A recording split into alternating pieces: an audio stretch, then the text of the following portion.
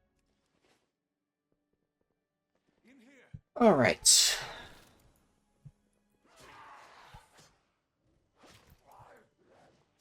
Let's put that there.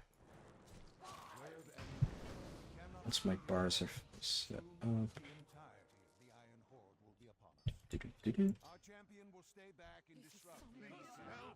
It's also really weird because I have all of these like Shadowlands types of consumables and I'm not used to them at all, as you might imagine. I mean, I've never done a speedrun for Shadowlands. Also, one of the things about Guardian is like, you know, you can just still stay in cap form. It's honestly not too bad. Just for movement purposes. So now I do this.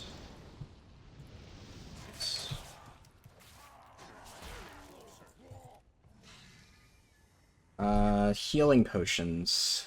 Let's put that here. Oh wait, no. Let's do it in order. Let me put that there. Then that there. This here.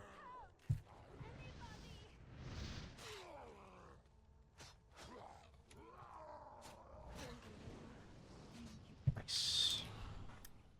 Okay, runic healing potion. I know this also seems really excessive.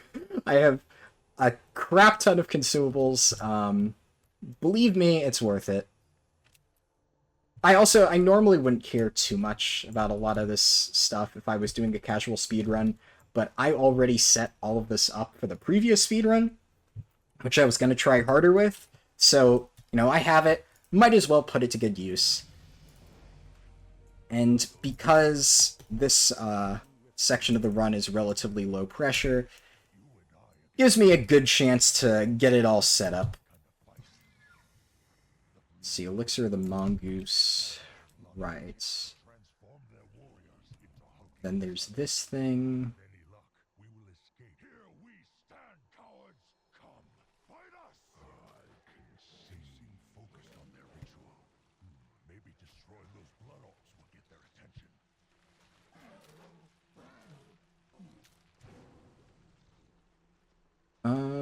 Enchant Boots of Minor Speed. That's something I need to do. Let me put that up here.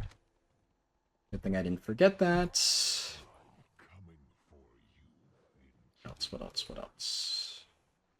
These I don't need to worry about.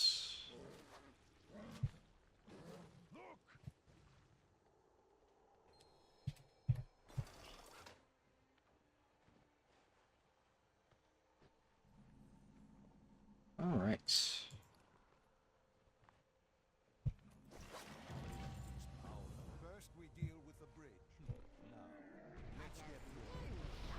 I should put Darkmoon Top Hat up here.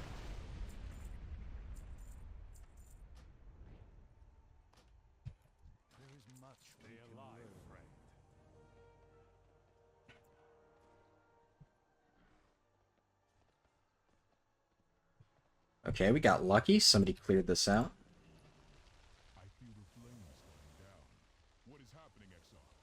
Okay, I think that's everything. Pretty sure we're good. So where do I start?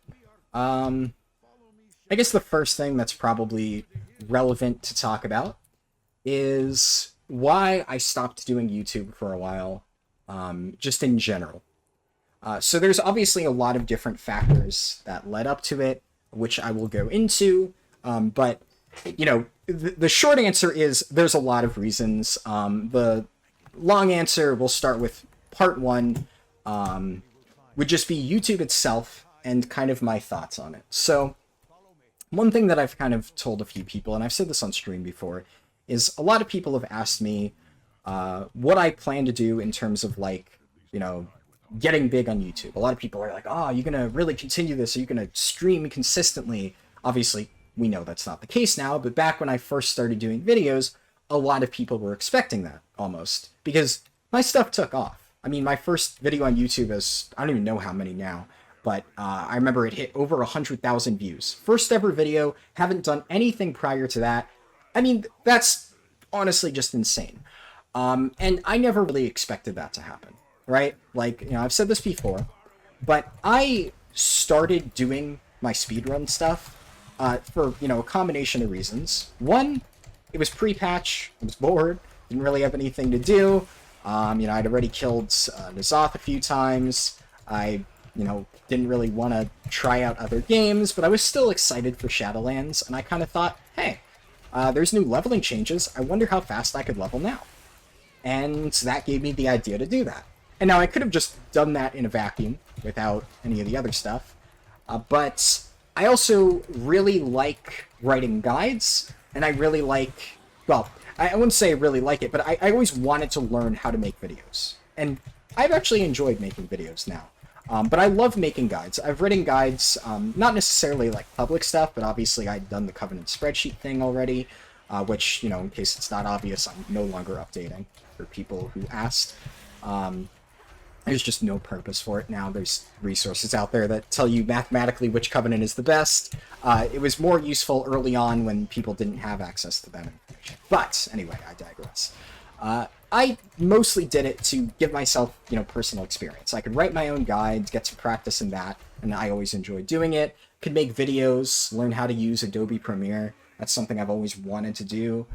And, I just thought it was like a little fun side hobby. And, I mean, the thing took off, which is great. I'm not complaining. Not one of those people like, oh no, I got so much attention drawn to me. Like, yeah, obviously there's a lot of stress that comes with that, but I'm okay with that. I enjoyed it. I'd be lying if I said I didn't. It was definitely fun, having to do all the streaming and speedrunning stuff. It was a fun time. Different experience for sure, but a welcome one. And I definitely plan to continue doing stuff like that, but I think when I started doing like the speedrun stuff and my YouTube channel took off, there was like very much an expectation of this was going to be my thing. And I kind of said a few times that I didn't want that to be my thing, because even in WoW, right, like speedrunning is not my thing. This was 100% a side hobby from the very get-go. My thing, if anything, in WoW is raiding. Mythic raiding is like the reason that I play this game. That's what I enjoy.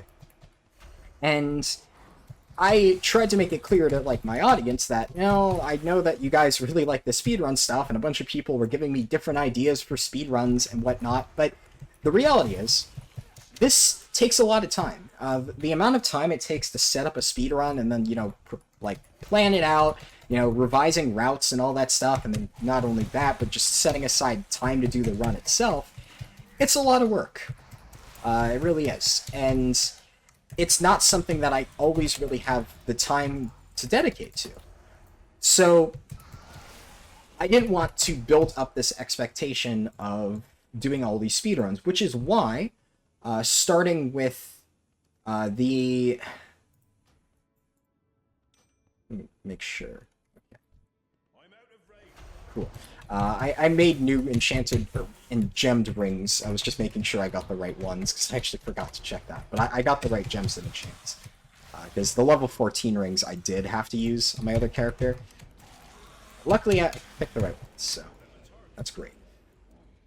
But yeah, so I didn't want to set this expectation that speedrunning would be what I was doing, so as a lot of people know, starting in Shadowlands, I've done 0 speedruns. This is actually the very first speedrun I've done since Shadowlands started. And that was very much intentional. I did not want to set this expectation. And, I could have done some stuff in the middle, but I think, a lot of people know this. One of the best ways, I guess, to get away from something is just like swapping it out cold turkey. So I figured, okay, I'm gonna go full cold turkey on these speedruns, and maybe people realize, he's not doing this anymore. And I'll be honest, the audience dropped off a lot. And I'm not necessarily upset about that. I knew it was going to happen. But I was okay with it. And I think there definitely is like less of a motivation to continue streaming when there is less of an audience. More of like, I don't feel obligated to, because like people are constantly asking me to. But it definitely makes me feel like, okay, I don't need to keep doing this. I can take a break and stuff. And that's what I did. But like I said, that's really one of the one of the minor reasons, like YouTube itself, my general outlook on it. Basically, I know I'm rambling a little bit. What I'm trying to say is, like, this is more weird existential stuff. Like, I've never been the kind of person that wants to create YouTube videos and make it big. This has always been something I'm doing for fun. If I'm not having fun, I'm not going to continue doing videos. So I continued doing stuff that I thought was enjoyable, which meant I stopped doing speedruns. I did like raid streams and whatnot. Everything that I wanted to do, the views stopped coming in, and eventually I just stopped streaming it. And I stopped doing videos and stuff like that, and I just ended up continuing to do the exact same stuff, but off stream. I would just raid and do other stuff like that in my own free time. And that's like the main reason why I stopped streaming and stuff. Just I didn't really feel like I needed to. But I know a lot of people, you know, when I've told them this, like in DMs and stuff, have said, oh, but it would still be nice to like see you stream and stuff. And that is one of the reasons why I might start streaming, or at least make videos again, because I know a lot of people still enjoy watching it, even if like there's not a ton of people, and I respect that, and I definitely will try going forward. But like I said, this is more of a minor reason. But if anything, going forward, I'll be streaming more like varieties of things, stuff that I enjoy doing, which I'll get into some of my plans for content later on in the stream. For now, I want to talk about more concrete reasons why I stopped making videos and streaming. So one that's really short, really easy to say, is college. Obviously, this is the last semester of my junior year, so lots of stuff to do. It's obviously a lot of work and whatnot, and you know, I want to make sure I do well. Now, I've never been the biggest, best college student ever, but there's still a degree of work and effort that comes in, and for the most part, while I was streaming before, it was during winter break, and I didn't need to worry about stuff like that as much, but now I do have classes to worry about. That said, the semester's almost over, so one of the reasons why I stopped streaming and have started again now, college is almost done. My videos might be slightly inconsistent over the next week or two because of that, because I still have finals, but for the most part, the semester's over, meaning I'll have much more free time. But that was not the case for the past few months, so that's one of the biggest reasons. But there's really not much else to say there. You know, college is college. It's pretty straightforward. But then the other main reasons I want to talk about, which have much more story potential, so to speak, is one, my thoughts on WoW in general, which is not good. And this kind of like slightly ties into just YouTube in general, because one of the other things about like doing streaming and stuff is because I started with WoW, I almost felt obligated to a sense to stick with WoW, to stick with the things that I started with that people, you know, started watching me for. And even if I wasn't doing speedrunning, I was still doing World of Warcraft streams, like raiding streams and stuff like that. And as I've said, my now opinion on it is I'm just gonna stream what I want, and if people don't like that, they don't have to watch. I'd rather be doing stuff I enjoy. But for a while there, it definitely was a struggle because I just really have not been enjoying this game at all. This expansion is not good. I don't really think that is a very unpopular opinion. I think most people would agree that this expansion isn't good. The biggest debate I've heard is this expansion as bad as BFA? And personally, I would say I think it's better than BFA. I think BFA was just a complete train wreck. And I think this expansion has more about it that can be salvaged. So I will be giving 9.1 a try, even though everything I've seen in 9.1 so far, or most things I've seen in 9.1 so far, are alarming. So I'm not too hopeful, but I will give it a shot. I will give 9.1 a fair chance. That said, so far, I've not been enjoying Shadowlands. I really think that Blizzard has just lost the ability to design a fun game. And I know that they'll say in interviews a million times that, oh no, we don't look at player metrics and stuff, but I just don't buy it. I really don't. Because I look at almost every single feature in this game currently, and almost all of it, I just have to wonder, like, how is this fun? Like, how is farming Soul Ash fun? Torghast is not fun. I don't know anybody who actually enjoys Torghast. It could be fun, but it's just not, because it's poorly designed. There's so many things in Shadowlands that just scream wasted potential, and Torghast is probably the biggest case of that. And it's frustrating, because I wanted to like this expansion. I said before, I was really excited about it, when I first heard about it. I started doing all those speedruns and stuff. Like, I was gearing up really hard to do tons of Shadowlands content, on my stream and videos and whatnot. And then I just completely lost the motivation to stream and play WoW. That's the main reason, if anything, that I stopped doing videos. Just because I stopped having fun. So this one is kind of harder to describe. Also, my mouse wheel is just... this one's kind of harder to describe. It's like, I can explain in a million different ways why I dislike the expansion. And, like, it really boils down to just, I feel the gear progression and just the endless treadmill of it all is just... it's frustrating, right? Like, I have to farm a ridiculous amount to even get something that is potentially an upgrade, and then because of the way that, like, the different, like, RNG and gearing systems work, it may not even be the best piece. So I can, like, open my Mythic Plus box a million times, and, like, don't get me wrong, the new system is better with, like, you get, like, multiple different options if you do more Mythic Plus dungeons, but also I just don't think Mythic Plus is fun. I've said this before, but I don't really enjoy all of the affixes. I kind of enjoyed Mythic Plus when it first came out, but I feel like their goal, both in BFA and now with, like, the seasonal stuff, is just how can we make Mythic Plus as miserable as possible? Like, how can we add affixes that make this thing just a complete slog to accomplish? And it's just not fun, honestly. A lot of the dungeon bosses, like, are frustrating, but the way that Mythic Plus works now is you just have affixes that punish you for doing certain things, and every single week you have to go in there and be like, okay, what can't I do this week? What am I going to be punished for? Oh, I can't AoE? Okay, good to know. Oh, I have to, like, LOS or run away as a melee because, like, Spiteful or whatever that thing with the ghosts is, or the tornadoes. Fuck the tornadoes.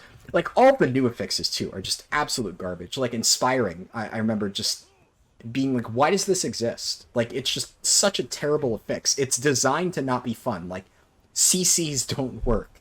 So basically, the only form of control you have against enemy abilities that nearly one-shot your entire group, you just can't do. So it puts your, like, team on, like, a clock to kill enemies in time so that you can actually CC or you literally just die. It's just not fun, honestly. Mythic Plus is miserable.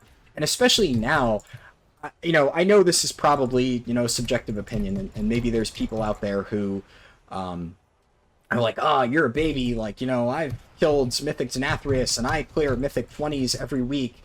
And, like, I've pushed Mythic Plus before, but this season, more than any other, I have struggled to get 15s done. Like, I've done a few, but I don't have Keystone Master, and I don't have any plans to get it, because God, does it suck. And, I had people in my old guilds that got Keystone Master. I'm not saying it's impossible. Absolutely isn't. You can do it. But it's just not fun to try and get. Because half the dungeons, like Plaguefall, is just miserable. Certain bosses are just miserable, like on Tyrannical or something. And the way that Mythic Plus difficulty, so to speak, works is that everything just gains more health. That's it.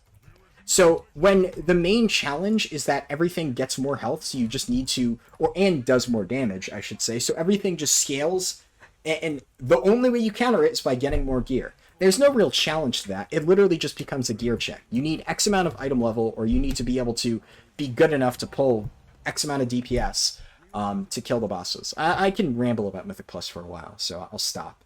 But that was frustrating. I've never seen a season of Mythic Plus be harder to get a plus 15 done in, so that was frustrating.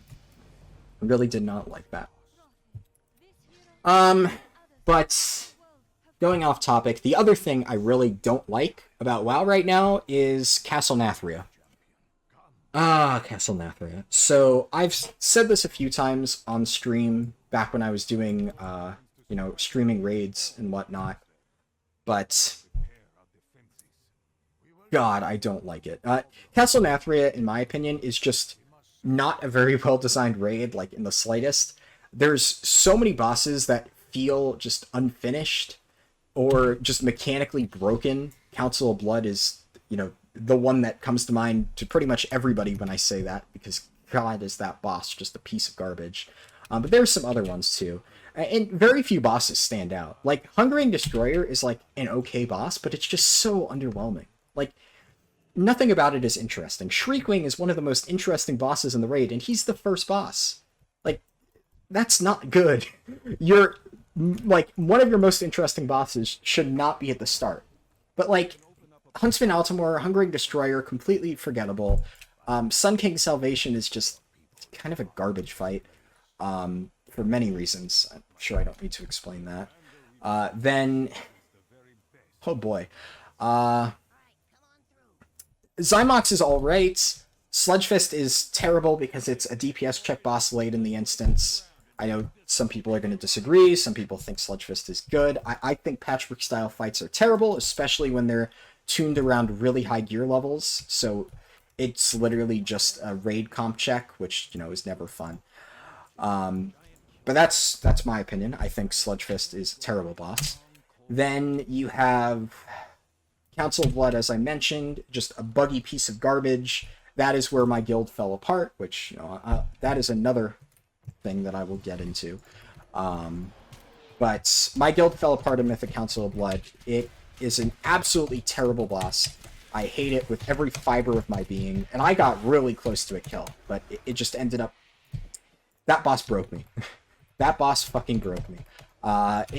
It's a 10-minute boss fight on Mythic. 10 minutes with the exact same phase repeating 6 times with very minor alterations, and it has ridiculously tight DPS and healing checks. Like, the healing checks are really, really frustrating. You have to, like, coordinate healing CDs really precisely. And then the DPS checks, not only do you need, like, a certain amount of DPS to kill the bosses at a reasonable time, but there are, like, these mini DPS checks throughout the fight where if you don't want to get a certain mechanic, you have to do enough damage to phase the boss at, like, this specific point. So it's just such a toxic boss where even if you're doing perfectly fine and overall your damage is good enough to kill the boss, maybe, you had a slight, like, hiccup slightly in the middle, and you missed a burn phase, and then suddenly the boss is immune, and then you have to kill that ad, and then a bunch of other mechanics come out, and you're fucked because you don't have healing CDs for it. It's a boss that requires you to be absolutely perfect. It requires everybody in the raid to be absolutely perfect for 10 minutes straight, and it's just so boring and repetitive. Nothing about that fight is interesting at all. I don't know who on Blizzard's development or design team play tested that and said, yeah, this seems like a fun encounter. We should definitely release this as is. It's so awful. And I hate Council of Blood. And Stone Legion Generals is just bad. What can I say about Stone Legion Generals that hasn't been said already? Oh, I forgot. Enerva. Enerva is disappointing. Many people have said this already, but Enerva on Mythic, for people who haven't done it, the only interesting part of that fight was the jars, and, managing the stuff in the jars and whatnot, and making sure you didn't, like, overflow. On Mythic, you can't interact with the jars, because if you do, it just redistributes it into a different jar, so basically it doesn't matter. So the fight literally becomes a damage check. Like, you just run 3 healers and burn the boss. It's the most uninteresting garbage ever, which is really disappointing because Nervo on Heroic I actually thought was pretty cool. And now I can't speak for Mythic Denathrius because I haven't gotten there and I haven't really looked much into it, but Heroic Denathrius I actually thought was a pretty good boss. We'll We'll say that much. Thought it was fine. But overall, I thought Castle Nathria was just a super underwhelming raid tier, and I don't know. It's like, I think we definitely needed something better. I don't think Nyalotha was the worst thing ever, but it definitely wasn't great, and I would have liked to see more out of Blizzard than what they did. It was just kind of disappointing. So this section, we start to get into a lot of flying. So I've unlocked the garrison, got my garrison Hearthstone, meaning I could very quickly get back here. Obviously, this part you always do first. Now I'm going to speak to Assistant Brightstone. And gather Shelly's report up here. My cat's looking at me. What do you want, Mins? Okay. Hello. I think I kind of already said this, but the gearing progression, I just really dislike. It's better than before, but I really just I hate the system bloat that WoW has, and it frustrates me how Blizzard's counter argument for that has been something to the degree of like, oh, in order to counter the system bloat, we're going to put in all the systems on the launch, and then you won't have to deal with new systems throughout the rest of the expansion. Which, I mean, I never understood that argument for the very beginning. A lot of people would tell me that when I would complain about all the systems in Shadowlands, as if it meant something. For people who don't realize it, that doesn't change anything, because as we can see now in 9.1, they're expanding legendaries, they're expanding soulbinds, they're adding new, requirements to every single one of these systems. So, how is that any different? So, instead of having some new Azerite stuff to get and Azerite essences, I have new things to do for all of these different systems, soulbinds, conduits, legendaries, all these different things I now have to worry about.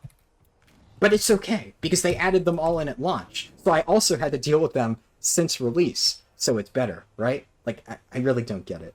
The immense system bloat is terrible. The fact that you could only level up conduits to 226 through Venari and the Maw was terrible. I think they're fixing that. I don't know. I don't care at this point. And then Torghast, from what I've seen, looks horrific. And... hold on. Actually, forgot something. Toy box to modernize the provisioning of Azeroth. I forgot to get Laystone hoof plates. Oh, not a big deal. It's very minor. Lakeshire.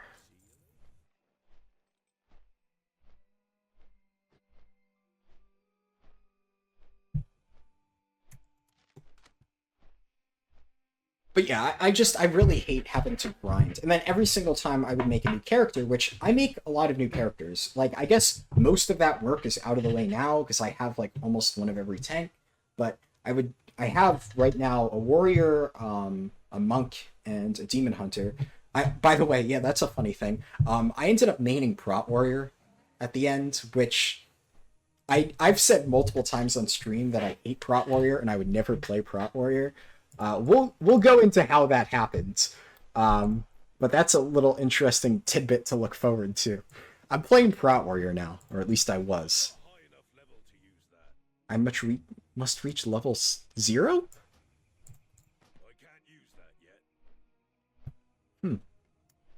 I must reach level 0. I don't want to figure out. Yeah, I have Darkmoon Card Madness. I don't want to try to figure out what the hell is going on with this trinket right now, but cool. I also have a Warforged 6-Feather Fan, and where's the other thing? Oh yeah, the Prophecy Tarot. Pretty straightforward there, but I'm definitely excited for the Warforged 6-Feather Fan. I had this on a speedrun a while ago, and this thing is so good. I love it. So that's going to be fun when we get to that level.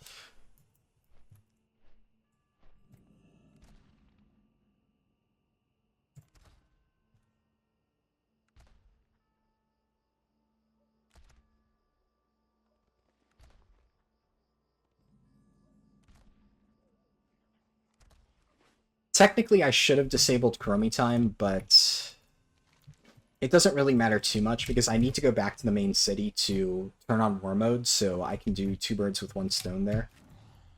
Anyways, I've ranted about Shadowlands for a while. I could go on, but I don't think anybody really wants to hear that. You know, what have I said that a million other people haven't said already, right? So it's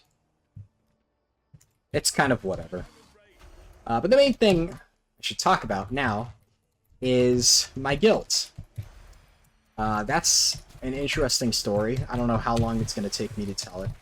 Now, I will say, I know guild stories, I set expectations high with the cheating guild officer story, which, if you haven't heard that, go watch my video, Speedrunning Alliance and Telling Old WoW Stories. That one has been extremely popular. Like, pretty much every single message I get on Discord about, like, I really liked one of your videos, it's that one. And they're like, oh my god, I love the story about the cheating officer. Like, people seem to love that story. Well, I say seem to, but I know why. It's a hilarious story. But, I mean, the main reason it's funny is because, like, you know, you can't make that shit up. Like, it actually happens. You know, sometimes, you know, truth is better than fiction. That story was just so fucking crazy, and, like, you know, like I said, I think I set expectations high with that for, you know, guild drama stories. So this time it's a guild I created and led, you know, guild drama, that's about, or that it's about. Unfortunately, it's a bit more mundane. I wish I could say that, oh yeah, I have this amazing story and there's going to be all this drama and intrigue. It's just a typical story of guild drama, of, like, you know, personalities butting heads, nothing too special, which, I mean, I think having those more mundane stories really accentuates the, you know, crazy ones, like the cheating officer, because, you know, most of the time you don't have crazy guild drama. Most of the time it is more, you know, generic stuff, like the one I'm going to tell. So, for people who don't know, I had my own guilds that I started in Shadowlands. I started it in Shadowlands, but I've been putting together guilds and raid teams for a while now. And, like, I have a group of friends and, you know, people that I have on BNet who have, like, kind of followed me around to different guilds and teams over the years. And they, a lot of them joined me in this guild, so we had a pretty solid team base set up. So things were looking good going into Shadowlands. Then I started doing YouTube, and of course that took off. So I got a lot of people from YouTube who joined the guild. Now, the thing about my guild is it was a mythic raiding guild. Oh yeah, pet battles are part of the speedrun. Now, one thing about the pet battles, real quick, you know, interruption on my story. You can actually game the pet battles by having every single, like, pet you have set up be like a hard counter to their stuff, because it doesn't change. So here I have a pet which I've named Redridge to make it really easy to find in case I need to. So I can just one-shot all three of the pets, finish it really quickly, and then boom, I'm done. That's good experience. So that's a new addition to the speedrun. I actually, like, I saw people doing this in some other speedruns, and I thought it was interesting, so I looked at the Horde route, and I was like, did I miss something? Is there, like, a way to incorporate it into the Horde route? And the reason I've never noticed it is because there really isn't. A lot of the best Alliance zones, namely Duskwood and Redridge, have pet battle tamers inside the zone. So it kind of works out well, because, you know, you just do the regular route, and then bing, bang, boom, there's a pet battle there. On Horde side, it's not that easy. There is really no way to get any reliable pet battles done, so I just never really thought of it because of that for the Alliance route. But there are a few pet battles that we're actually going to do. I believe 4 in total, so I'll get to that. Make sure I do this correctly. Put Unifier on a bunch of different targets.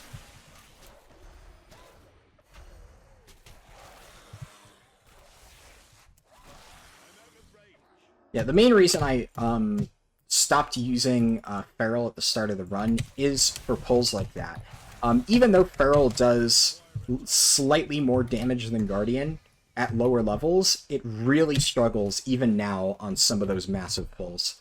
So I actually was dying on some of the harder pulls while doing the speed run on the other character.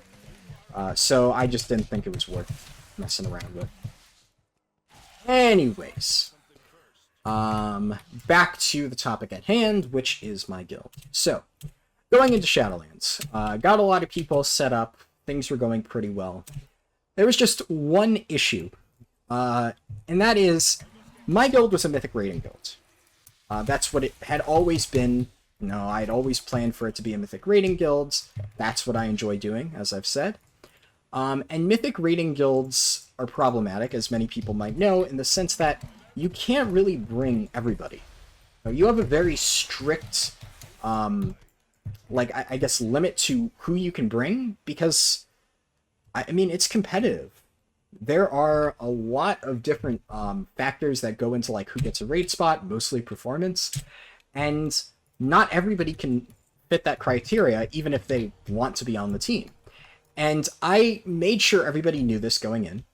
And a few people, well, everybody at first said they understood.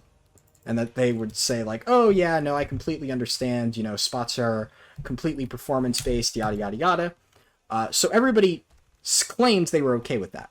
But, you know, people will say whatever they need to in order to get into a guild. What happens is, you know, once push comes to shove and they actually have to deal with the fact that, hey, I might not get a raid spot. And the reality is, going in, we had something like 35, 40 people who wanted to join the raid team, and Mythic is 20 players. So even if we had a full, like, group of 35 amazing, super awesome players on our raid team, or in our guilds that were applying for the raid team, it wouldn't have mattered. We didn't have enough spots for everybody. That's just a fact. So that's a problem, right? Like, I can't magically solve that issue. Let me, real quick, Shimmer Skill Diving Suit.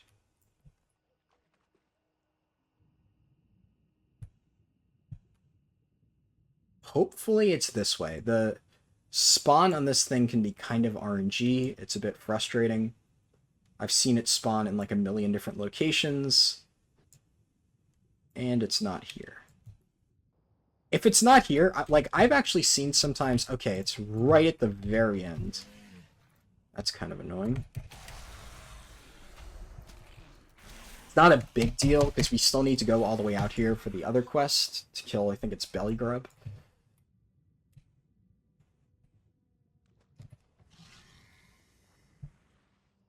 But yeah, so, you know, obviously a lot of the friends that I, got in to join the guilds are former Mythic Raiders, or even they had been currently Mythic Raiding and they had left whatever guild they were in to come join me. I was very confident in their ability to perform and do well, and most of them ended up making it onto the raid team. That's not the issue that I have. The issue that I had was there were a bunch of people that came to me from my streams or from, like, YouTube videos and stuff, and they felt, like, entitled to a raid spot almost. You know, even though I would message them ahead of time and be like, hey, just so you know, before you join, raid spots aren't guaranteed, etc., etc. But a lot of them would try to, like, become friends with me and kind of, like, suck up to me and stuff. And then they almost expected, because they were always online and always helping out and being nice, that they would just get a spot on the raid team. And unfortunately, that's just not how it works. That's not how raid teams operate. And that was a real rude awakening for a lot of people. The main issue that I ran into, so here we go, Malorn Swiftness. I'm not going to turn on War Mode just yet.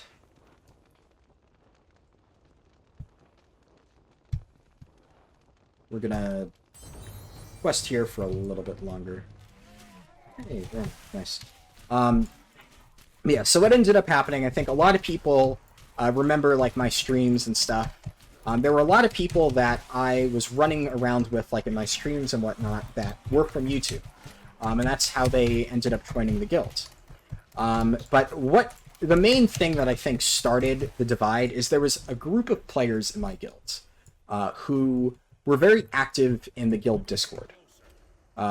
which is also my personal Discord. You know, a lot of you guys are, if you're like regular watchers, you're already in there. You already know it.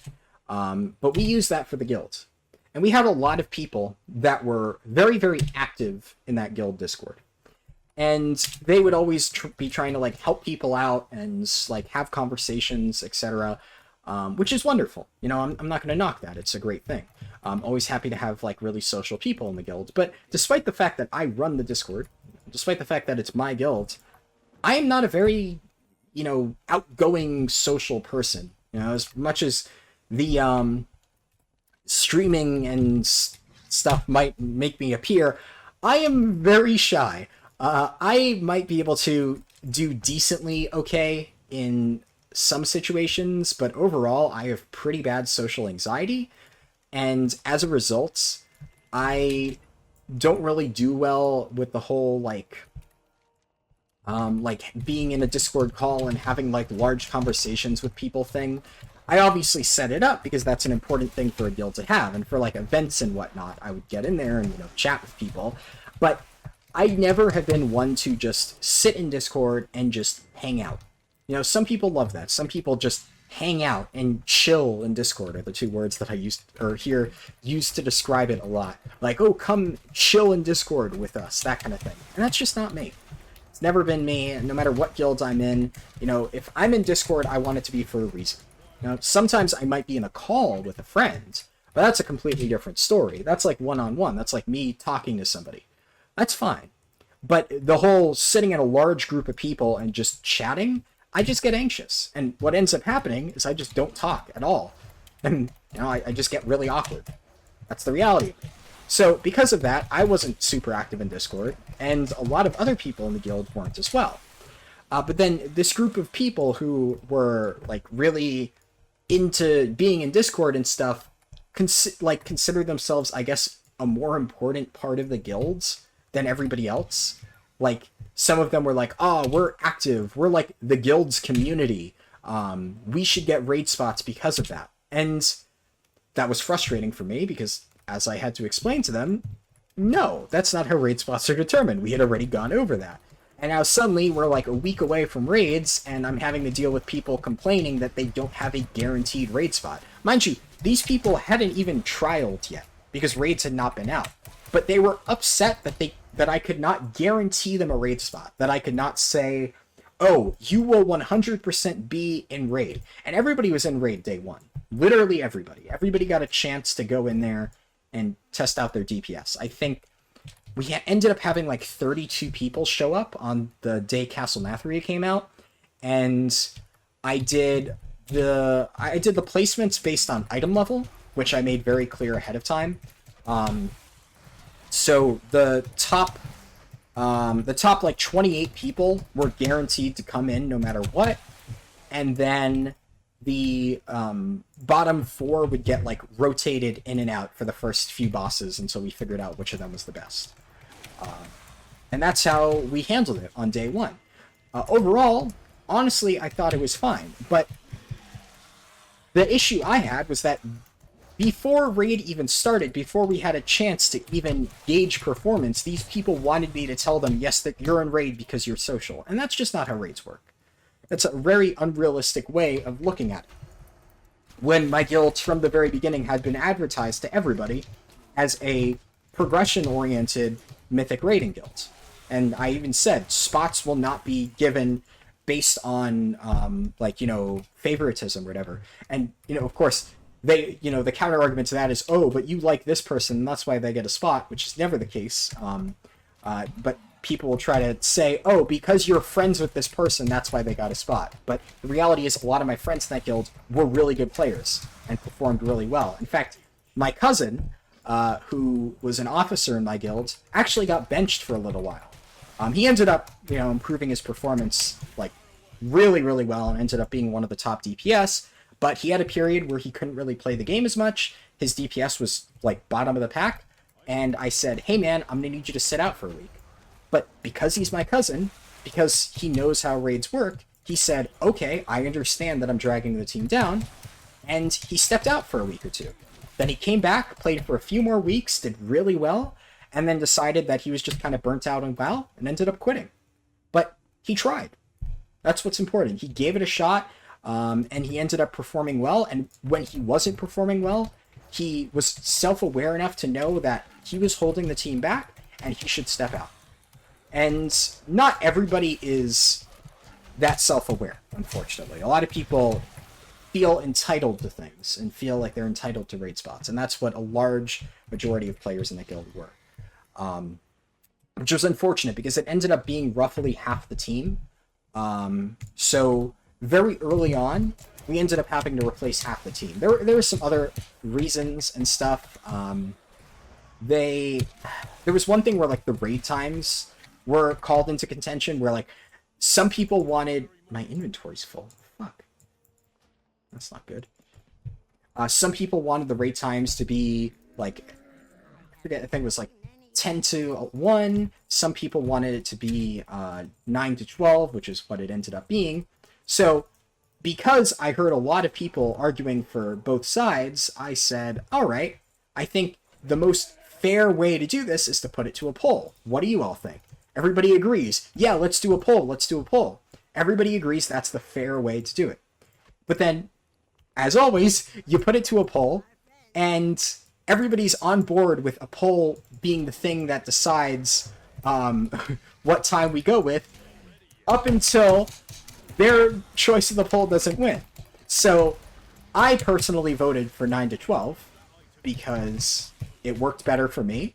I didn't like staying up like as late, and a lot of other people voted 9 to 12, but a specific amount of people— oh, please don't die.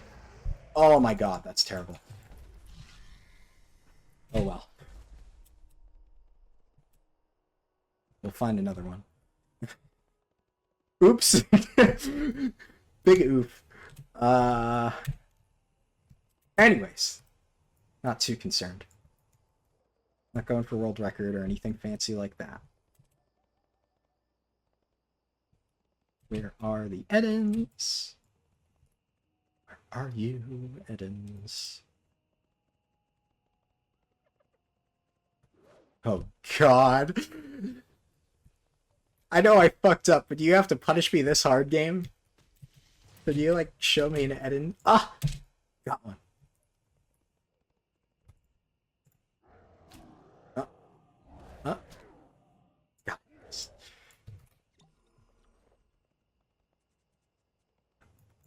But yeah, so everybody's on board with, you know, the fair solution until the fair solution doesn't give them the outcome they wanted.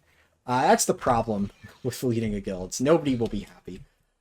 So because of that and a variety of other really petty reasons, they all ended up leaving.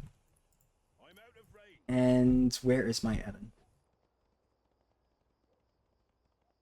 Don't tell me this thing disappeared. You're kidding me. God, the Alliance questing experience is awful. Just so many garbage quests like this, where it just has a chance to bug out. I didn't realize that if it got stuck in combat, it would just vanish, and then I can't complete the quest. This is just really bad. Oh boy, we're bleeding time here, but whatever.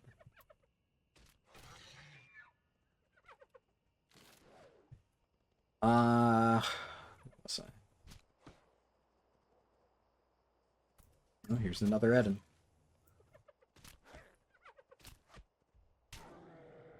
This time I'm just gonna kill all the gnolls, just to be safe.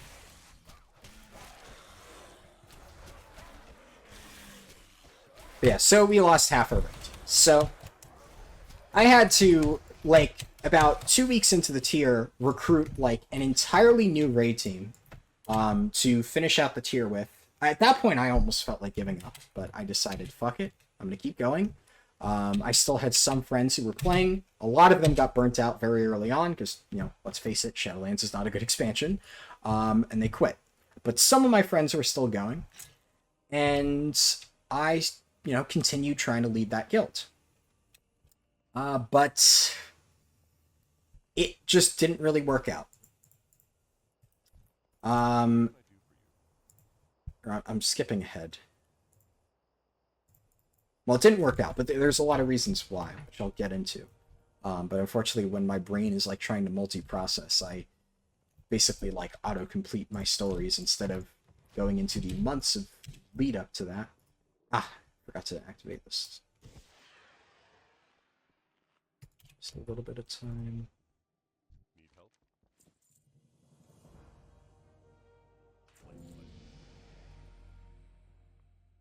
honor, friend. Elixir from Mongoose.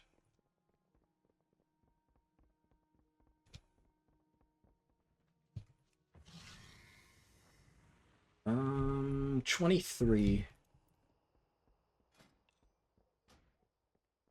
And had this ring equipped this whole time. Oh well. No, that'll remind me.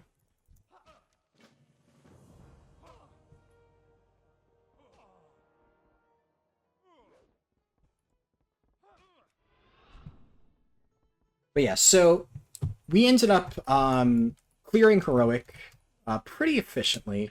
We caught up relatively fast throughout like all of our raiding and stuff, but it ended up being really difficult because I ended up having to adopt a very, I guess, Machiavellian, for lack of a better word, policy towards raid leading. And, you know, I don't like doing this, right? Like, I know a lot of people on my raid team probably think that thought that I enjoyed, like, you know, kicking people every other week. But we had a lot of turnover. And I was always like trying to be really nice about it. I would always message people and be like, hey, look, I'm really sorry. Oh shit. I'd be like, hey, look, I'm really sorry. I didn't want to have to like kick you. And I would always like, by the way, message people early on saying, hey, your performance is lagging behind. I definitely need to see a little bit more, etc. But then of course, you know, when it comes to the point where I have to tell somebody, sorry, you're off the raid team, we replaced you, they're never happy about it. Which, you know, no real surprise there. But also, why is this Eden still following me? This is not normal. This is not supposed to happen. I just realized I have a pet Eden now. Oh no.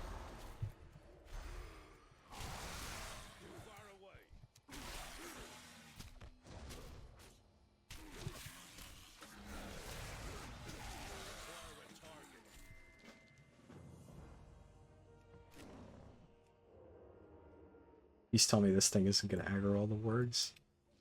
Fuck me! You're kidding me! No! No! No! Oh my god!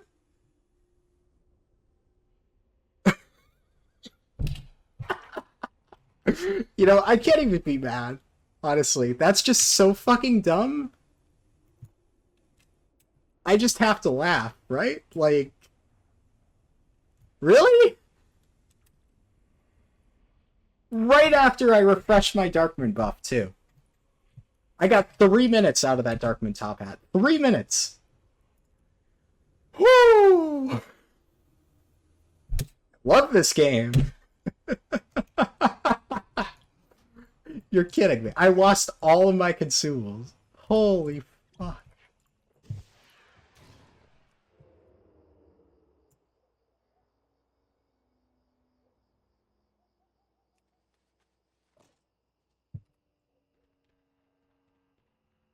That fucking edit. God damn it. God damn it. I'm so mad, but also just like I've never seen that happen before. I just gotta take it in stride, really. What, like, oh well. Like I said, this run is cursed. I'll be happy if I can actually get the footage for this to not get corrupted, and I can actually upload this. I don't even care at this point. I'm just so over it. Oh my god. Anyways, where was I? Yeah, so progression. Mythic Hungering Destroyer was probably like the biggest roadblock for a while there. I know a lot of people are going to be like, but that boss is easy. And like, yeah, it is. But at the same time, it's like, it's not. And I know a lot of people can agree with that. Hungering Destroyer is easy once your raid actually gets the hang of it. But when you can't convince people that standing in circles is the correct thing to do, it's just a really frustrating boss. So that was a pain. Then, obviously, like I said, Council of Blood is the main thing that destroyed the guilds. It was just... I don't know, like... There's just so much that I could talk about that I just don't really feel would be, like, super interesting. Like, doing an autopsy in a guild like that, it's just... Like, people were disgruntled with the way that I handled raid and stuff. Like, they were unhappy that people would get, like, you know, benched. And that's the thing, nobody was permanently kicked out. I've made it very clear, I've said it before. Everybody is told, you're sat, but you have a chance to improve and get back in. Unfortunately, the reality is, and I can't blame people, most of the time, if people get benched, they just look for a new guild. Because it's easier to blame the other person and just continue on making the same mistakes and just find another guild that will accept you with your low performance than it is to actually go out of your way to improve. That's just kind of how it is. But it reached a point where I think I was raiding like Council of Blood. I had taken a step back from raid leading because I was having to juggle all of that at the same time. And I just wasn't enjoying it really much at all.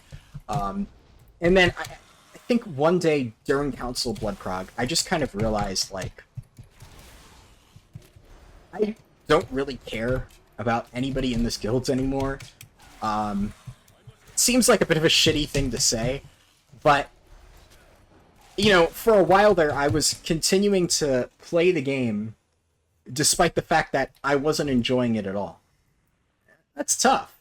Bringing yourself to, you know, show up and raid and, you know, dedicate yourself for long periods of time when you just aren't really enjoying it, it's a tough time.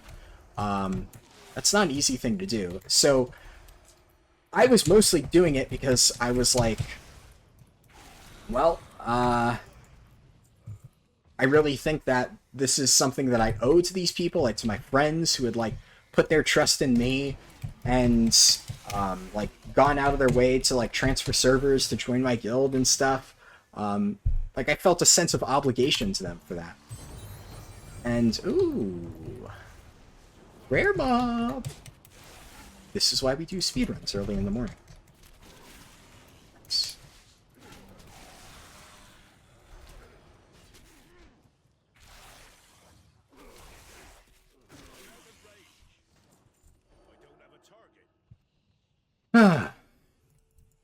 So anyways, I just wasn't enjoying it. Yeah, and I just stopped raiding. And then I really haven't actively played this game. I think it was like mid-March that my guild officially stopped raiding. I haven't tried to find a new guild. Probably won't. I just don't have a whole lot of interest in it. And yeah, I just really couldn't bring myself to actually enjoy the content. Now, real quick, I need to go and put on...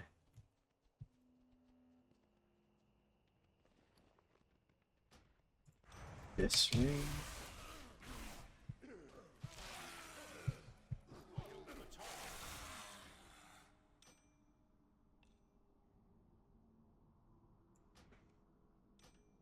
Alright. Level 27. Okay, so now it's actually telling me what level I need to be. We'll see. Yeah, I'm really excited to test this thing out, but I don't know if it's actually going to work. Oh, so all my stuff is level 24. Okay. Good to know.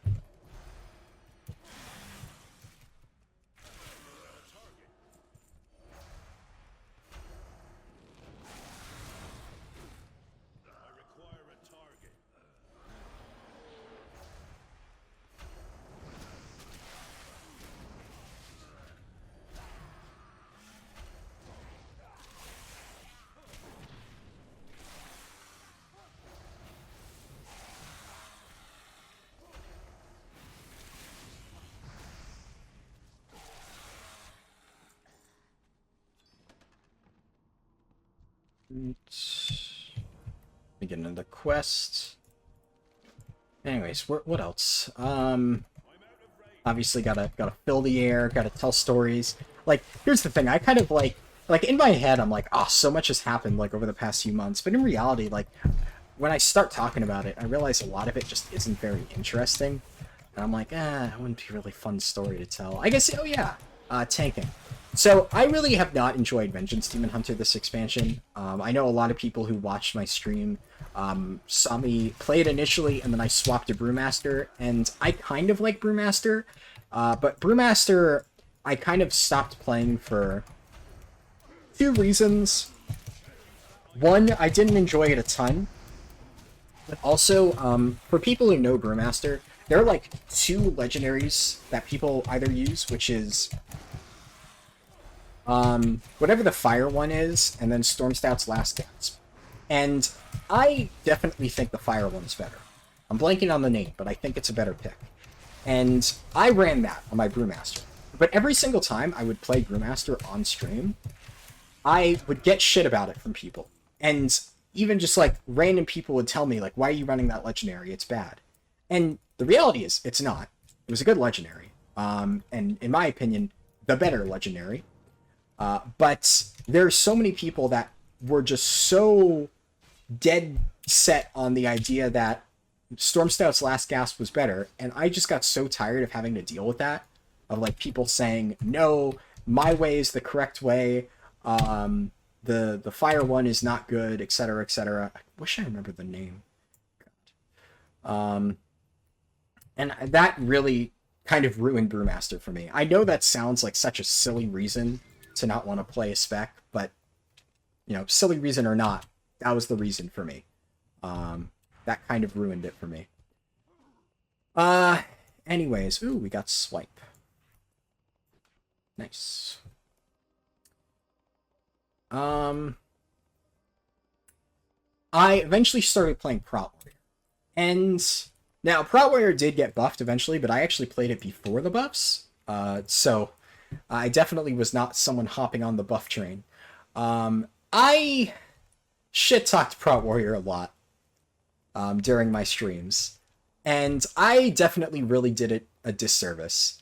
I tried out Prot Warrior because we really needed a battle shout for raid, so initially I was playing Prot Warrior because I was like, fuck it, I might as well.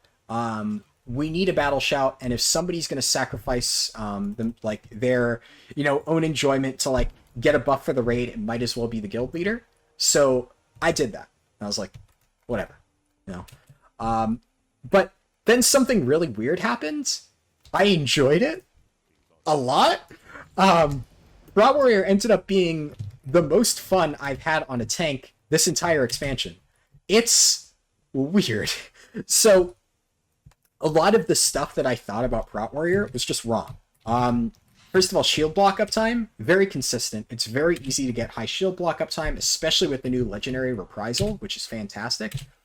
And also just the damage rotation feels really good. I kind of shit-talked it because I said like Shield Slam was kind of annoying, like having to consistently get Shield Slam procs was difficult, and it made it feel really RNG and like unfun.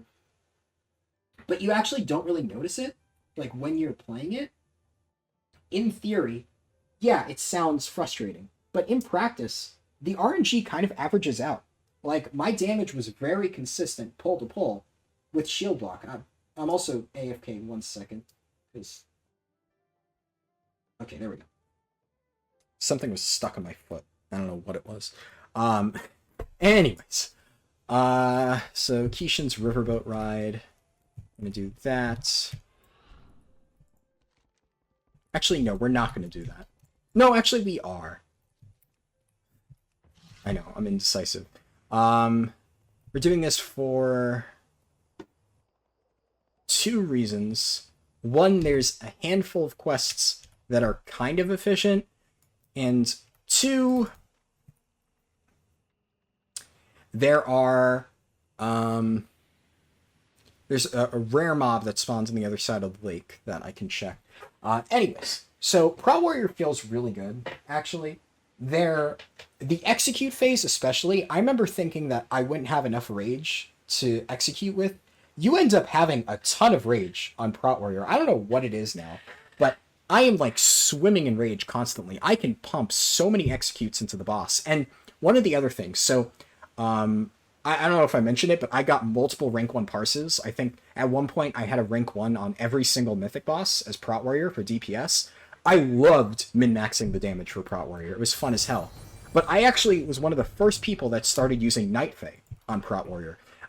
For anybody that's semi-familiar with it, you might be used to it being either Kyrian or Venthyr. And I did some research, and I figured out that, actually, with the changes that like happened with like the end of the Soulbind conduit stuff, Night Fae ended up pulling ahead in all forms, single target and AoE and cleave, etc., etc. So I started playing Night Fae, and I started just racking up rank 1s with Night Fae Prot Warrior. And because of the way that Ancient Aftershock works, I would just have so much rage to work with. It felt amazing.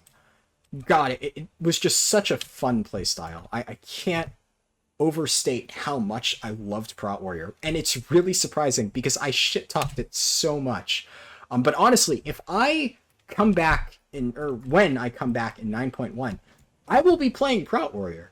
And there's going to be a lot of people who probably don't watch this video and don't realize that I'm playing Prot Warrior, and they're going to be like, what? You're playing Prot Warrior? The spec that you shit-talked on and on and on? What can I say? I'm wrong sometimes. No, I'm not afraid to admit that.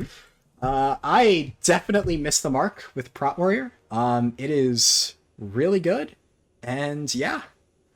You know, I'll eat my own words. I love Prot Warrior now. It's fucking amazing. So, that was something that I was very surprised on. But I will say, gearing Prot Warrior, I got really lucky. I got, select a different timeline.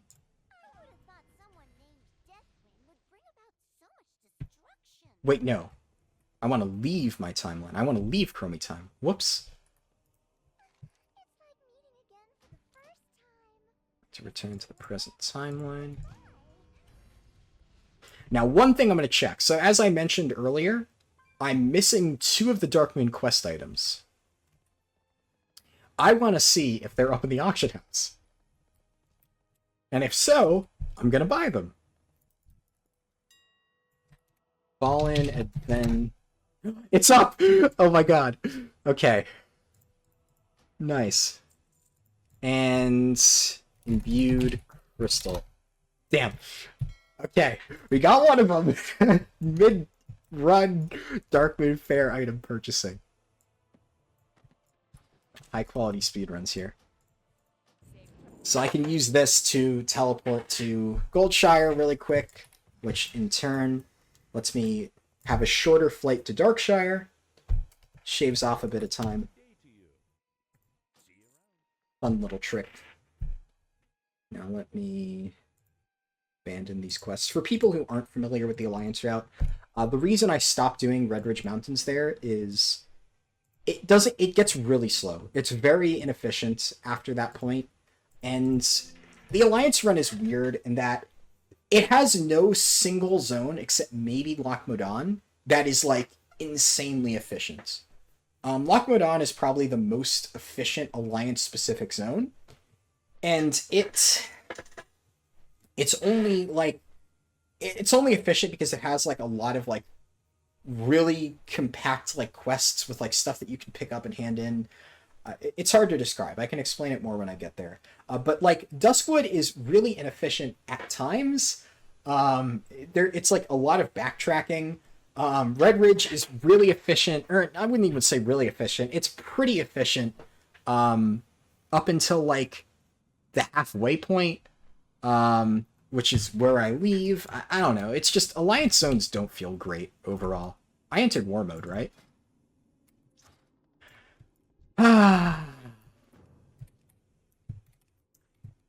This is what I get for talking a lot.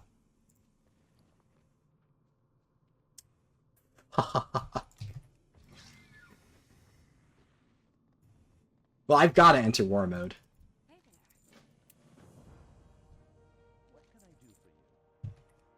It'll be worth it. Oh well.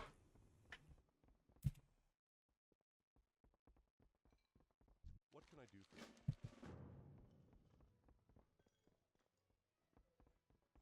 Here, Light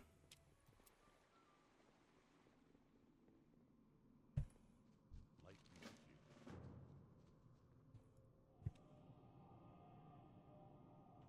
let's pretend this was intentional.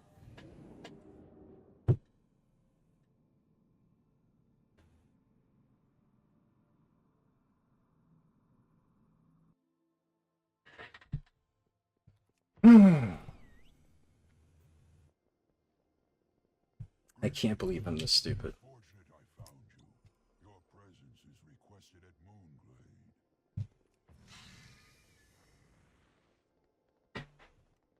So one of the other nice things about Kul'tiran, I'm not gonna forget to turn on war mode. I'm not gonna forget to turn on war mode.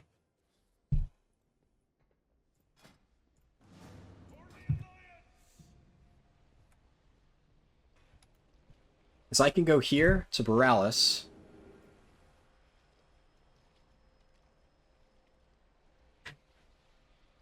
And the only portal in the game that leads directly to Ironforge is here. And this is nice because it allows me to take the portal to Ironforge and then relatively quickly I can get over to Loch Modan. Which, surprise, we're doing now. I normally don't do it at this point in the speedrun, but if I'm going to be traveling a long distance on a flight path because I fucked up, well, I might as well just travel to Loch Modan while I'm at it.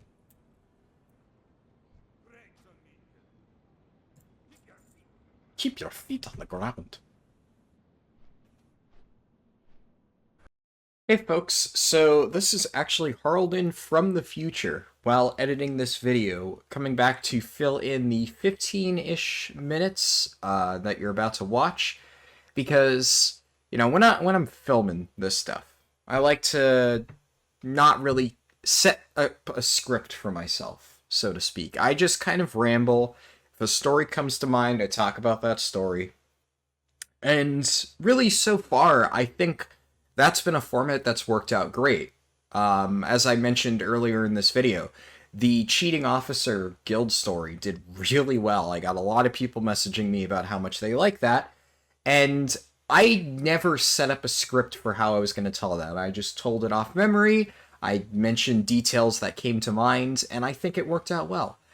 That said, in certain instances, especially in this case where I was kind of tired and really wasn't thinking, I kind of went into a story that I believe, in retrospect, was way too personal. I'm not even going to give hints as to what it was. I just don't think it was really appropriate necessarily for like a video like this.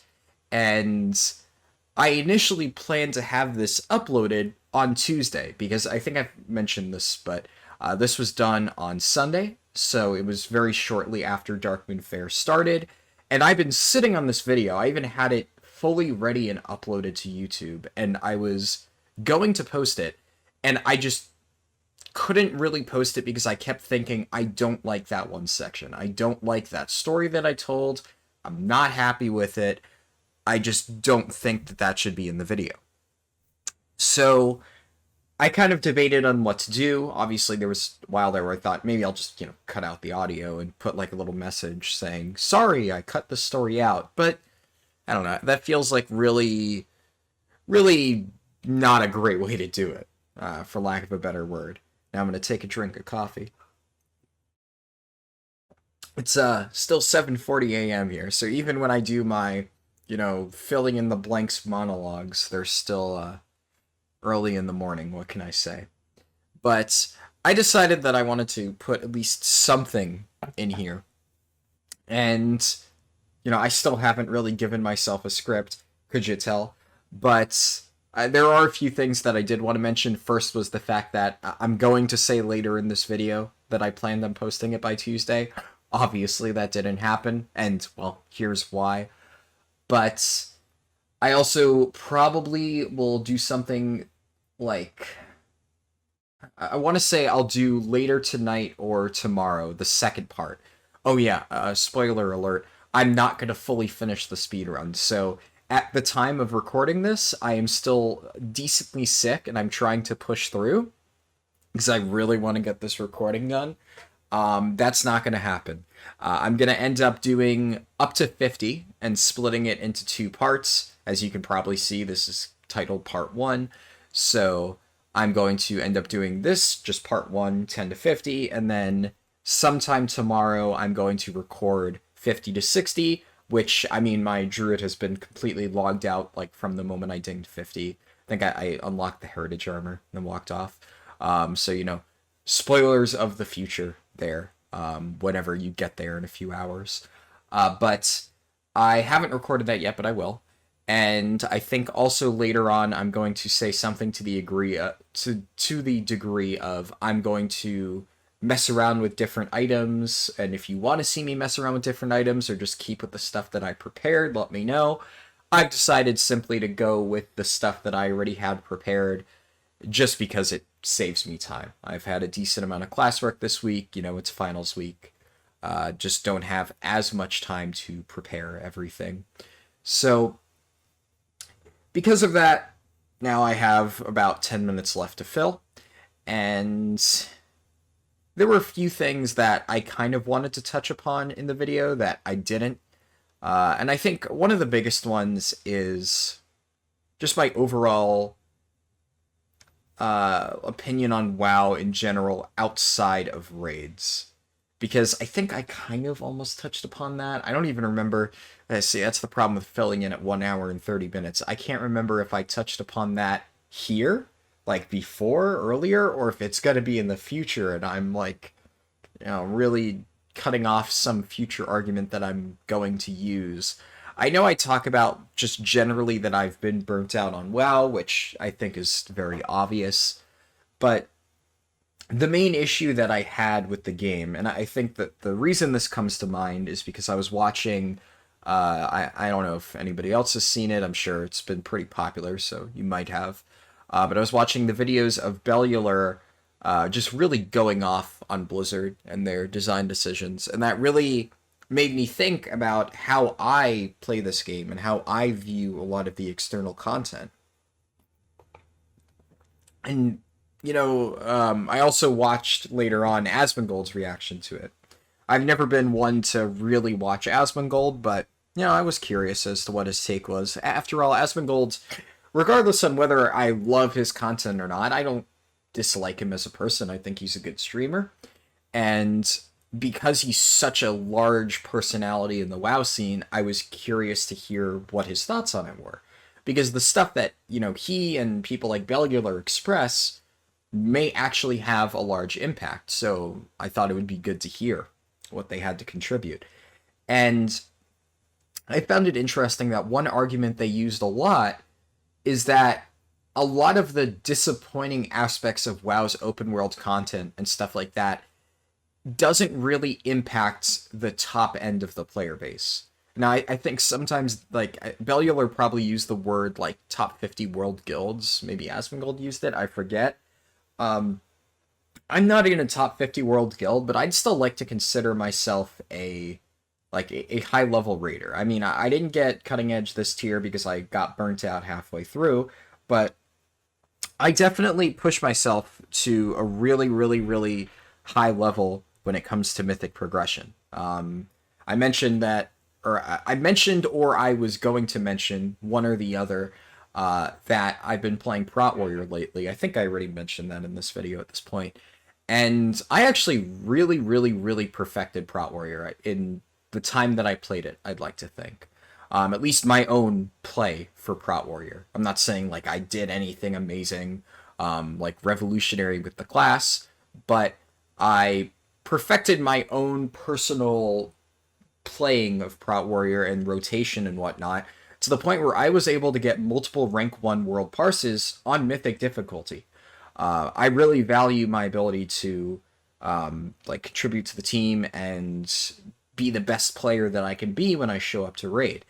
And because of that, that means that I am forced to engage with all of these systems that Blizzard implements. And even as somebody in that position of the high-end Mythic Raider position, I was not enjoying it. I think the misconception that maybe some like more casual players like Bellular have is that because I feel the need to engage with a lot of this type of content, because I'm min-maxing it, that I enjoy it. And like I get that, you know, Bellular kind of mentions that he was okay with just running with a 210 legendary, and he didn't really feel like upgrading it any further. And to him, he could just ignore Torghast, then that was fine. And I could not ignore Torghast. Like, my min-maxing part of my brain would not allow me to ignore Torghast. That doesn't mean that I enjoyed Torghast. I would have to do it every single week to get my Soul Ash, and I would hate every single moment of it. Because despite the fact that I really felt like I needed to do it, because I wanted to be the best player that I could be, the content itself was not fun. And to me, this applied to a lot of different aspects of Shadowlands. I did the Ma a lot. I got Exalted with Venari on 3 characters because I needed to get my sockets, or not sockets, conduits upgraded. And on my Warrior, I had full 226 conduits by the time I stopped playing. Also, I'm watching the video recording now, and I just got a chest. Hooray. I think I got really excited when I saw that in the original footage, so I'll pretend to be really excited now. Hooray! But yeah, my Warrior got full 226 conduits, and that was obviously a relief. I was really happy that that happened, but god damn, it took me a while to get there, and I did not enjoy grinding the Maw. I like to think that I got it down to a science by the time I was done getting Exalted on my 3rd character. I even, for a while there, I considered making a video on it, because I was teaching pretty much every single person in my Mythic Raiding Guild how to properly farm the Maw. There's a lot of like little tricks that people don't realize in like terms of optimization, and that's completely irrelevant now because they're revamping it because the Maw was a shit system. Nobody enjoyed doing it. So I min-maxed and figured out like the most efficient way to run a system that Blizzard's completely revamping because even they agree that it sucked balls. And it's problematic because I had to farm that every single day, and I had to do that on multiple characters, but I didn't enjoy it. I didn't enjoy that. I didn't enjoy Torghast.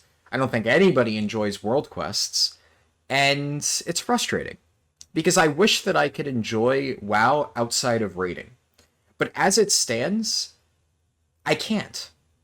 You know, it's sad when the type of open world content presented by doing Silverpine Forest is more enjoyable than doing anything in Shadowlands. And I mean that in all seriousness.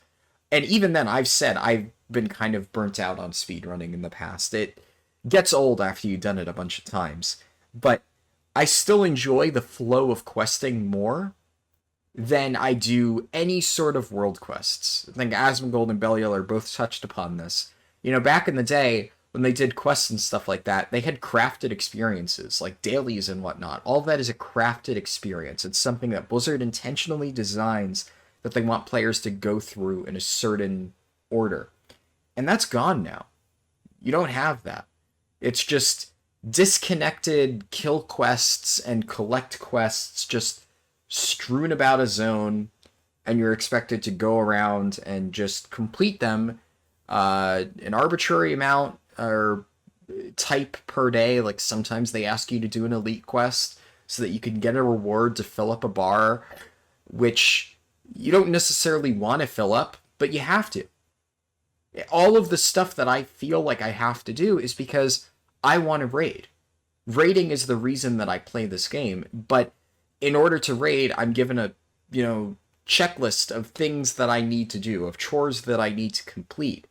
And because this is something that I truly enjoy, and it's something that I want to be the best at, I feel obligated to do it. And it's a shame.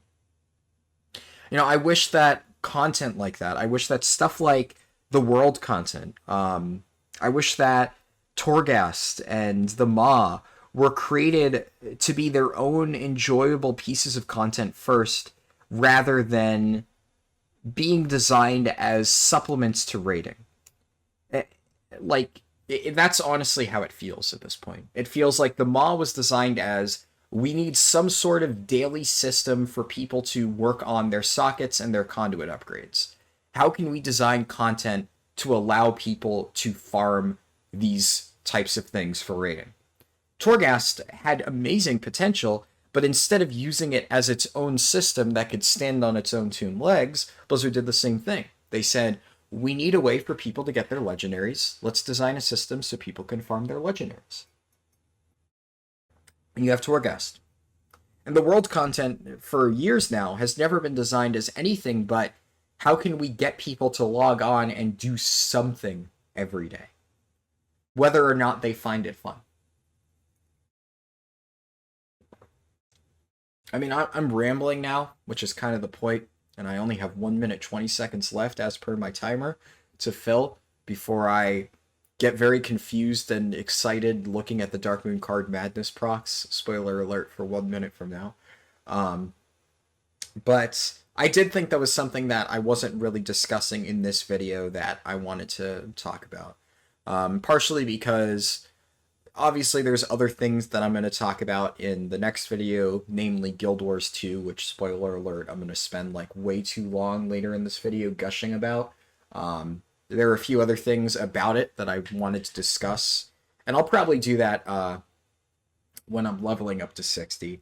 But I don't want to spend the entire time while leveling up to 60 just shitting on World of Warcraft, because at the end of the day, I love this game. I want to see it succeed. It's just disappointing to me that it's not. But I did think that was at least an important part of why I haven't been enjoying the game that I didn't entirely cover, and that I should have. But yeah, that's about all of my time. So I'm going to cut back to the regularly scheduled programming, and I hope you enjoy the rest of the speedrun. Alright, moment of truth. Does this thing actually work? Oh, we're stuck in combat. I want to get out of combats. I really want to equip this. I'm really excited to try out this trinket.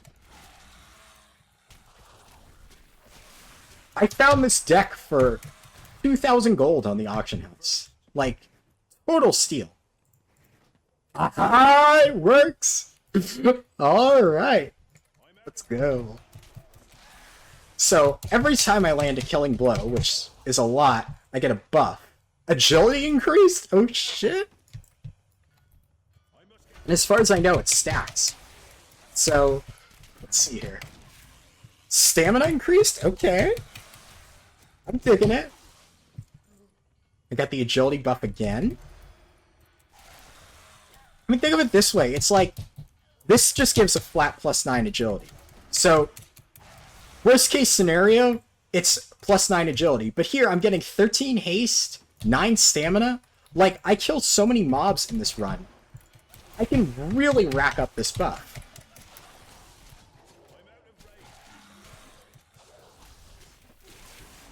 And then I think 1 gives, like, % damage. Strength, well, that doesn't do anything. I remember looking at the tooltip and seeing that one of them gave % damage. If it doesn't, then that makes it a little bit worse, because I remember when I got it, I was operating under the assumption that it did that. Because, I mean, if something gives % damage on a proc, that's really good. For a minute long, like 5% damage, or however long it said it was.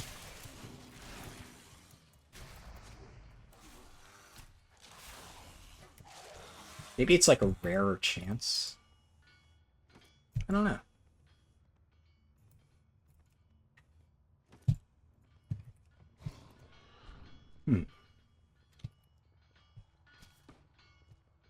Either way, this feels pretty good for now. If it doesn't have the % damage thing...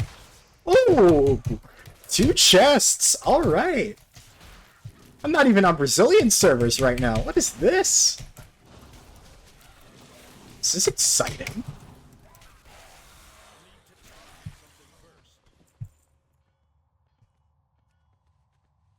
Oh, so much experience. It's juicy as hell. Let's see. Oh no, that's... Yeah, yeah, so, 13 haste, stamina, and 9 agility. I mean, honestly, that's pretty good.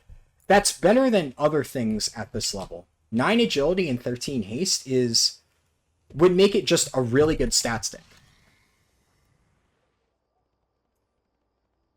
I wish that it gave 5% damage. Maybe it doesn't. Maybe they took that out. If so, it's not going to be great, but it'll be passable.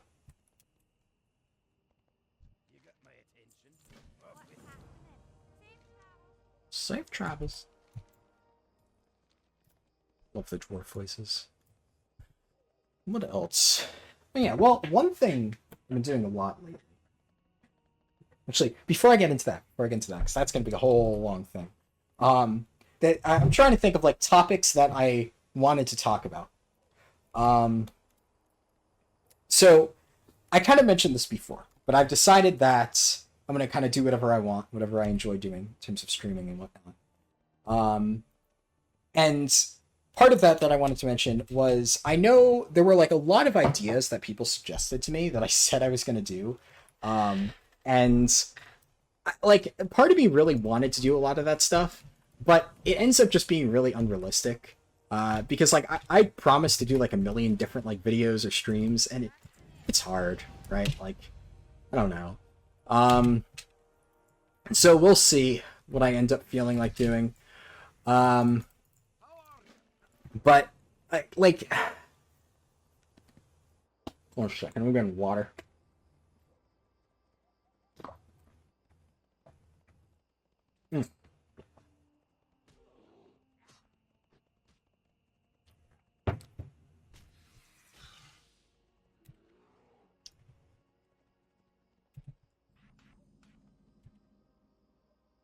Should be a rare down here. Miss. If I died there, I would have been so tilted. Ah! Don't kill me, don't kill me, don't kill me, don't kill me.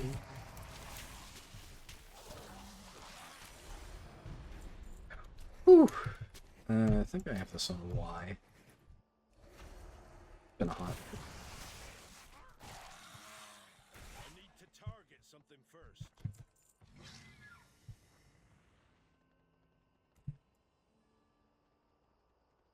But yeah, so I'm gonna kind of try to do my own stuff. So I guess one thing that I probably should say, I meant to say it at the start of the video, but I kind of forgot.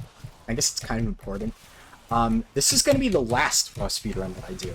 And I know that that's kind of like a tease, right? Especially I feel bad now because like, you know, at first I was gonna say it at the start to not get people's hopes up.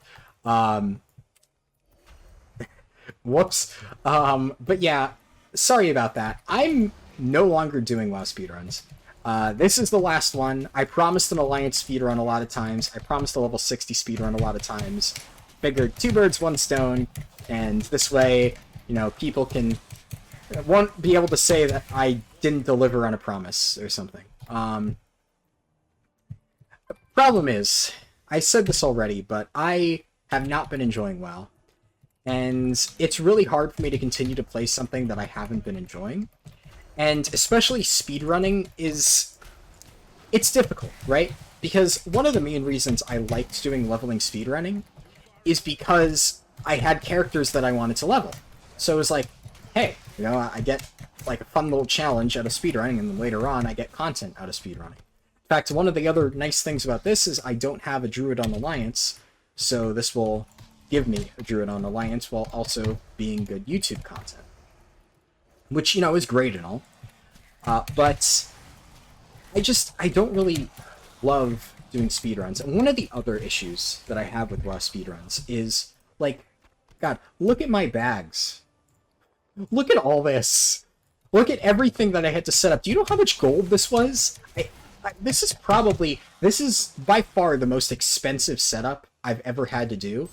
I want to say that I spent something like, I don't even know, like, fuck, what was it? Like 250k on all of the stuff for this run. A lot of that was because, so the problem with doing it on Alliance. I've said this before. One of the main reasons I haven't been able to do a speedrun of this quality on Alliance in the past is because I don't have the resources required on Alliance. I've never really played Alliance before. I never really had the ability to use like professions and whatnot. So what I ended up doing is I ended up selling battle pets on the server to make enough gold to just buy the stuff that I needed. So I ended up sinking a ton of money into just getting the items that I needed, which, I mean, it saved me a little bit of time, kind of, because normally I would have to, like, farm for some of that, but that's 250k that could have been spent elsewhere. And, you know, I have a pretty hefty amount of gold in this game, like, saved up over time. Not necessarily, like, on every server, but, like, obviously, I had something in the realm of, like, 200k in battle pets, and then the other 50k I, like, earned through farming, that I managed, and I didn't even sell all my battle pets. I still have something around, like, 200k worth of battle pets. A lot of them are, like, you know, really rare 30k battle pets that not everybody wants to buy. You know, that type of deal. Oh, wait, before I forget. There's an item I need to get up here. Right, well, I do this. So I have a decent amount of gold, like, saved up in assets like that in this game. Now, I've been playing for a while, I have a lot of that stuff. But to a certain degree, I don't really want to spend all of my gold that I've been saving up. Like, I basically, like, that is my... Like, those battle pets are pretty much my, in case of emergency, break glass type of, like, WoW money. I have it in battle pets because they kind of don't really lose value. Like, a rare pet's always going to be rare. And I keep it like that because I'm like, well, yeah, I have it there in case I ever need it. So I don't like having to do that. Now, when I'm on Horde, I have a lot of money already. I can make money through selling carries and stuff. I did that for a while. I have a lot of money to fund these speedruns, but this shit's expensive. Like, speedruns in this game are expensive as hell. And, like, when you think about it, like, you start a speedrun in, like, most other games, like mainstream AAA games, like Legend of Zelda Breath of the Wild, or Super Mario Odyssey, etc. You just boot up the game, and, you know, if you fuck up in the first, like, minute or two, you just hit reset. It's that simple. In this game, every time you hit reset, you're spending another, like, however much gold to, like, get all those consumables back. Like, that has real-world value with the, like, concept of WoW tokens. It's a lot. So every time I do a speedrun, like, that's a lot of money and or time that I have to spend.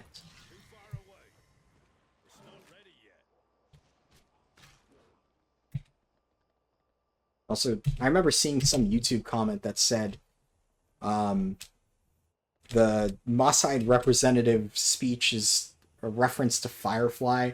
I've made fun of it in the past, but apparently it makes sense if you understand the reference or something. I don't know.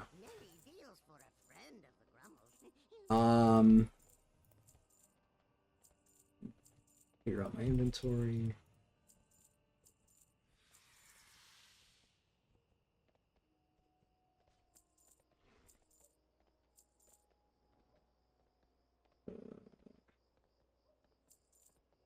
Get rid of that. Okay. Farewell, friend of the Grummle.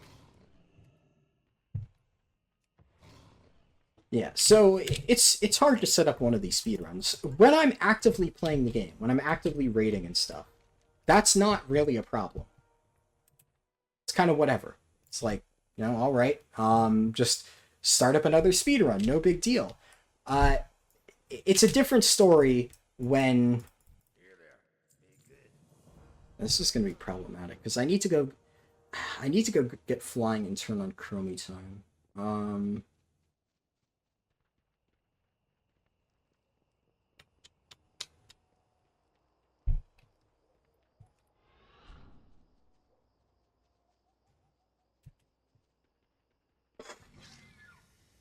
don't know how I'm going to handle this. I can do this up to level 31, because it'll still scale up until that point. Um,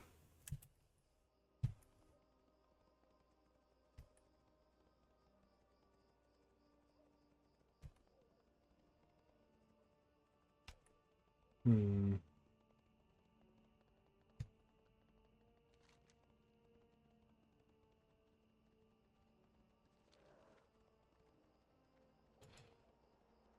Okay, I have an idea. I think I know how I'm gonna do this. Okay, never mind. I'm gonna have to get rid of my Chromie Hearth, but that's fine, I think. Because when I'm learning flying, it's actually faster for me to use the Dal Hearth, and then it'll be faster to do that and then fly over the Chromie than it would be to take the Chromie. So I think that's fine. I think. We'll see. Anyways. What I'm basically trying to say is that when I'm not actively playing WoW, which I have not been ever since mid-March, I've barely been playing this game, it's really hard for me to do speedruns. Not necessarily just because I don't enjoy playing the game, that's the reason why I'm not playing WoW, but because I don't have any playtime, which means I'm not getting any gold, I'm not getting any resources, so I can't just boot up the game and do a speedrun. It doesn't work like that.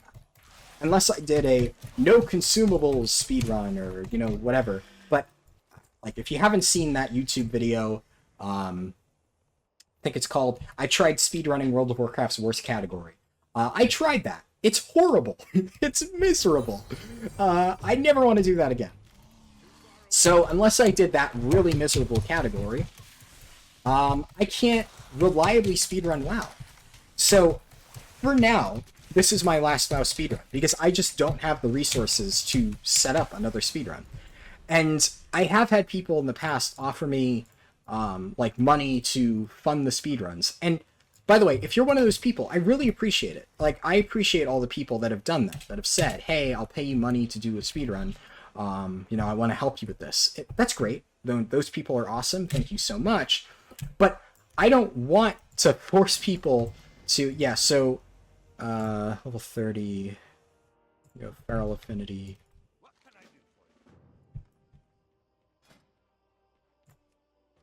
Sharpen Claws.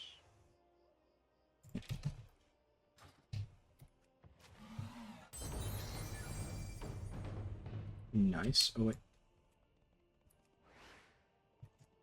Got to get that. Lots of rares. This is good.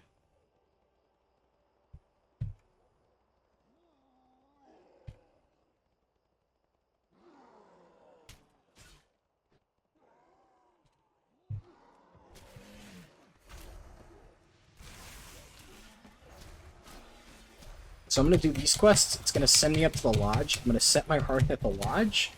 And then...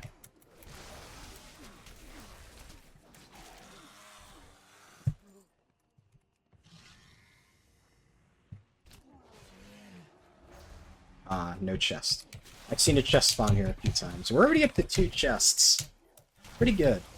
But yeah, TLDR, I can't reliably set up WoW speedruns. I really appreciate people who have asked to fund speedruns, but I can't in good faith ask people to fund a speedrun when I'm just not really enjoying it. Like I said before, I'll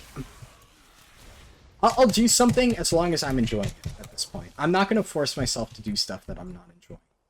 And right now, WoW speedruns are just not something I'm enjoying. To be completely honest, I didn't necessarily want to do this speedrun.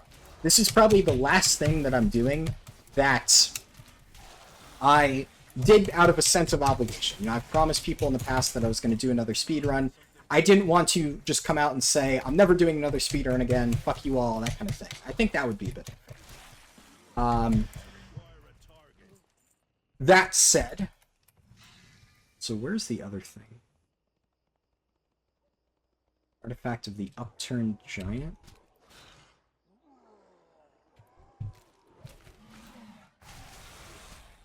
I forget where Artifact of the Broken Tablet is.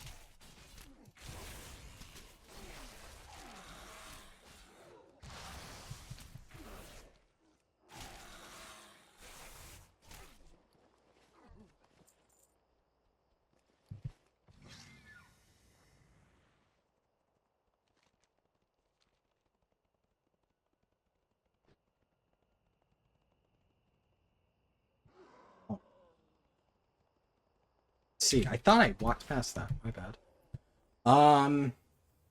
So yeah, I felt kind of obligated to do this. And also, there was a time there where I was really motivated to do this run. I will say, the constant, setbacks of not being able to successfully do it kind of dampened my excitement for the run.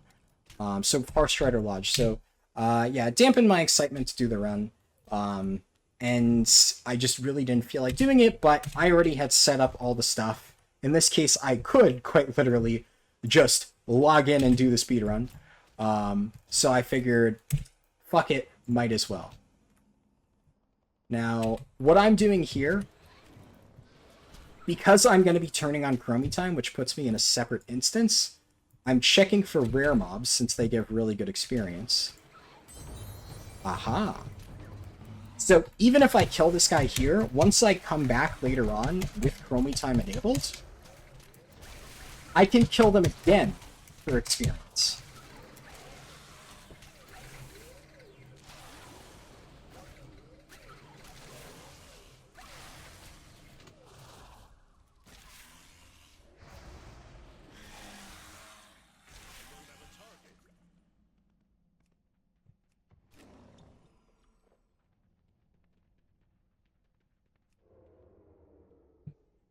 So that's a nice chunk of XP. I'm going to get to 31 by doing this stuff. There should be, yep, exactly as planned. Lord Kondar. So I do him.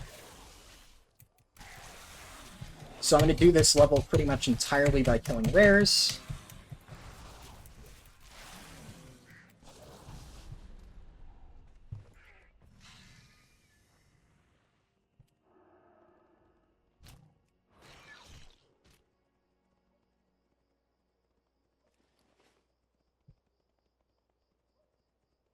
One problem I just realized, my quest log is going to be really loaded because I have a lot of Duskwood stuff.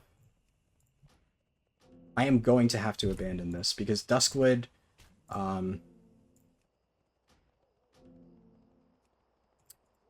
Duskwood has a lot of quests, and I'm going to Gorgron next, and Gorgron's going to have a lot of quests too.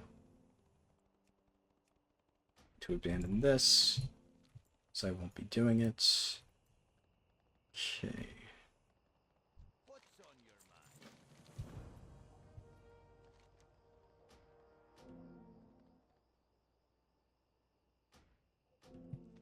It's the innkeeper. Please tell me there's an innkeeper here. There we go. Hello. Be careful. So worst case scenario, setting this here. All right, cool. Now, let's set off and find some rare mobs to ding us. It's still probably efficient to kill rares since I know they're going to be up.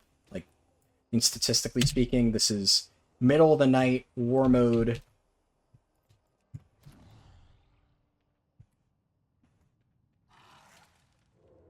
There are sometimes chests in this cave. Okay.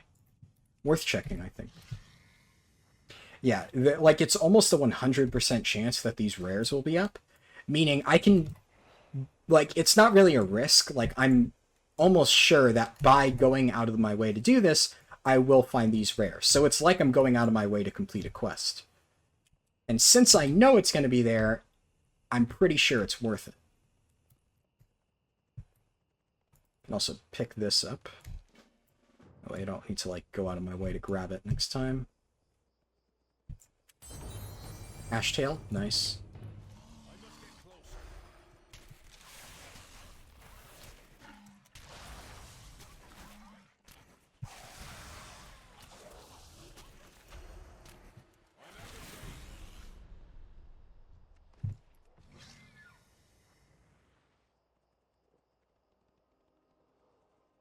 Think about these potions. I don't have a lot of them, as you can see, but they don't work past level 50, so it doesn't matter. The Darkmoon top hats are what concern me. I'm gonna have to ration them out, because those do work. Yeah. So that's something I have to plan ahead. Normally I wouldn't have had to do that. Extending the run to level 60 adds a whole lot of problems. I'm actually curious as to how efficient killing rares is.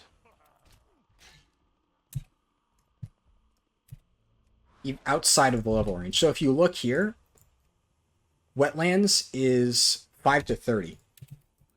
That's because I don't have Chromie Time on. Oh, and if you're new to this, if you don't know why I have Chromie Time turned off, Chromie Time, as I said, is in a separate instance. So the reason why all of these rares are up is because most people use Chromie Time, meaning I'm in an instance, first of all, it's early in the morning, but I'm in an instance where there is like almost no competition. Nobody is here. So I don't have to compete with anybody for tags, for rares, for chests. That's why there's so much that I have. Oh, there it is. Like, I can be confident that these rares are up, and I can check knowing these rares are up. A lot of times, you know, if I'm doing a speedrun in Chromie Time, I can do, like, only part of the route before I have to say, yeah, this rare's probably not up. It might be up, but mathematically speaking, it would waste time if I went around to keep looking for it. Whereas here, I can dedicate that little bit of extra time to go look for the rare. I have 2 bars. It's still okay. It's not amazing, but also at this level, things start to slow down anyways. And then there's one more rare up here.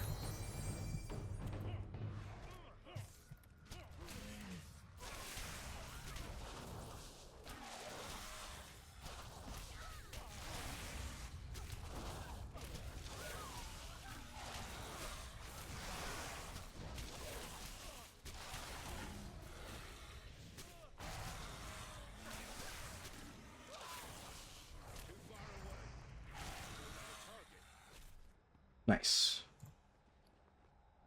Okay, now we Dalhearth. So, another thing. Oh wait, no, I'm actually not turning on Chromie Time. Ah ha ha ha! I forgot. I actually don't want to turn on Chromie Time. So, the reason that I don't want to turn on Chromie Time, in this case, is because I don't want, what was I going to say? I don't want competition in Gorgrond. So the reason why I'm shifting gears here, I could have turned Chromie Time on, kind of, and just continued doing stuff, or if I had had Chromie Time on, it wouldn't have interrupted me. You might be like, oh, well, wouldn't it have been better to just not be interrupted and just be able to continuously do quests? It's confusing. Honestly, WoW is one of those things where it's kind of hard to route, right? Because there's a lot of stuff that might be faster. I'm not 100% sure. Maybe it is. Maybe it isn't. We have to operate on, like, certain assumptions.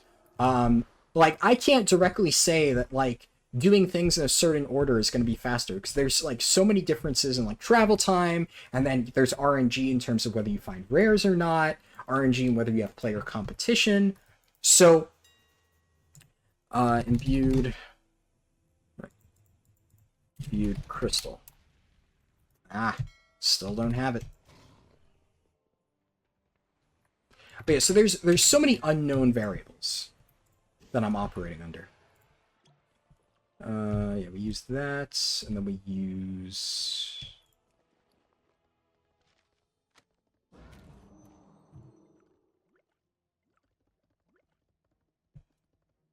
Welcome. What can I do for you?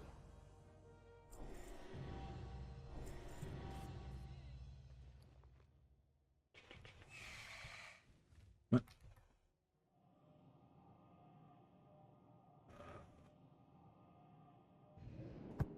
Sorry, I'm trying to sort out my inventory. It's distracting me.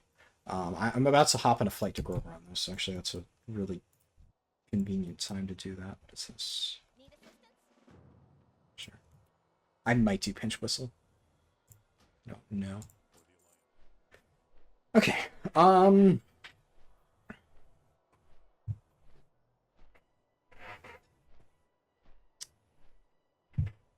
let's see.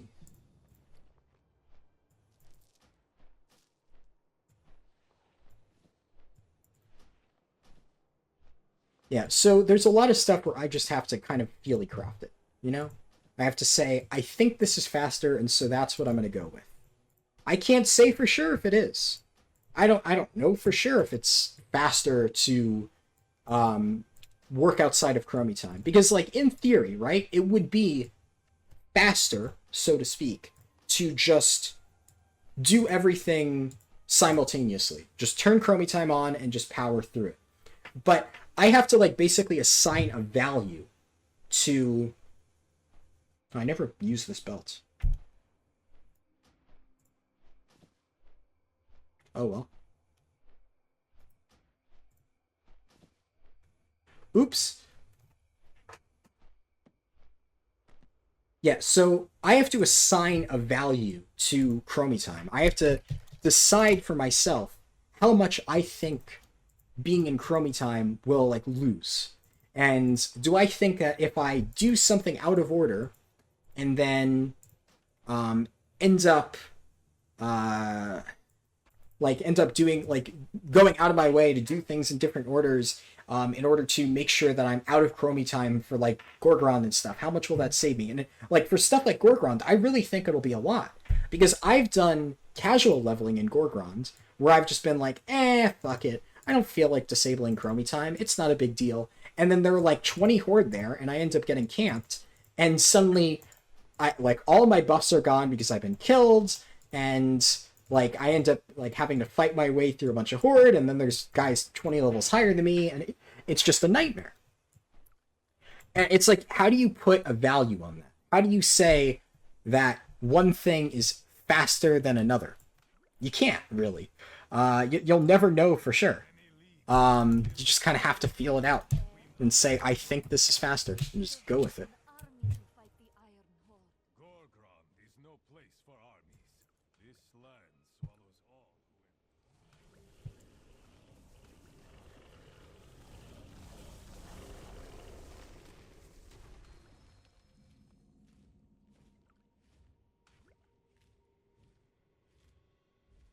What do we have here? A hero? Gorgrond is no place for heroes, my friend. Survival requires many difficult choices.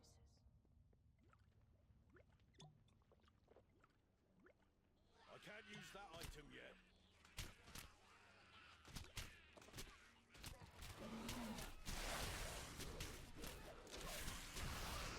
Forgot I had Ghost Elixir. Why did I mail myself 2 different types of stuff?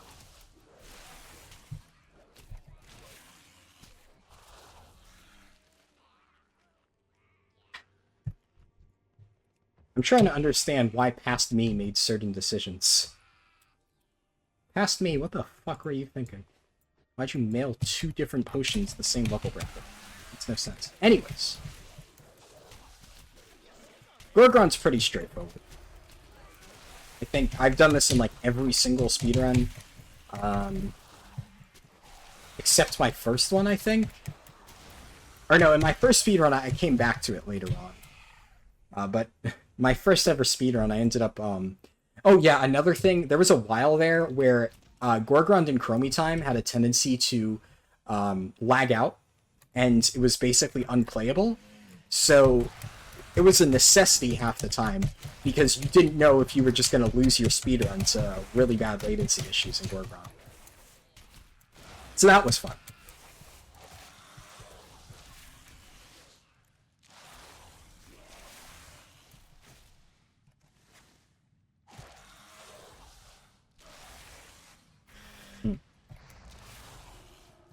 Alright. So this racial's garbage.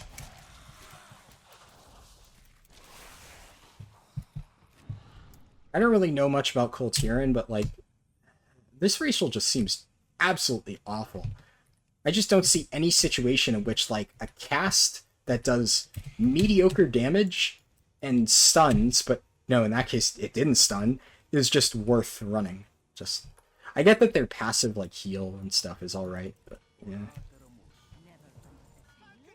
What are you doing here? I could definitely live without it. We do this one.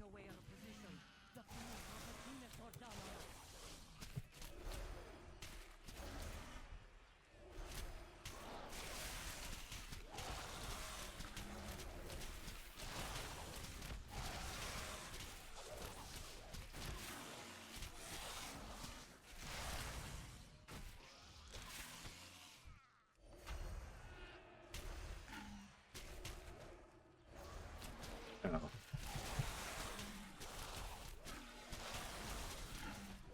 Definitely don't want to pull that.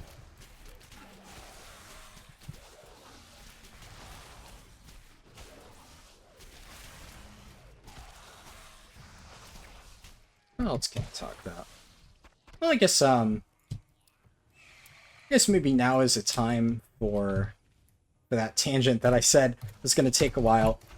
So the rest of this stream is going to be dedicated to me gushing about Guild Wars 2, which is a game that I recently started playing, and I fucking love it.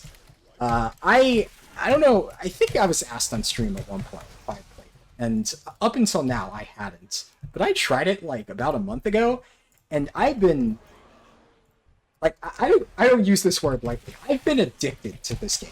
Guild Wars 2 is fun as fuck. Like, I don't know how I haven't tried this earlier. Like, it's weird because I've heard really mixed responses on it, but I've been loving Guild Wars 2. It's some of the most fun I've had, like, with a game, but, like, also with an MMO in general in a very, very long time. And I mean, there's so much that I want to and probably will eventually talk about. But like the main thing from me that I want to say about Guild Wars 2, because like, of course, knowing me, you know, anybody that's heard me talk about Final Fantasy XIV, which another great game, knows that I love giving like sales pitches, so to speak, for games that I enjoy. Like if I enjoy a game, I want to tell other people about it so that they can like try it and play it too. Because, like, I want other people to experience that same fun and enjoyment that I am.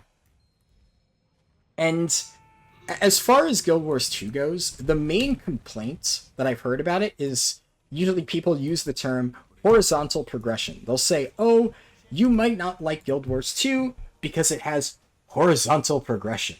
And, like, yeah, this is where, you know, the random person in the audience, like, would say, what's horizontal progression? Well, I'm glad you asked, random person in the audience. Horizontal progression, what most people refer to it as, means that instead of having, like, basically a gear treadmill, a gear ladder, where you have to constantly, like, progress up, aka what WoW has, so that whole thing where they, like, expect you to farm every single tier for a brand new set of items and whatnot, Guild Wars 2, it has a level cap that you reach in the base game, and then all the expansions are just at level cap.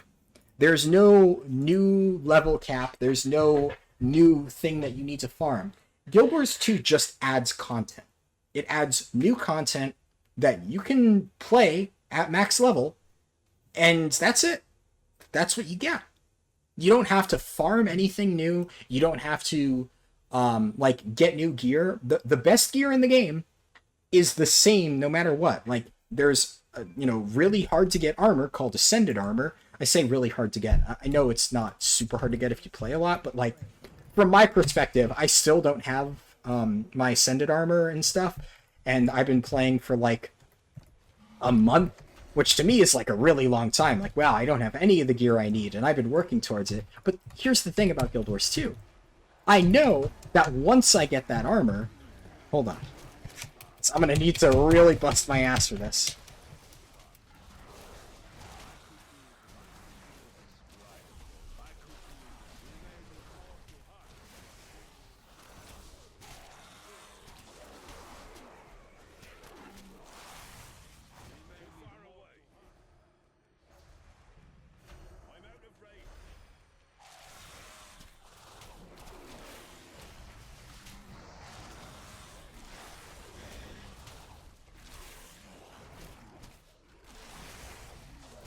About 24 seconds.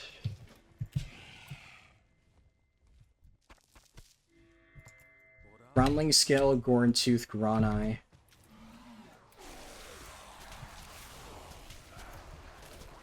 good.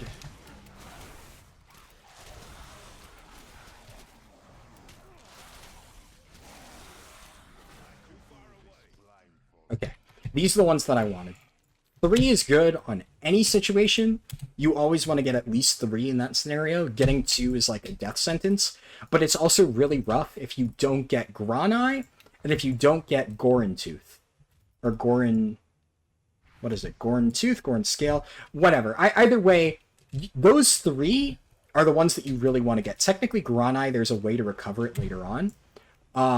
But those are really, really, really hard to recover from. That said, the ones that I didn't get, which were Orcthorn and Botany Bloom, there's a scenario later on in the run where I have a really good opportunity to get them. So that's totally fine that I didn't. But yeah, so Guild Wars 2. Anyways. Horizontal progression, all that it means is that instead of constantly re-grinding to get new pieces of gear and to like level up new characters and stuff like that, and to do all these new systems and whatnot, like, you know, the WoW system bloat, it just means that you get your character up to level 80, you farm your best in slot gear, and then you just do the content. And honestly, that's a good thing. Like, I know that some people might be like, oh, but what if you run out of stuff to do? And it's like I don't understand this obsession that some people have with, like, non-stop having things to do in an MMO. Like, Final Fantasy has a similar thing where once you, like, hit max level and stuff, there's only so much that you can do. You can do the main story quest, and then you can raid, and gearing for raid in Final Fantasy is also not very hard.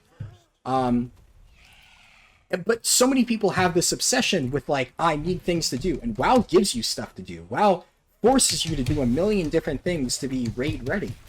And you know what? I think it's okay if a game doesn't do that. Guild Wars 2 gives content that is genuinely fun. I've been loving all of the content I played so far. And it, like, I'm sure that at some point in Guild Wars 2, I'm going to reach a point where I won't be enjoying it quite as much as I am now. I'm sure that is inevitable with any game. But so far, I've been loving it. And as far as I know, Guild Wars 2 isn't going to force me to grind to a ridiculous extent to access any sort of content, or force me to keep up with all these different systems. And one of the nice things is some of the stuff that you do have to grind to get, so to speak, is account-wide. A lot of stuff in Guild Wars 2 is account-wide. Like, there's a system called Masteries, which are like, I would say it's basically kind of like every WoW system ever, where it's some, like, upgrade that you have to get, and you have to, like, farm experience to fill up a bar. It's a bit weirder in the sense that you need to farm experience, but you also have to get these things called mastery points, which you can get either by, like, finding, like, little hidden locations out in the world by doing, like, jumping puzzles or something, or by killing an elite. There's designated ways to get them. They're also awarded by some, like, achievements and whatnot. It's hard to fully explain.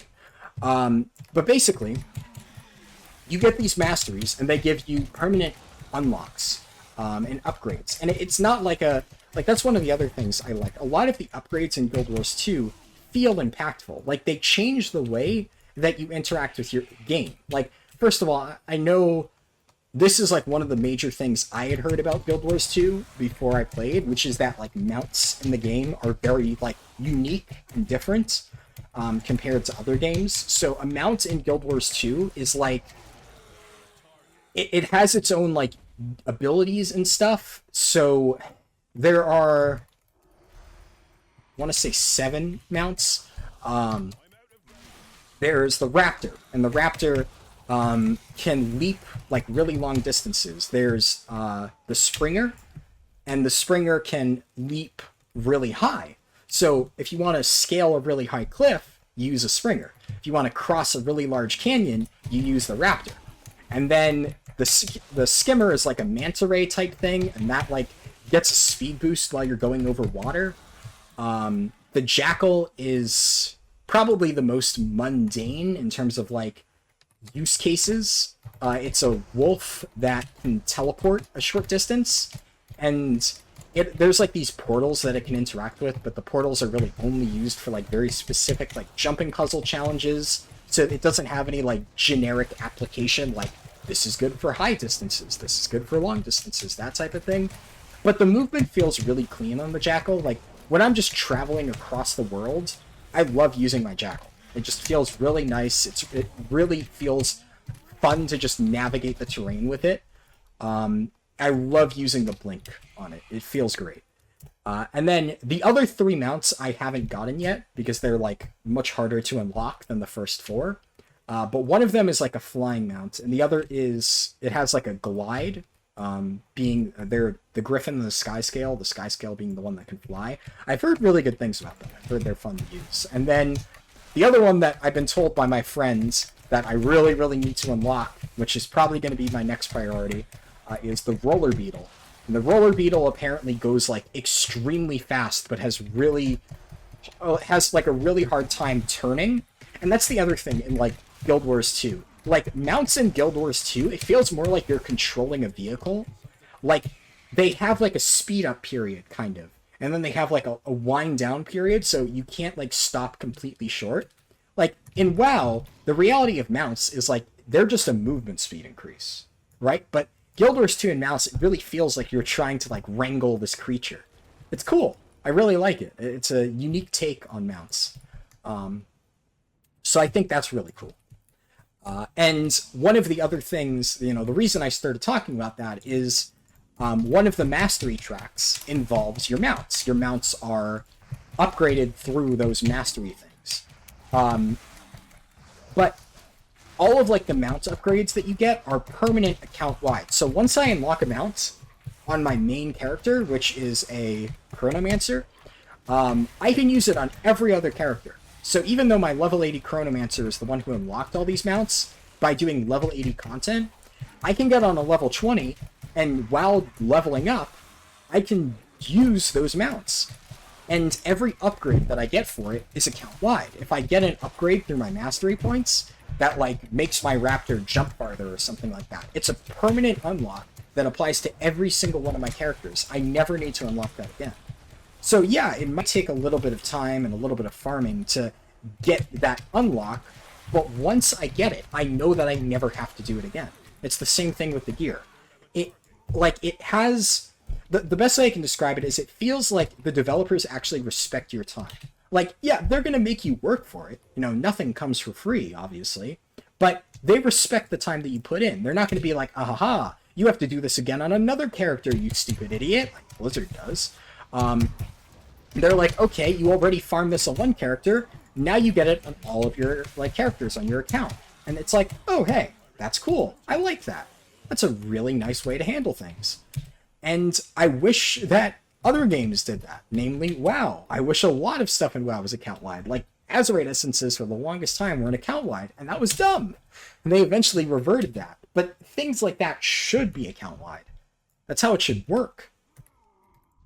And, other stuff in Guild Wars 2 that, like, is account-wide. There's some weirdly specific mastery unlocks, like, I know, like, there's a bunch of, like, different races in the first expansion, Heart of Thorns, and, like, the masteries give you benefits while in the Heart of Thorns zones, so it's like, oh, you can use these special, like, teleportation things while in this one specific zone, which, like, in that one specific zone, yeah, sure, it's great, but in 99% of other cases, it's kind of redundant, you don't really need it, but you also unlock gliding through Heart of Thorns, which... Gliding in Guild Wars is basically like a goblin glider that like is infinite and that you can deploy in combat. So, well, ironically, I say that goblin gliders in WoW used to be usable in combat, but instead of embracing that, Blizzard made it so you can't use goblin gliders in combat, and I hate that because I've looked at some of the boss fights in Guild Wars 2. Obviously, I've only been playing for like a month. I haven't gotten into raiding yet. And like, anybody who knows me knows that I'm like a super big min-maxer. I would never set foot in a raid, even though it's something I do want to try. I would never set foot in a raid until I had like all of the best stuff and was like perfectly min-maxed and ready. But I've seen some of the boss fights in Guild Wars 2, and a lot of them are designed around gliding. Maybe not for everybody, but like somebody has to use their glider to handle certain mechanics. And that's so cool. I think that is the coolest thing ever, because I loved using my glider back in like when it was available. I think it was last time it was in MOP. And there were certain mechanics where like I would get knocked into the air and then I could pop my glider and like navigate to a different part of the room. And like intentionally playing around that, I always thought was really fun. And then Blizzard just said, no, fuck you, we're removing it. And that really bummed me out. I really didn't like that now I couldn't use my glider. And in Guild Wars 2, it's not only more fun to use than a Goblin Glider, but it's like, the fights are designed around it. Like, sign me the fuck up. I'm really pumped about that. So, that's one thing that I think is great. But, mostly it's just, I can now get all of this stuff on alts. And it makes it really interesting to do speedruns for the game. Also, fuck me. Basilisks, hello?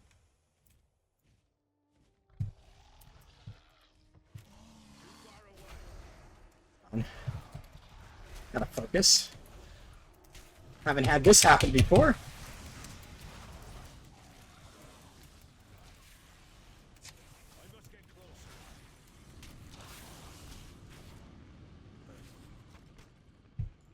What?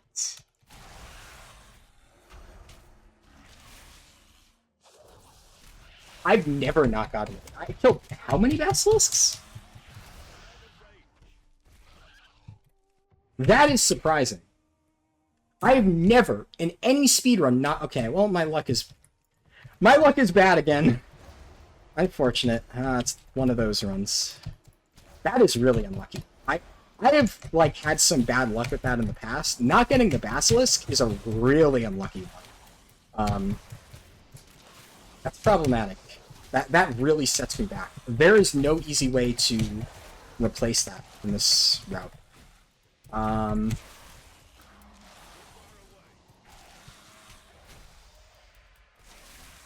There's one potential thing I can think of, but even then it's not guaranteed. It's very much like a band-aid solution. Oh well, we'll figure it out. Maybe it won't matter. Maybe I'll just hit level 40 either way. And then I'm not going back to Gorgron, so whatever. We'll see. We'll see. But yeah, so all of that to say, the main thing that I've heard used as like a downside against Guild Wars 2 is that horizontal progression thing. Of like, oh, you're not going to like it because it doesn't have a clear progression system, which like, I don't know why people would use that argument. I think it's a fantastic part of the game. So the moment I realized that like, the thing that people said I wouldn't like about Guild Wars 2 is one of my favorite parts about it, because it's so anti-World of Warcraft, and God knows I don't love the direction World of Warcraft's going already. I was like, all right, so if that's the downside, I can't even imagine how good the pluses are. And goddamn, are there a lot. The class design in general is good. Class design, customization options. It has, like, really good class design, which I'm happy about, but it also has really good customization. What I find really interesting is there are, like, obviously, like, different abilities that you can choose to take.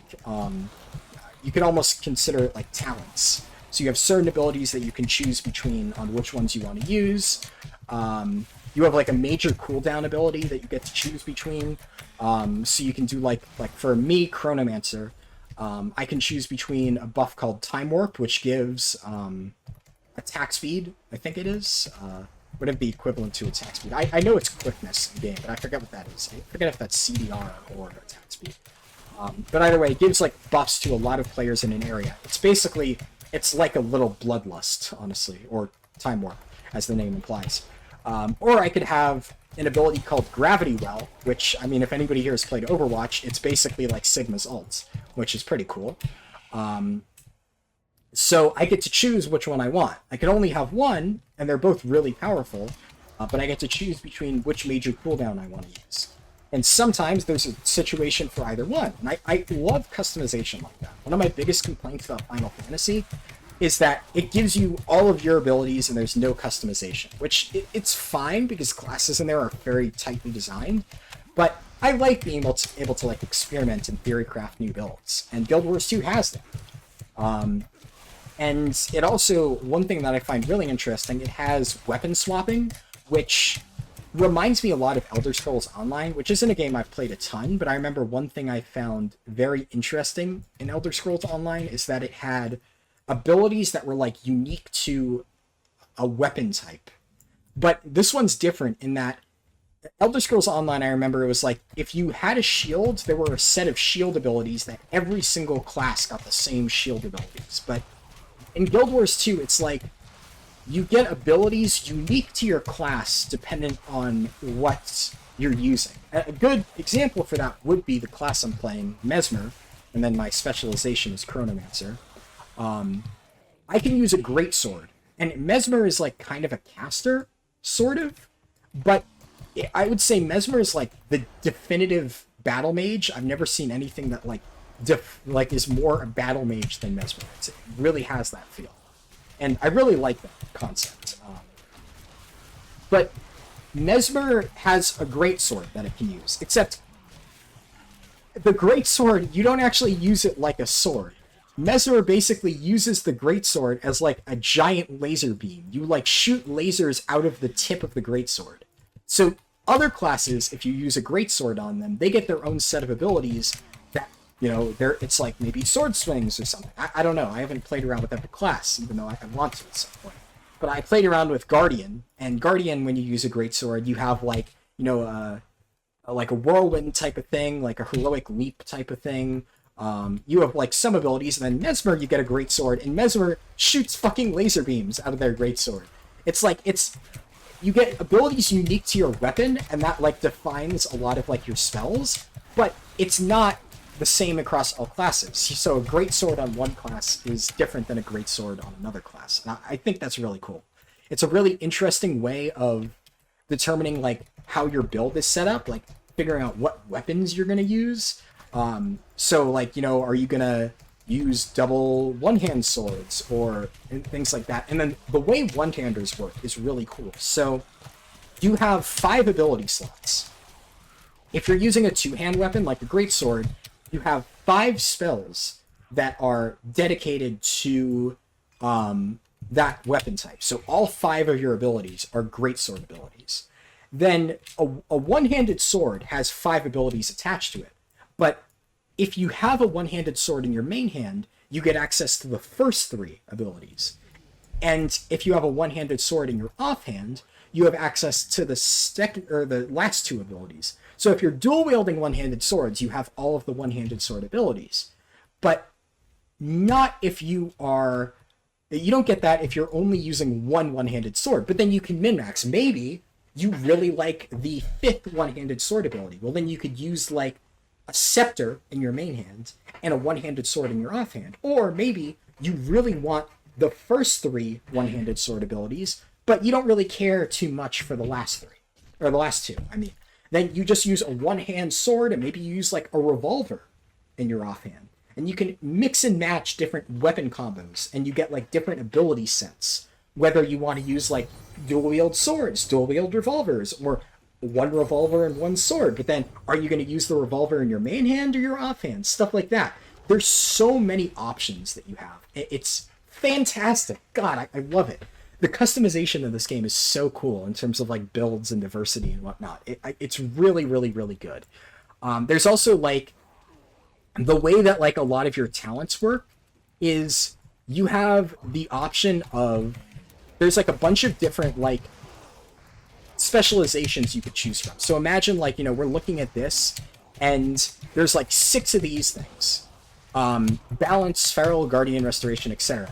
And you can pick 2 of those, and then you pick 1 elite specialization. So elite specialization is kind of like a WoW spec of like, you know, Guardian, Feral, etc. And then you have 2 complementing specializations. So Chronomancer is my elite specialization. The other one for Mesmer is Mirage. and each one has like different ability. They modify your abilities, but then your like different specs that you can pick that go along with that go with like you can pick an additional specialization that enhances your great swords and stuff. And then within that, you have like a mini talent tree. There's like, it would take me forever to go into this, but there's so many opportunities for customization in this game, and I fucking love it. I am so down for it.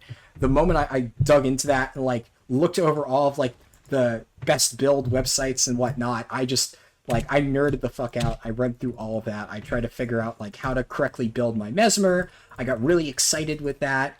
Trying to understand like how builds work at a top level. Like that is my jam. Trying to understand and min-max like classes and stuff in MMOs. Like I love doing shit like that. So I was really, really excited when I found out that Guild Wars 2 had like a lot of options in that regard. Anyways, so one of the other main things that I really like about Guild Wars 2 is the content. And the thing that I love is like at this point in WoW, right? Like I have barely been playing outside of like raids, or I was barely playing outside of raids. And then the moment I stopped raiding, I stopped playing WoW. And honestly, even Final Fantasy is a game that I really, really enjoy. I have stopped playing Final Fantasy because for a while there I stopped raiding, I did the new story content, and you know, I stopped playing. And like I said, I already did just give this disclaimer before, that I think it's perfectly acceptable to play a game, enjoy your time playing that game, and then you're done. Now, that's fine. Like, you know, just because I'm not currently playing Final Fantasy doesn't mean that I wouldn't, like, say, oh, you shouldn't play Final Fantasy. No, it's a fantastic game. I just ran out of stuff to do. But if you're playing it for the first time, you'll have a shit ton of stuff to do. You'll enjoy the game. But Final Fantasy is definitely, it's much more of a story-driven game. And I mostly played it after I finished the story for the raids, once again. And as far as I know, Guild Wars 2 has really good raids. At least I've been told it has really good raids. So I'm looking forward to that. But Guild Wars 2 is really interesting in that it has some of the best world content that I have ever seen in an MMO, ever. Now, I've also heard it has fantastic PvP, but despite playing it for a month, I have not touched the PvP at all. I keep meaning to get into it, but like, I remember my friend was like, oh yeah, like, you know, you should really try the PvP, and then I was like, oh yeah, I'll give it a shot when I get bored of the PvE stuff, and it's been a month, and I'm still not bored of the PvE stuff. Like, I'm still farming and doing events and whatnot every single day, doing all my daily activities because I enjoy it. I love it. You know, there's so many reasons to do every single piece of content in this game ever since its creation, and I feel like I have like 8 or 9 years or however long it's been since the game came out worth of content that I have yet to experience, and I'm slowly working my way through. And there's just so much good stuff there. It's really incredible. Like, how do I describe this? So the thing that I find fascinating about Guild Wars 2, it finds a way to make exploring the world feel really meaningful. Like, when I'm leveling in WoW, I'm just going through a checklist. I'm literally going through questing hubs and stuff and just killing things, checking off, like, you know, little boxes over here, and then handing in quests, getting experience, I move on. Nobody goes to Gorgrond outside of questing. Why would you? Now, it seems silly. It's like, well, why would you? It's a questing zone. But, like, what if I told you that you could make, like, old zones, like, low-level zones, relevant by adding interesting events and stuff to them, like world content? It's amazing what Guild Wars 2 does, because it seems so simple. It seems like, wow, this should be simple. This should be something that every game does. And yet, I've never seen it before. Like, so, before I just ramble incoherently for too long, basically, in Guild Wars 2, it has, like, level scaling. You know, like, WoW has that now, but I think Guild Wars 2 has always had that, I'm pretty sure, from what I've been told. But basically, every single, like, zone scales up to a certain level. And then if you go there at level 80 is the level cap. If I go to a level 15 zone at level 80, I'm scaled down to level 15. Now, I still kill things relatively quickly because my gear is still really good, and it's tuned to be a bit easier. So it's not like I'm still struggling in these low-level zones, but that means that stuff is still not, like, super easy. It's, like, sufficiently challenging, and there are a decent amount of things to do, even in low-level zones. Like, in one of the very first zones, Queensdale, there's, like, a world boss called Shadow Behemoth. And it's not the most spectacular thing in the world. It's pretty easy, but it's still a world boss. It's still pretty cool.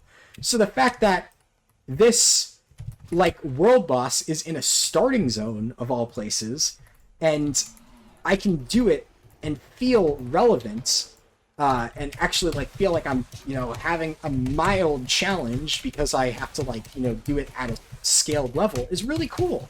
I like that. It doesn't feel like, you know, this is super easy or whatever. Even though Shadow Behemoth is, yeah, it's easy. But whatever, that's not my point.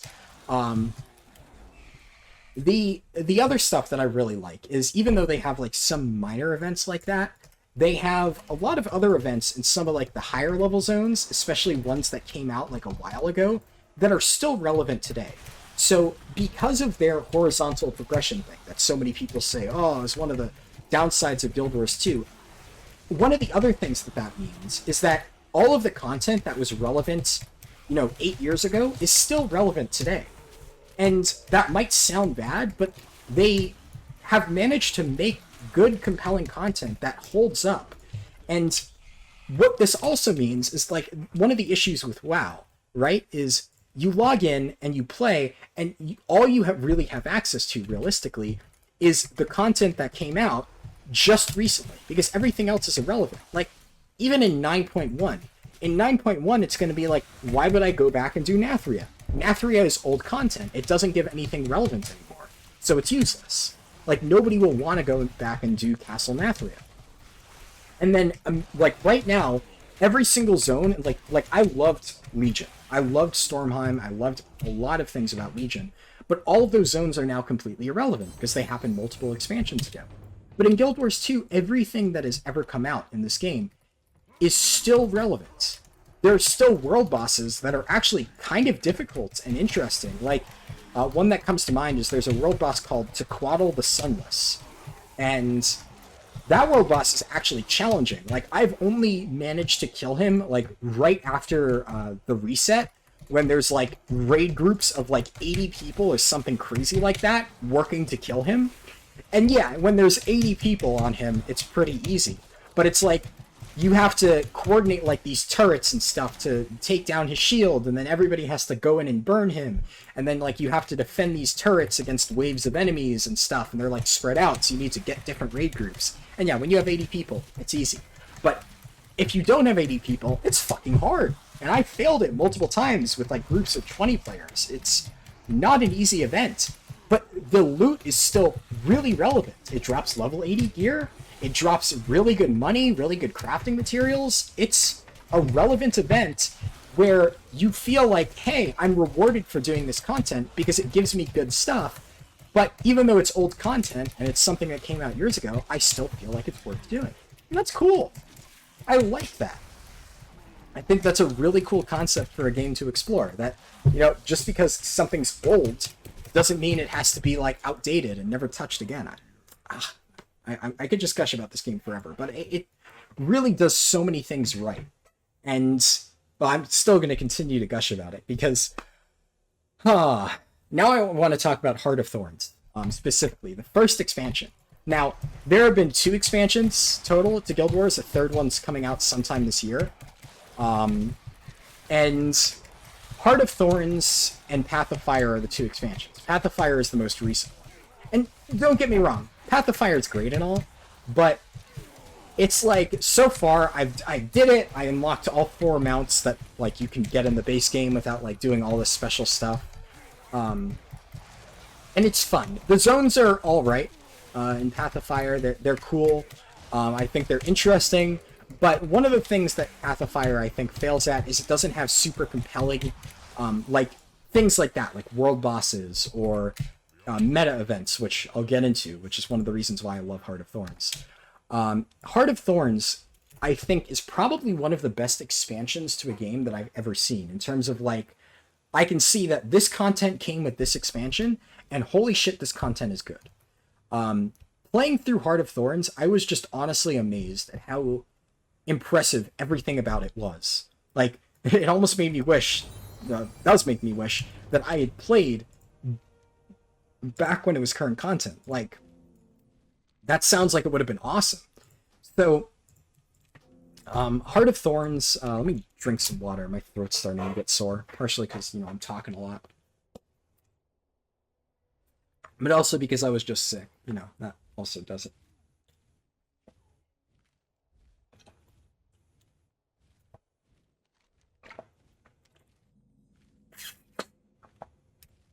Also, we're going to sit here for 45 seconds. I was too fast for my own good. Part of my backup strategy involves... God damn it.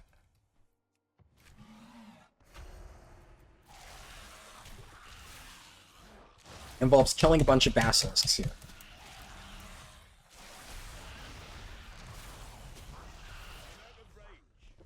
I can't believe I didn't get that item. I was really unlucky. I'm just going to make sure I'm not crazy. Yeah, I really didn't get that item. Huh. But yeah, so Heart of Thorns... Actually, wait. No, let me do this first. I want to get into that spiel while trying to do this big pull.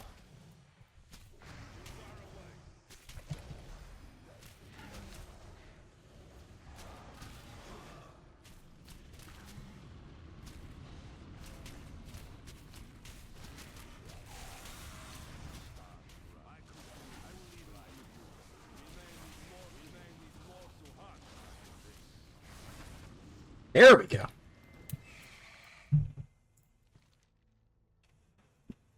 Now here, what I'm going to do is specifically target Botany and Orcs.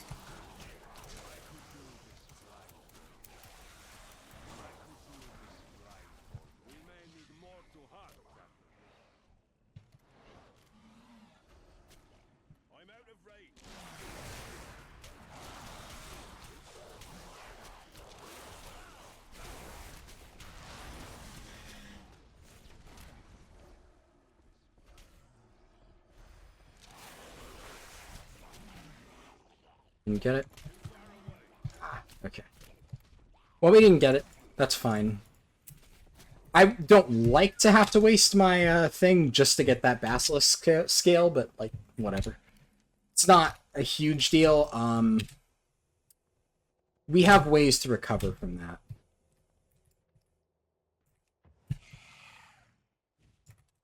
So what I'm going to do here, I'm going to do Mistcreep Mire.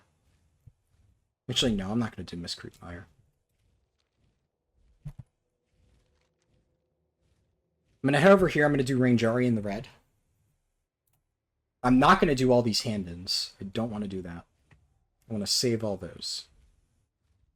So we're going to do Rangeri in the red. We're going to do this quest line here. Then we're going to do Mistcreep Mire. And by the time I'm finished with that, my Champion's Honor should be back up. Then I'm going to do the quest over here. Actually, I'm going to hand in everything that is not the test of strength or proof of strength. I want to get an idea for how much experience I have. I think that's important to get a good, like, gauge of. This is the proof of strength guy. Yeah. I am listening. Okay. Yeah, so these are all the proofs of strength. I'm going to say it's about a level. I forget exactly.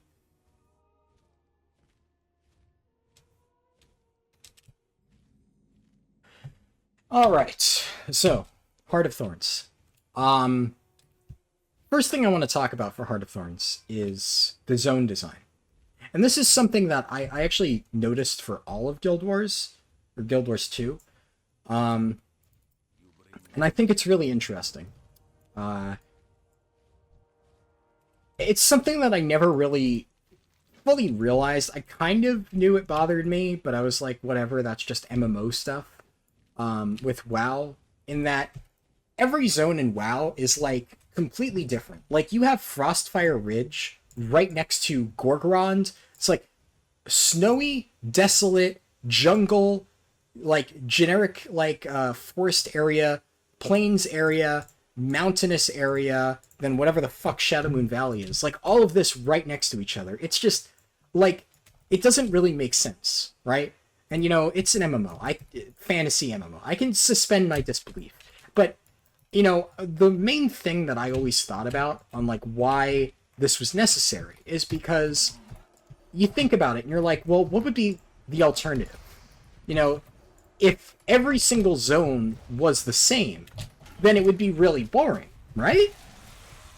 Right? No, wrong. You can actually, if you're really fucking good at map design, which the team at ArenaNet who makes Guild Wars 2 is, yeah, no, it doesn't fucking matter.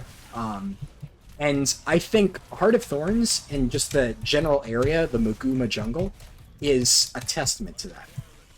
The entirety of Heart of Thorns, the first expansion, is set in this place called the Maguma jungle. Every single zone is a jungle. That's it. It's a jungle. There's no weird biomes. There's no fancy shit. That's it. But in a way, they managed to make every single zone feel cool and unique by doing interesting things with the map design. And it's really, really impressive. Like, as somebody who really admires game design, that's what I'm going to college for. I absolutely adore what they've done with those zones. So every single zone visually looks kind of similar, but it feels unique. Like, I distinctively remember each and every one of them. So the first zone, Verdant Brink, it's like, it's still a jungle area, and like very overgrown and all that stuff. But Verdant Brink is interesting because it's like, it's kind of a war-torn section of the jungle. Like, there's kind of an area, like a big pit that falls like into the abyss and stuff, and there's all these islands that stretch out. And then, because there was like a big battle that was fought there, there's like all these crashed airships, and like the airships are like dangling in the canopy of the jungle, and you can explore the canopy of the jungle. So there's like basically two entirely different zones within Verdant Brink. There's the like jungle floor, and then there's the jungle canopy. And the jungle canopy is hard as fuck to navigate. Honestly, the first time I went there, I was frustrated because it's really hard to climb around in the canopy. It's really easy to fall off and suddenly, you know, splat, you die. But that happens, and then suddenly I'm like, fuck. Every single time that I died falling off of like the canopy in Verdant Brink, I would be frustrated, but then I would come back and be just a bit more careful navigating that canopy. And when I know that there's a realistic chance of me falling, and even if I deploy my glider, I lose all my progress, and I have to like climb all the way back up again. It feels really cool to navigate that canopy, because when you like make that really like risky jump over the abyss, and like you land, and you're like, aha, I did that. Like, it feels good. It feels great, especially when you failed that jump multiple times. It's really good game design. I love it. And the sense of verticality in Verdant Brink is amazing, because you can look up and know that there's stuff above you. Like, you know, there's shadows constantly looming throughout the zone, and you know that those like shadows and things hanging above you are actual places that you can go. Like, if you venture up into the canopy, you can explore that airship. It's an actual like piece of the zone, which is super cool to me. I love that they did that. I think it's fantastic. Oh, I used crumbs. Whoops. And Verdant Brink in general, like, I will say, it's not my favorite zone. In fact, the meta events, which I'm going to talk about the meta events, there's 4 of them, because there's 4 zones in Heart of Thorns, and each one has its own meta event. Verdant Brink has probably the weakest one, in my opinion. It's basically like, there's 5 outposts, and they all come under assault for like 30 minutes, and you have to like defend them. It's interesting in theory, but I do feel like that one is a bit too tedious. It feels too open-ended. There's really no strong sense of direction, at least in my opinion. But overall, I think the zone is great, and it feels really unique because the other zones don't really have that sense of like you could plummet into the abyss at any moment. So it's a jungle, but it really has like the dangerous like overgrowth type of like feel, and navigating like stuff suspended in the air, like little islands suspended by giant vines or ships that are like dangling from a tree. It feels really cool. It's so unique. It's so awesome. I love it. And then my favorite zone in the entire game is the next one, Auric Basin. Auric Basin is just awesome. First of all, visually, it's really cool. Obviously, it's really pretty. All of the jungle zones are really visually pretty. But Auric Basin also, it seems like regular jungle at first. And I remember the first time I walked in there, I was like, it's just a regular jungle again. And then you get to the center of the zone, and like half of the zone is basically taken up by like this giant city in the center of it called Tarir, which is like some El Dorado looking like golden city. It's super cool. And it's like this massive explorable area with like underground catacombs and stuff. There's like all these different passageways and like, staircases and stuff. It's massive. It really feels like a city. Honestly, all of the zones in this game are colossal. They're like huge in size. And it really like, it takes time to navigate them, but that also really lends to the feeling of like a giant open world. I love it. And it like Tarir in general just makes the zone for me. Like the rest of it is kind of whatever, but Tarir for two reasons. One, I think it's just a cool place in general, but also the meta events. So meta events I've kind of mentioned, but meta events to me are the highlight of Guild Wars 2. It's the thing that I've played and enjoyed more than anything else in this game so far. It's just something unlike anything I've ever experienced. Some of them are the world bosses that I mentioned, but also some of them are things like this event that happens in Auric Basin, which is my favorite so far, called the Battle for Tarir. And if my achievement tracker is anything to use as a basis, I think I'm at like 73 or 74 successful completions of this thing. And it's a 15-minute event that happens once every 2 hours. So I've been playing this game for a month.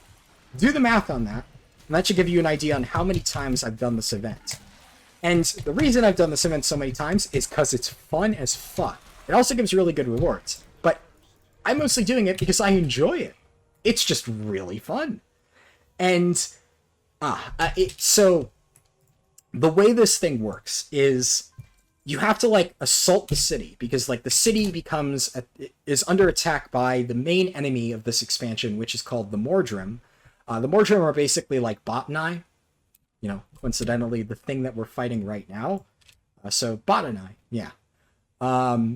So these guys, imagine a bunch of these dudes if they're the main antagonist of an expansion. That's Guild Wars 2 Heart of Thorns.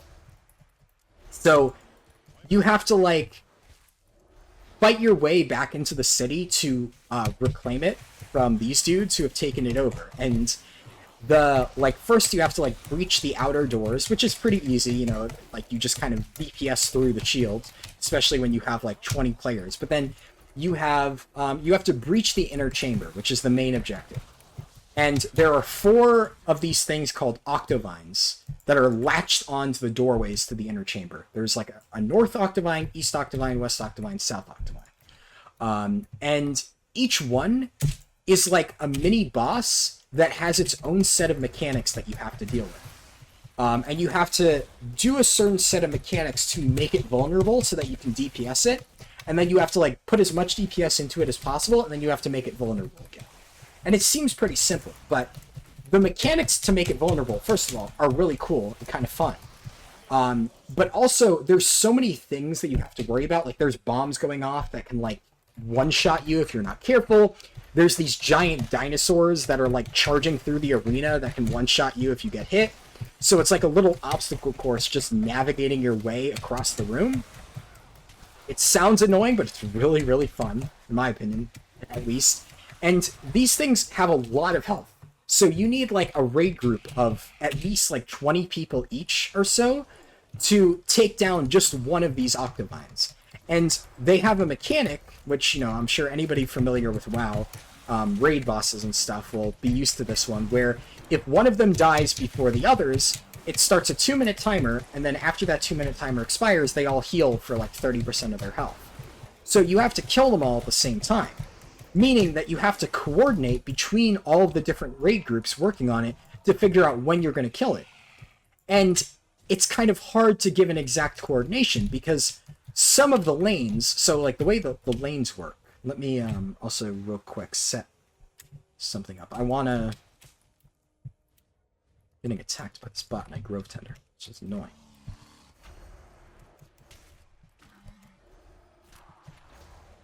Want to real quick get this set up so I can do...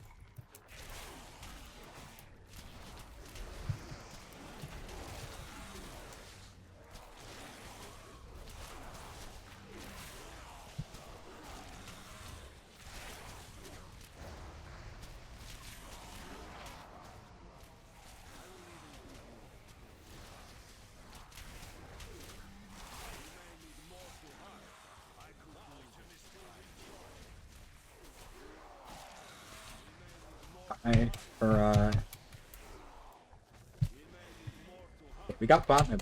It's good. Warcraft.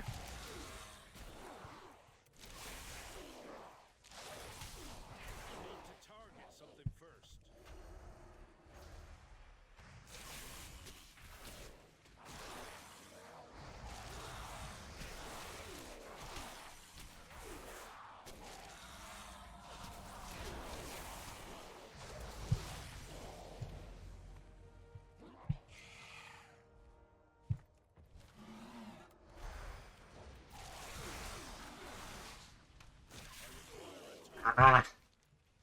I'm really not getting lucky this run. At least I got bot and I bloom. That's something. Could be worse. I don't want to do Forgotten Caves. I don't really think I need it.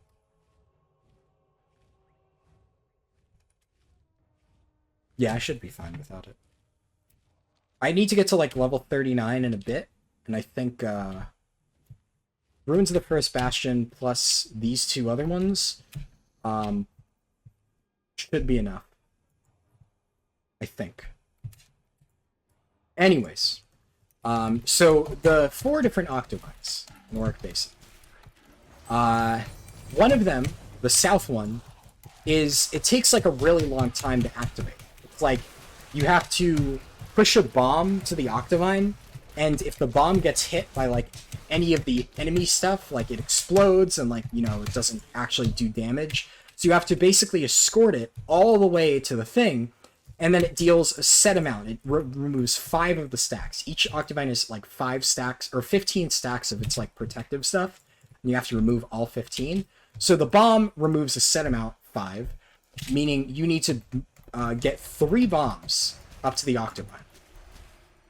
And because of this, you need to escort it 3 times, and the bomb moves really slowly, and you also have to like knock stuff out of the way of the bomb. So if like there's an enemy bomb in the way of your bomb, you have to kick it out of the way using different abilities. So you have to have people knocking away the enemy bombs. Then if you have knockbacks, so like as a Mesmer, I have an ability that like it's like I like swing my sword and then it casts like a wave of force or something that knocks stuff away. So I can use my knockback on the bomb to basically move it further along.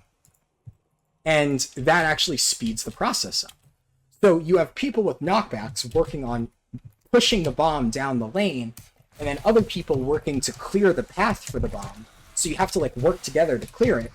And it actually takes quite a bit of time. It takes like 2 to 3 minutes sometimes.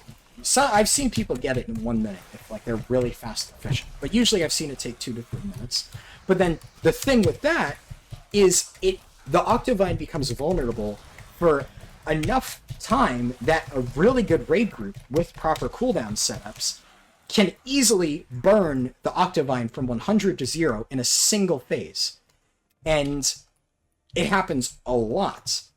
So it really, a lot of times, it becomes a situation of, are we going to let South burn in one go and then have everybody else scramble to catch up, or is South going to wait but then go through another 3-minute cycle of making it vulnerable and risking in that 3-minute cycle somebody else killing their Octavine first and starting the 2-minute heal phase, in which case you might not even have enough time to reveal the Octavine. There's so much strategy there, and I've seen things get colossally fucked because of that. I've seen situations like that where South decides to wait, and then West blows their load too early, and then suddenly everybody's scrambling to kill the other ones on time, and it doesn't work, and then they heal back up. I've killed it one time with 3 heals going off. I don't know how that happened, but people were just super disorganized. But a lot of times what you see are people communicating in, like, zone chat and saying, like, so-and-so, like, North has X amount of stacks left. We're gonna wait to get our vulnerable phase until South says they're ready, and then, like, the person leading South will say, okay, South's about to go in and burn, and North will say, gotcha, and they'll make theirs vulnerable. And then everybody communicates and makes theirs open at the same time so that they can all kill it at the same time. And there's so much communication going on. It's so cool. And I kind of mentioned this, but each one is different. So North, it's like you have these like little turrets that you have to set up, and then you have to fire the turrets at the Octavine to remove its stacks. And then East is, there's a bunch of bombs that you have to pick up, and then you have to glide over the Octavine and drop the bombs on top of it. And West is weird. You turn into a mushroom, and you have to run up to the Octavine and suicide yourself as a mushroom on top of it to complete the thing. It's very strange. But those are all the different things. And after all of that, after all of the communication and coordination and stuff, and you finally complete the event, then they open up like a set of like tunnels within the area, and there's just chests upon chests of loot to pick through. And like, I know like that might seem like a flimsy excuse. Like, I've always been told, like, when people are like, oh, you get so much loot in this game, like, so many people love Diablo 3 because, oh, you get so much loot. And I was always like, who cares? Like, I don't care about getting loot if it doesn't feel rewarding. But I don't know how to describe it, but something about that, like, in Guild Wars 2 feels really good. When I'm just running through these hallways, just opening up chest after chest after chest. And it feels awesome. It's like, yeah, we just completed this hard event. We should get all this loot. It feels good. And it gives, like, really good shit. Like, really good crafting materials. Lots of, like, items that you can disenchant and stuff. Sometimes they're upgrades. Rarely, of course. But I've gotten a few upgrades by, like, world drops and stuff from those chests. And then there are, like, really rare drops. There's, like, an item that sells for thousands of gold, which is, like, a lot in Guild Wars 2. There's just, it's so cool. There's so much to it.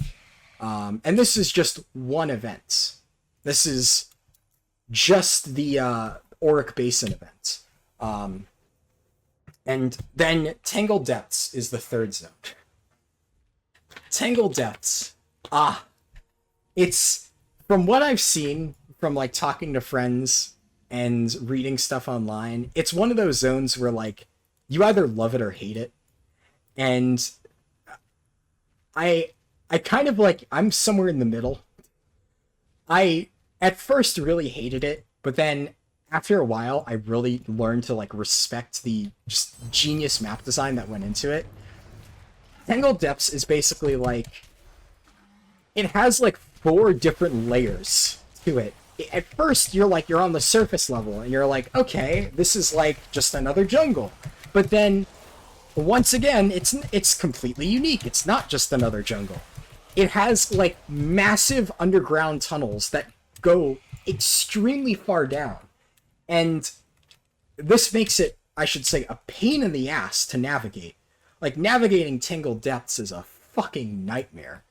But, I don't know, it feels really good. Like, when you finally master it, when you finally understand, like, the layout of Tangled Depths, and you're just zooming around it on your mount, knowing exactly which tunnel you have to find, it just feels really rewarding. It feels really satisfying. So all of like the frustration, like I said with Verdant Brink, like the canopy and stuff, Tangled Depths is kind of the same way, but it's like with all the tunnel systems.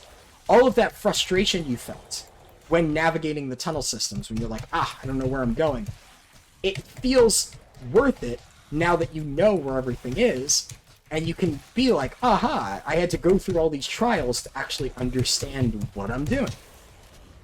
It's just, that's really good design. I really respect that. And the event for Tangled Depths. Well, I also, one other thing about Tangled Depths. There's an enemy that is unique to Tangled Depths for the most part, called the Chalk, I think is the correct way to say it. Chak or Chalk, C-H-A-K. They are horrible. They are by far the worst part of Guild Wars 2. Those motherfuckers kick my ass every single time. That said, as much as I absolutely despise them as enemies, it's one of those things where, like, I just got absolutely destroyed by the Chalk so many times, because I would just, they do like these little ambush things where just a bunch of elites pop out of nowhere and just kick you in the, like, fucking nuts, and it really sucks. But every single time I died to the Chalk, I would, like, want to smash my keyboard, like, God, these things are so frustrating. But now that I've finally gotten used to, like, their mechanics and stuff like that, when I'm navigating the world, and now that I'm kind of, like, better at dealing with them, and I'm just carving through hordes of them, it feels really good. Half the time, I'm, like, on the verge of death, because they're still ridiculously hard to deal with. But when I come out on top after all that, it feels great. It feels like, oh, fuck yeah, that was a deserved victory. So, you know, the Chalk suck, but beating them feels rewarding once you finally figure out how to consistently do it. And they are the main enemy present in, like, the entirety of that zone, which is unfortunate. But the event for Tangled Depths, I will say it's not as fun, in my opinion, as the Orc Basin one, but it's kind of interesting. It's in a similar vein where there are, like, 4 tunnels that you have to control, and each one has to be controlled by a raid group. Each one has, like, their own series of, like, events that you have to complete to, like, activate this little mini-boss, and then you have to fight the mini-boss, which has its own set of mechanics. It's kind of similar, but, like, it's similar in concept, but in practice it feels a lot different. But really, I still love the way it works in terms of, like, coordination. That one doesn't have the thing where if you don't kill them all at the same time, they heal. So that one is a bit easier because you can just... Well, you still need to fight each one. If you completely ignore one of the lanes, then you fail the thing. But as long as each lane is kind of keeping up with it, you can just zerg down one and then send help to the other lanes. So that makes it a little bit easier. I haven't really ever failed that event. Never knew that guy was there. Interesting. But what should we call it? Oh yeah, let me this I gotta focus for. So the next thing I want to talk about is Dragon's Stand. Dragon's Stand is a whole different can of worms that I definitely want to do justice.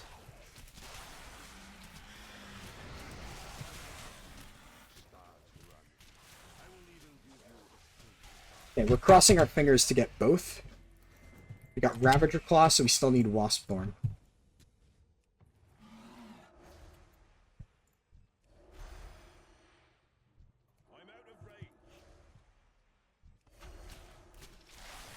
Or Wasp Stinger, whatever it's called.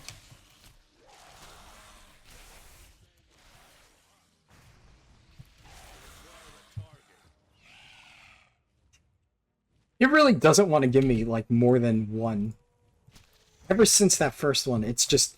I got 3 early on, and I was like, oh wow, this is really good RNG! And then the game's just like, ha ha ha, fuck you.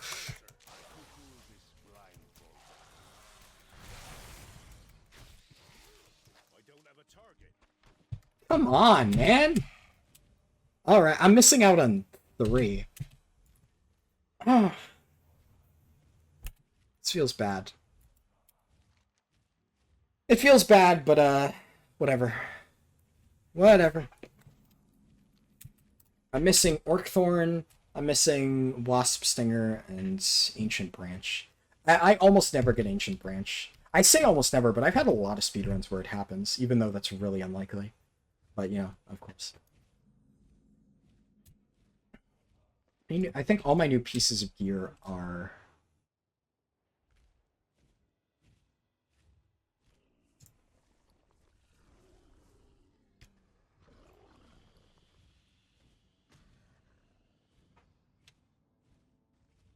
Yeah. Oh, this is level 40. Or no, this is... let's see.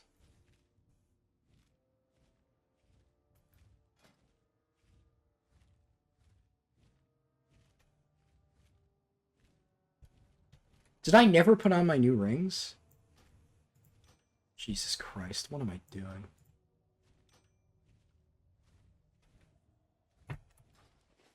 I put on the other pieces of gear. I'm a fucking mess.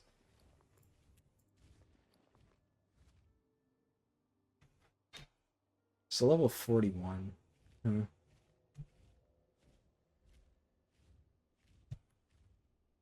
My rings, my trinket is 40. You bring news? Mano ekta, my friend. Okay. Then...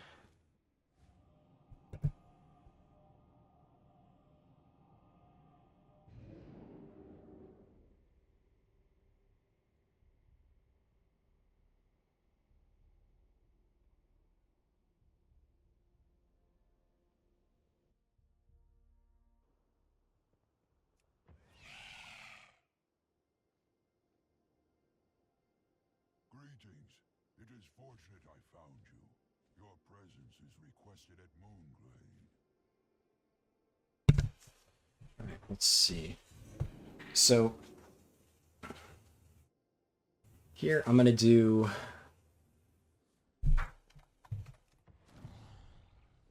something interesting. Okay. Trying to remember what I was gonna do. What was it? Yes. Okay, so...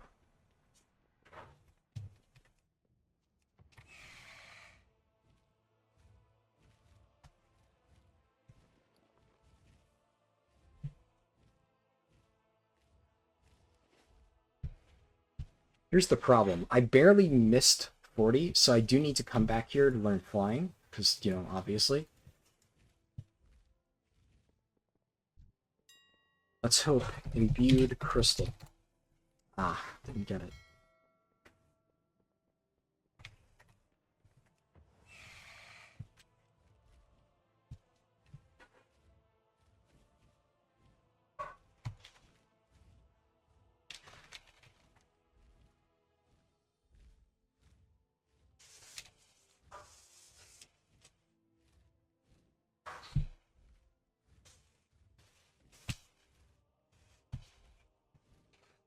Okay, so we're gonna do something a bit weird here.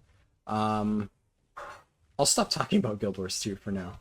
I could rant about that game for a while. I do want to talk about Dragon's Stand, but I'll give it a rest for now. This is where the run gets weird, so I do actually want to commentate this a little bit. Because there's going to be some stuff going on. Chromie, Cataclysm. Who would have thought someone named Deathwing would bring about so much destruction?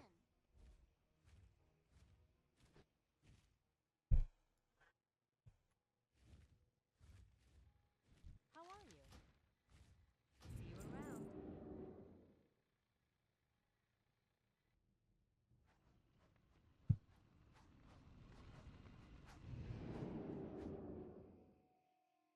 So we're actually going in here.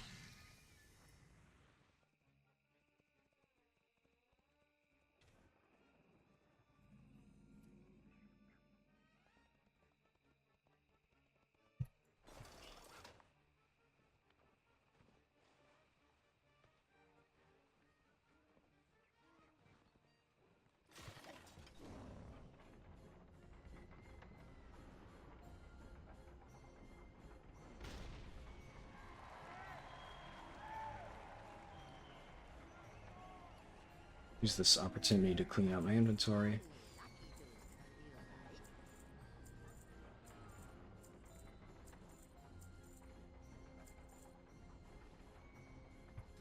Thank you. Okay, so we only got 15 minutes out of that, but still, every bit counts. I got 5 Darkmoon prize tickets currently. I only have 5. So what I'm going to try to do is this guy. That's enough gabbing for me today. So I forget exactly how much this gives, but this will be enough to level me. I don't have game tokens. This is not normally part of the run. I am adapting hardcore right now. Ain't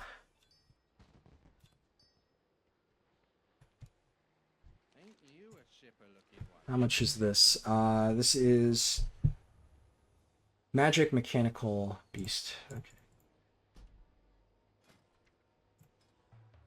Pet Journal.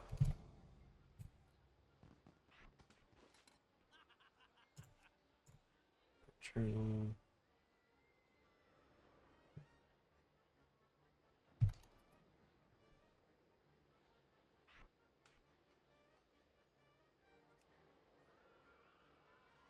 Start.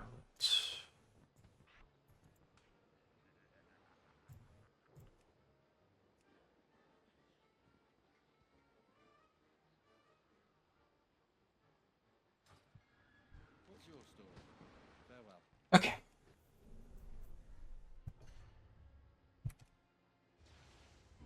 I hope this gives enough Darkmoon Fair tickets. I think it does. If memory serves, it gives at least 5, which is what I need to buy 1 Darkmoon top hat. I think it'll be worth it. Especially because this will let me hit level 40.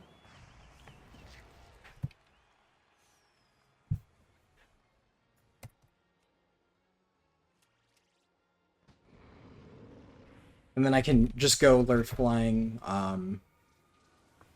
and then I can do Elwyn Forest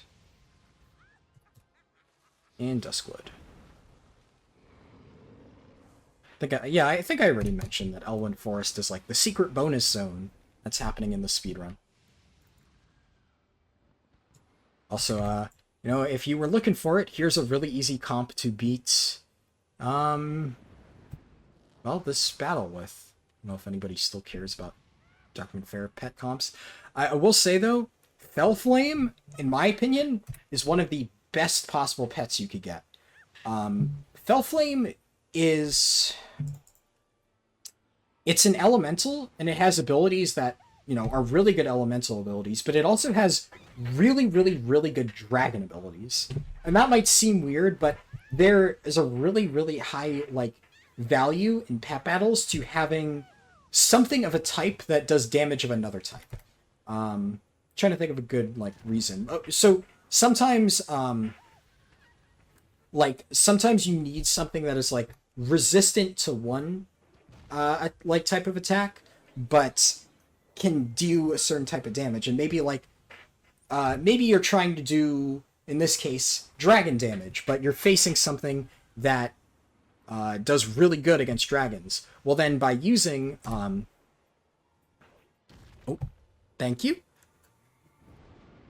I'm doing a speedrun. Yeah. I know, it's been a while. Let's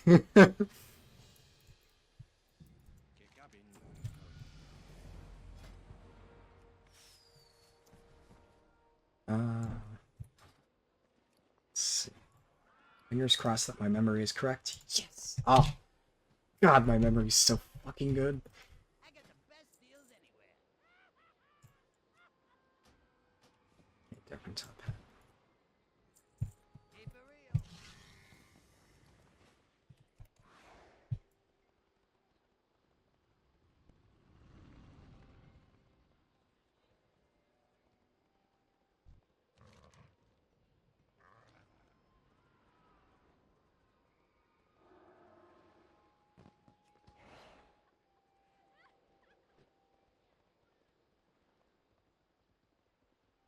I'm out of range. All right. You need something? So I'm not going to hand this in. I don't want to hand in any quests, because these are all level 30 quests. This still scales only to 30. Wait, no, I have Chromie Time on. What am I talking about? I turned Chromie Time on. Okay. Never mind. I'm done.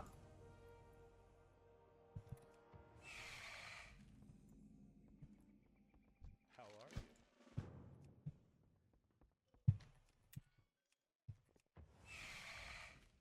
Hello, safe travel. Hey there. Flight paths are slightly faster than slow flying, so I'm going to take the flight path. So once again, this is all mildly inefficient. This is still the most efficient thing, but because I fucked up the routing, really, like, this really goes to show how much of, like, you know, miniature cascading effects a WoW speedrun can be. All of these routing changes and stuff I've had to do on the fly because I forgot to turn on war mode that one time when I went to Duskwood. And all because of that, I've had to completely flip around my my routing for this. Which honestly I think is cool. I think it's really cool that I can, like, really change that. Where do I have to go?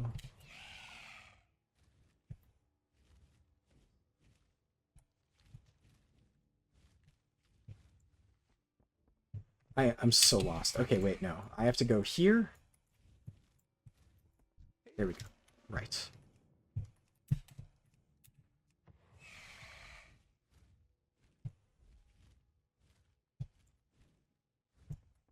You need something? How are you?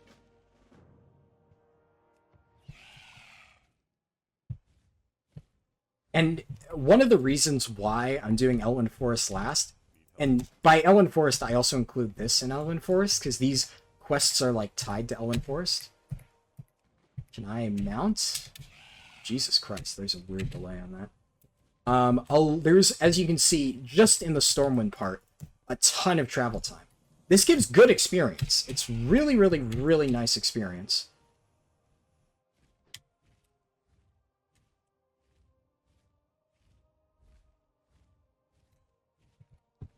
The problem with it is that it's so much traveling. Imagine if I had to walk all the way across Stormwind like this. That would be horrible.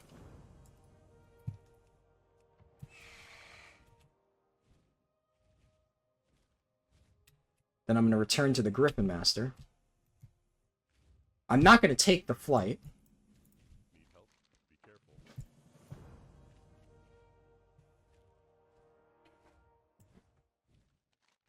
It says buy a flight, but you don't actually have to.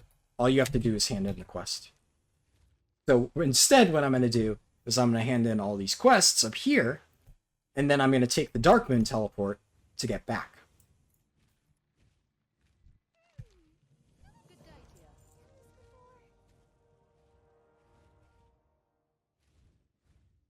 What's on your mind?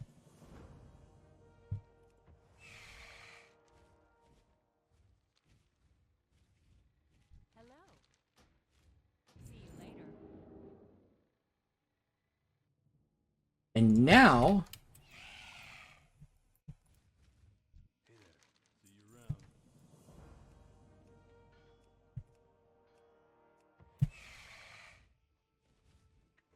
I can actually do Elwyn Forest. So Elwyn Forest is interesting. It's only parts of it, I would say, are really efficient, but it actually has relatively good quest density, and it has a lot of rares. That's one of the other really notable things about it. So first of all, let me get my Bear Tartar down.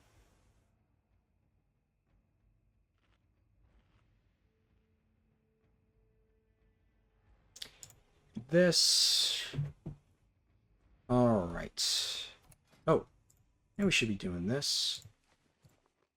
And tarot. And this. Alright, lots of consumables. So, the main issue that I have with this, like, zone is that there's so much travel time, and without Cracked Radnax's control gems, Crap. This is one of those situations where I can't remember if I mentioned the nerf to Cracked Radnex control gems. I think I did. Cracked Radnex control gems now require level 45, so they're no longer really worth including in the run, which is unfortunate.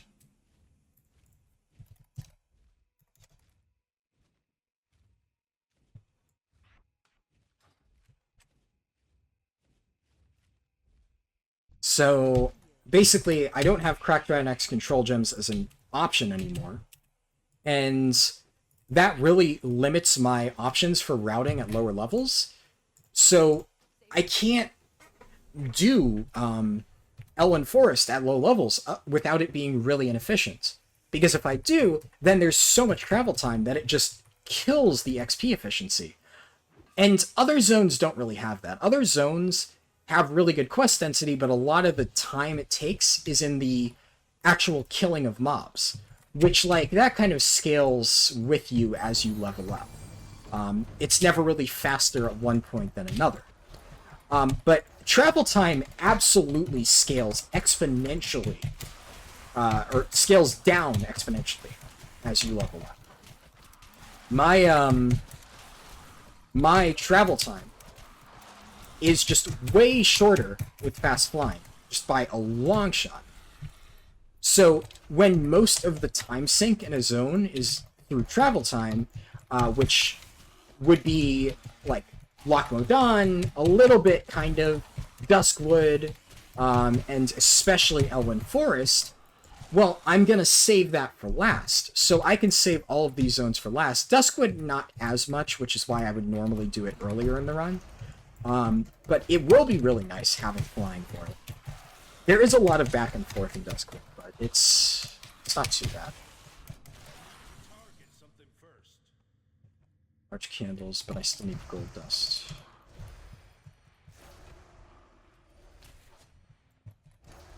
I'm keeping my eye out for chests, because it is possible for them to spawn.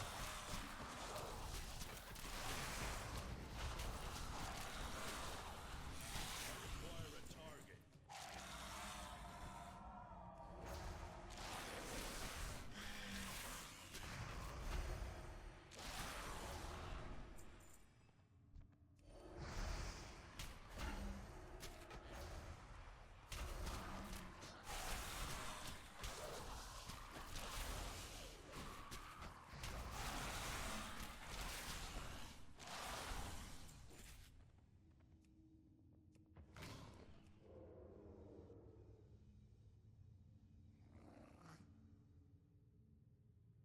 Lost this book in here. Oh, how did I not act for that?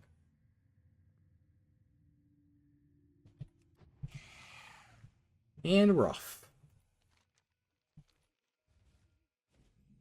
Hey, hey there.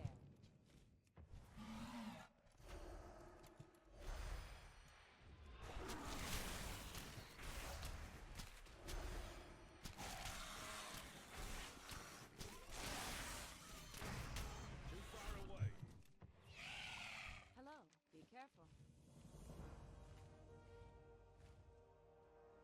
There's also stuff like the little Hogger questline is really efficient, but normally, if you're doing this at super low levels, it would be really hard to actually go all the way up there to do the Hogger stuff.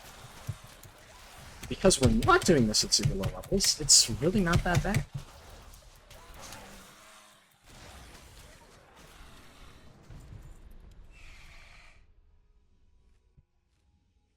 And another thing, there's a bunch of rare mobs around here, which I've seen a lot of rare mobs, so I'd say they're probably going to be up.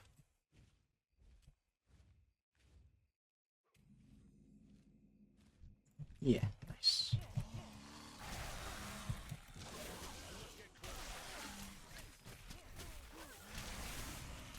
Oh, rare mobs are good XP.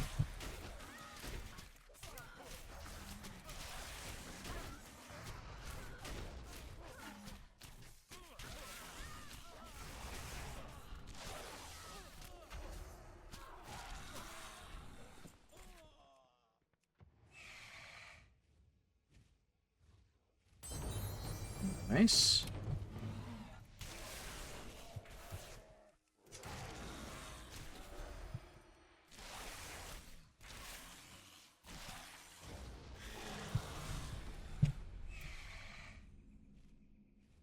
Then we do the Hogger quest line, which, you know, shouldn't be too hard.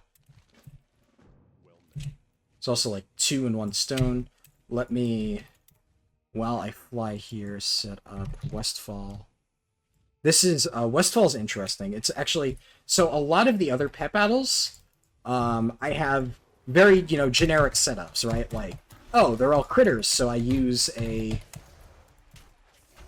like, you know, mechanical, or in the beast to counter it. Or, oh, they're all whatchamacallit, beasts, so I use a mechanical to counter it, etc., etc. So the really interesting ones to figure out were Duskwood and this one here that we're about to see, Westfall. So the Westfall pet battle is right at the entrance, so it really loses no time at all to check for it, or to go and do it. There's a rare right next to it that you can check for it. The Westfall one is really interesting because it's not as straightforward as, you know, everything is the same type, everything is just a one-shot. You can one-shot everything, though, but the trick is figuring out how do you do that. And I loved figuring this out because it was like figuring out a little puzzle. Because I would say, like, there's so many diverse pets in this game, you're always going to be able to find a pet for a scenario. Find something to, like, solve this little situation. Let's see how I did it. How I solved this, like, little situation right here. So, this is a mechanical pet, and it revives itself. So what I did was I picked an elemental that had an attack that hit 2 times. Then, for this chicken, I just hit it twice with this. And then for this rat, because it does less damage to the rat, normally it wouldn't be able to kill it. But I have this attack, which does 1 massive burst of damage, so I can kill everything in 1 hit.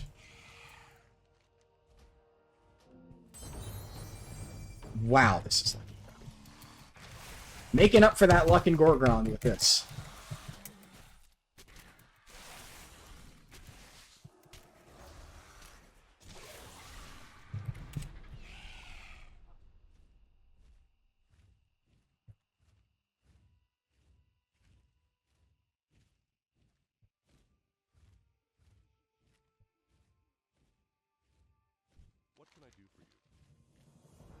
And normally it would be like, hey, I'm stranded all the way out here. Where do I go from here? But I have fast flying, so that doesn't really matter. When the travel time is, like, exponentially shorter, yeah, you can, you know, swing a bit back and forth. It's fine.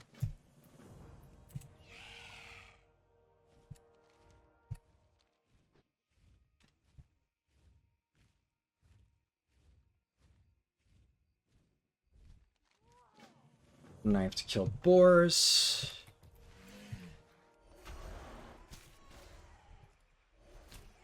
Too far away.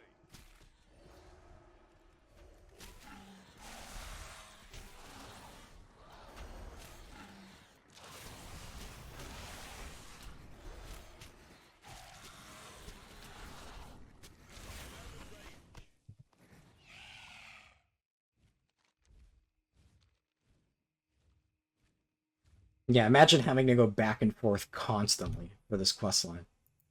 It's horrible. How are you? Unless you have fast flying. So I really think this should be routed in towards the end. That is definitely my opinion on this.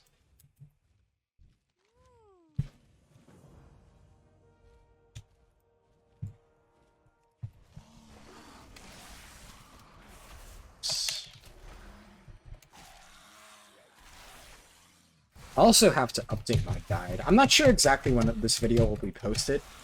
I'll also be posting part 1 and part 2 in separate uploads.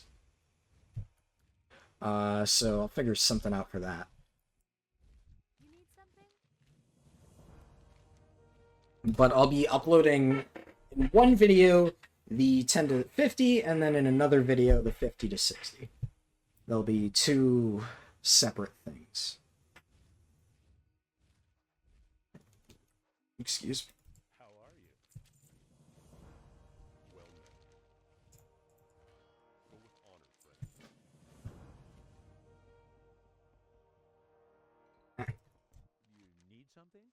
to you.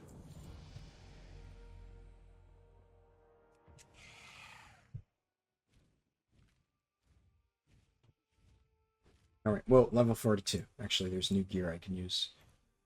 Level 41.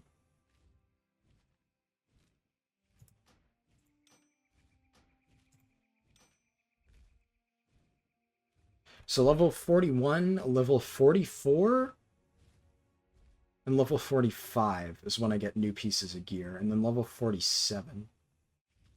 God, why couldn't I have picked a consistent number? Rolling myself.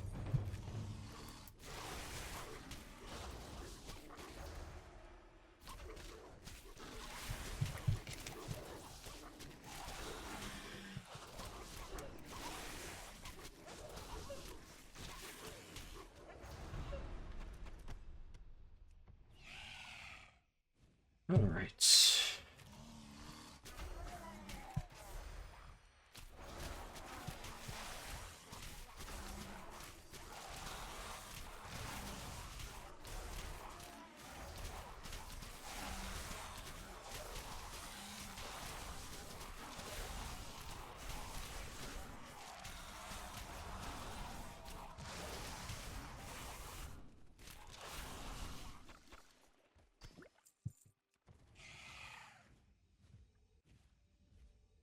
Always got to check for chests.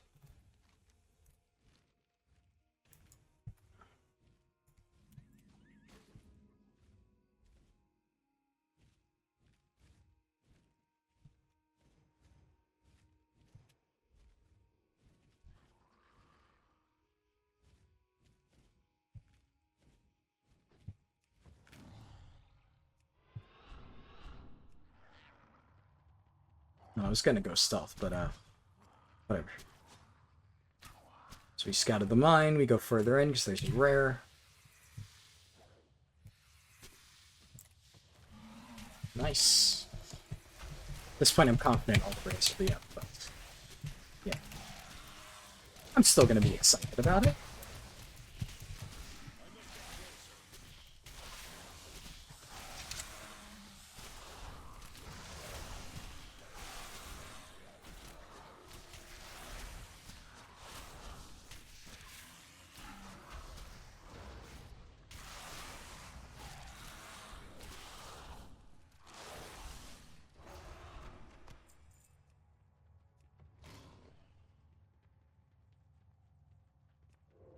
Yeah, this time we're stealthing.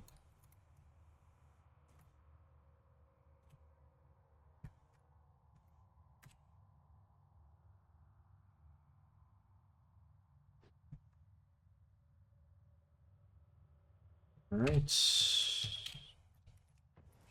Nice. Okay, there's a rare that patrols in this forest.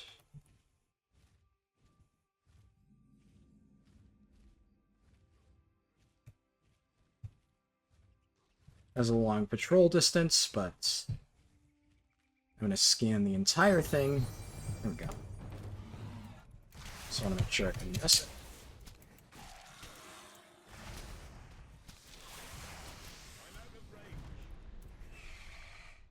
Ooh, that was close.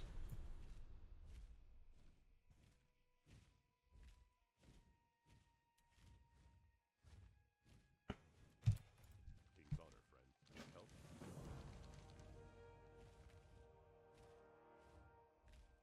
Yeah, young forest bears.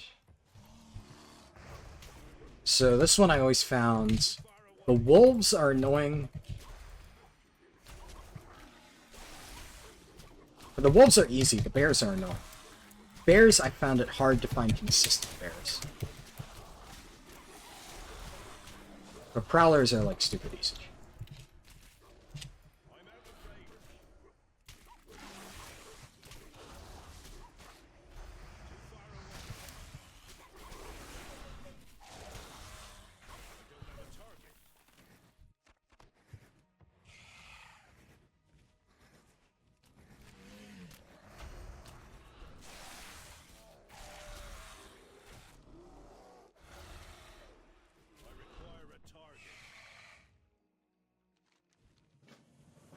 And just because I can, this is something I would absolutely not be able to do if I did not have flying, but it's a very short detour, and it's worth a quest. There's a rare mob that spawns up here.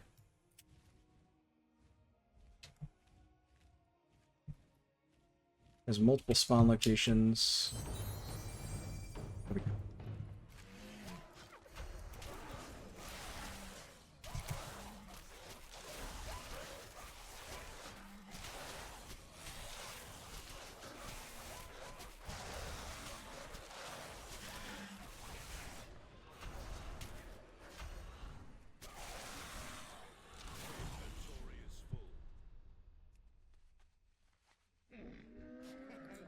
Many deals for a friend of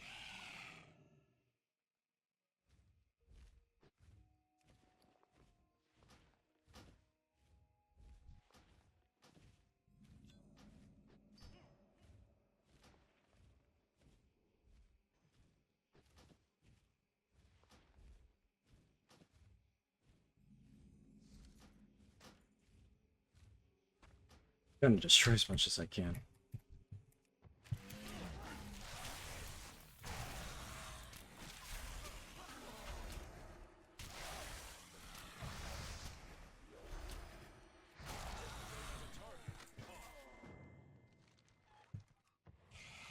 King's on, my friend. Light be with you. Light be with you. For the Alliance. And here's something cool about being a druid. The collecting wood quest you can do while flying, which is like awesome. Right. Here's space. I'm definitely not very used to Elven Forest, which is why I'm not providing a lot of commentary. I'm trying to focus. This is not a zone that I've run a lot of times, so I really don't want to fuck it up.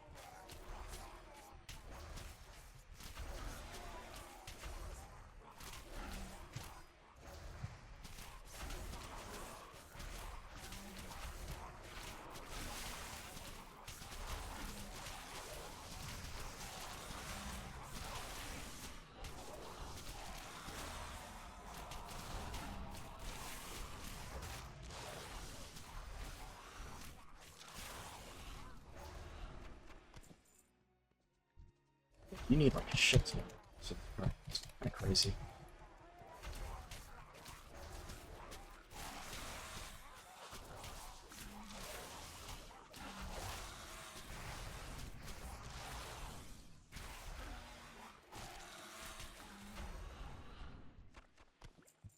Jesus Christ.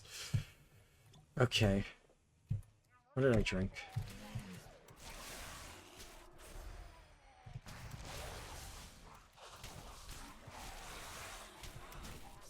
I will say, I think I'm getting screwed on drops here.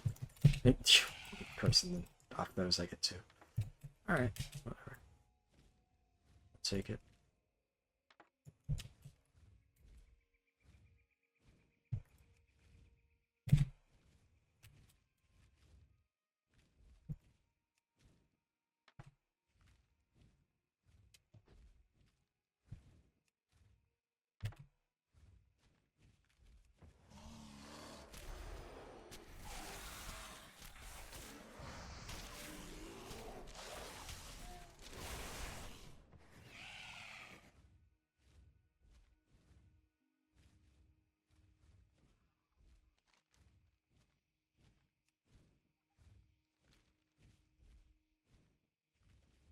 I have to go back to Eastvale Logging Camp at some point anyway, so I don't need to worry about that. Young Forest Bear.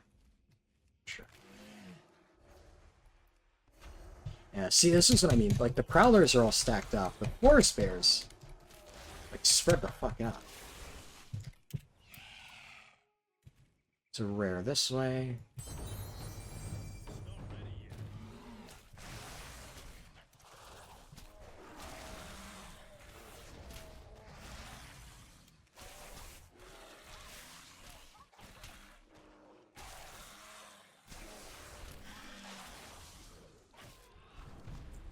There's also a rare that patrols along the coast. Might as well check for it briefly.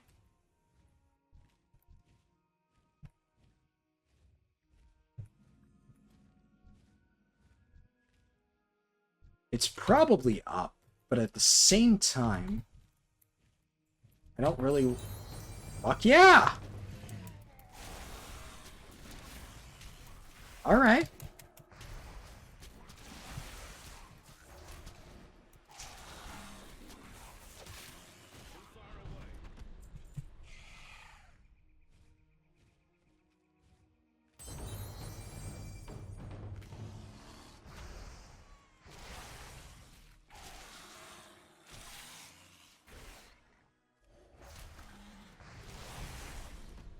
I must get closer.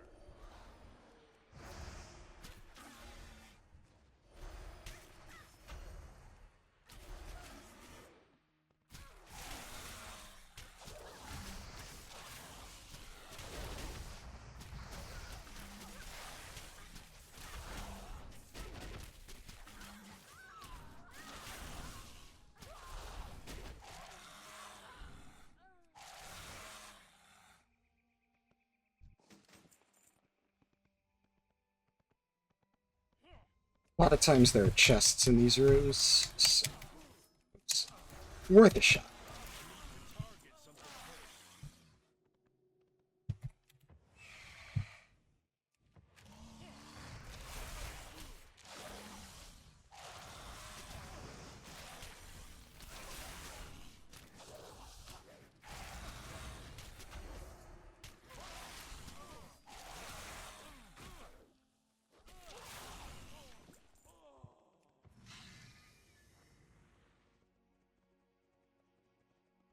Also gonna run here and check something real quick.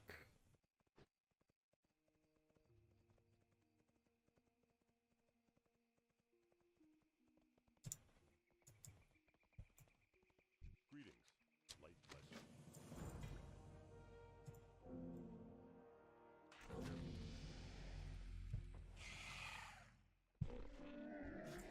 I have many, many wares. Gotta do this at some point. So.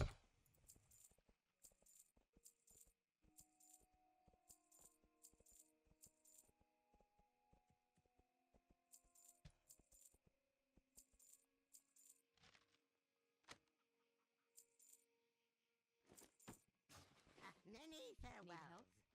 Farewell. You need something? King's honor, friend.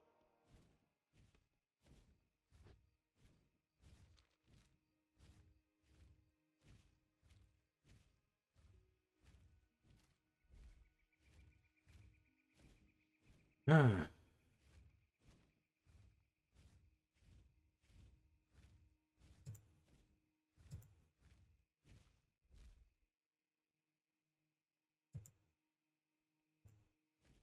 Ah.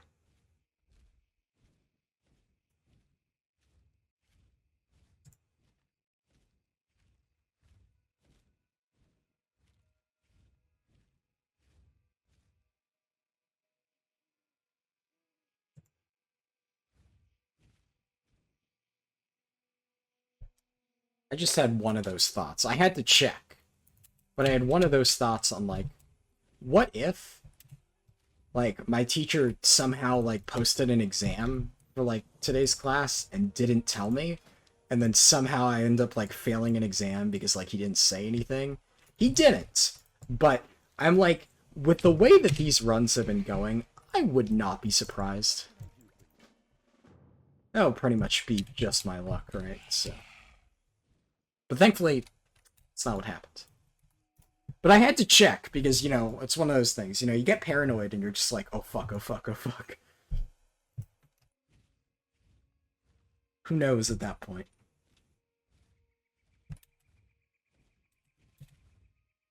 Hello.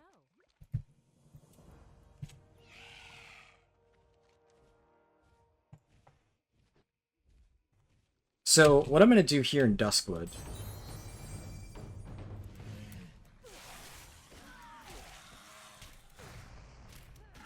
because I'm... Oh, hey.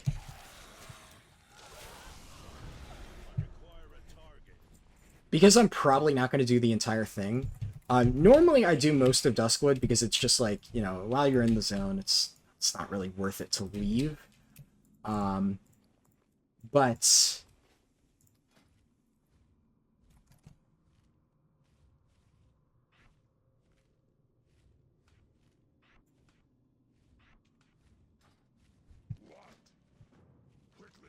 This is another one that I really liked.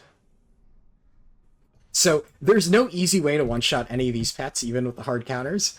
So I use suicide abilities to one-shot them, to instantly swap. Because since it's a suicide, it does a one-shot, and I get an instant swap because the pet dies in the process.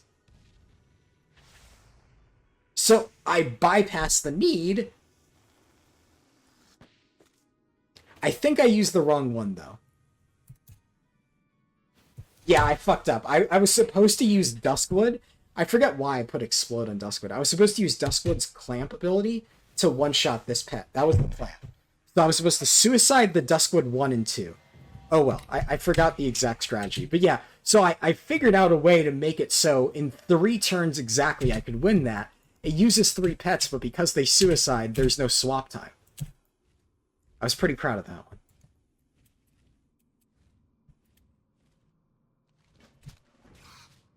Huh. Cool. I didn't even think of that. That quest is available either way, so I just get that for free.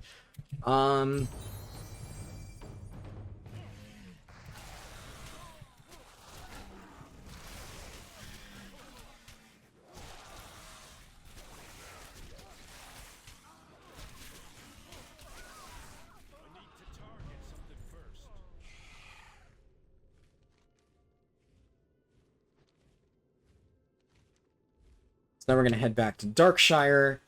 What I'm probably going to do is cut Duskwood off at the point where it sends me across the zone, because then, yeah, it's just not very efficient.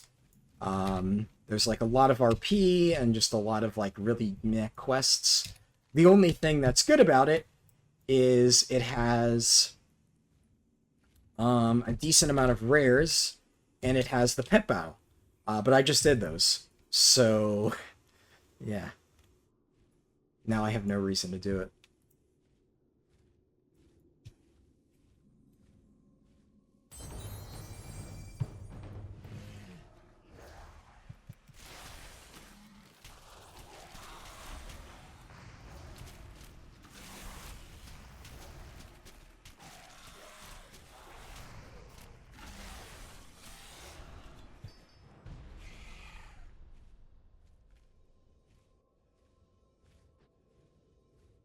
One second. Okay.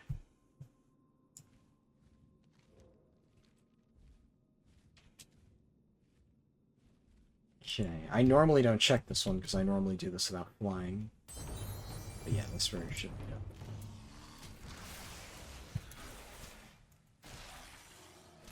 This one's just a bit too far out of the way to actually go and get. At least when you don't have flying. Excuse me. Ah. But with flying, it's just kind of whatever.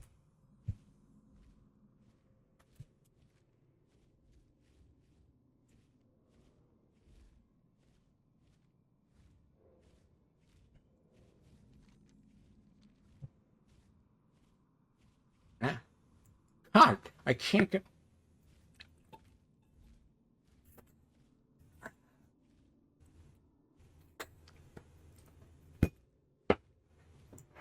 Oh, I never finished my coffee.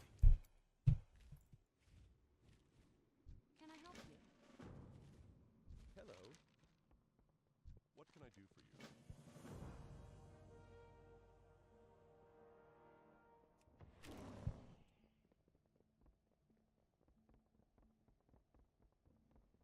What can I do for you? Yeah, it's gonna tell me to go kill Morlot M. Which I'm not gonna do. Need help? Go with honor.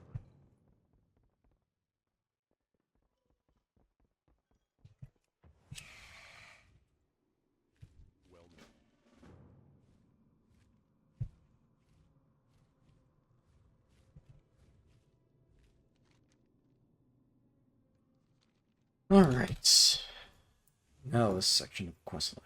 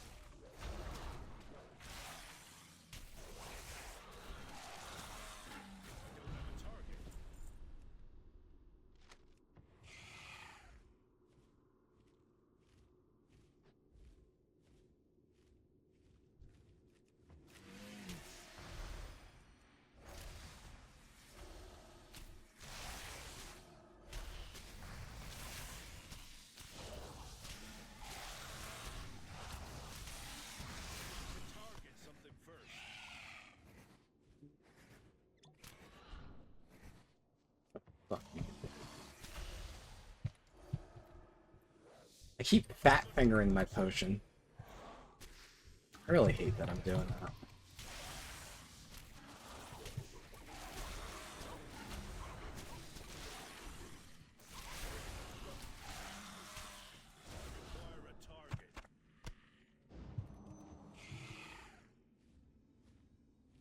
That item is still recharged.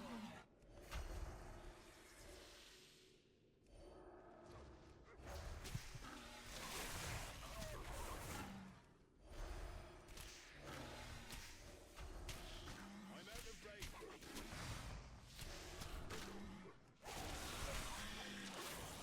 I must get closer.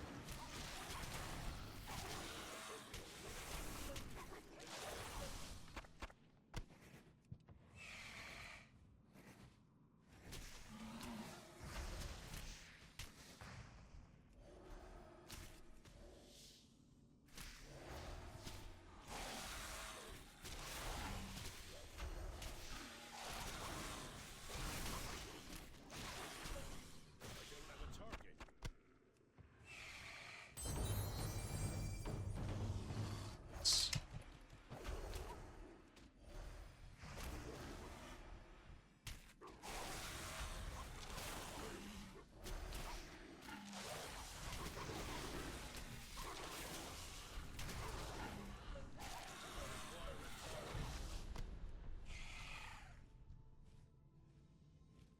It's not ready yet.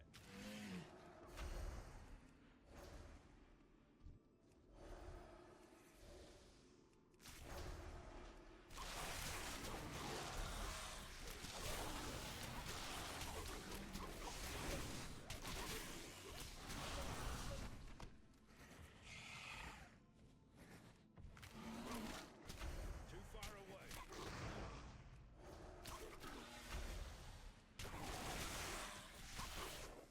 Trying to think ahead. Plan out what I'm gonna be doing for some of these. Get my dusty one, please.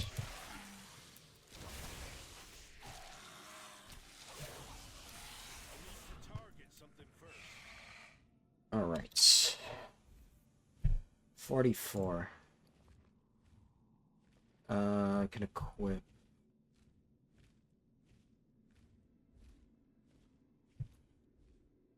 This thing. I also just realized I never bought Shadowlands consumables, which Need help? I should probably do. Shadowlands flasks and Well met. Have a stuff.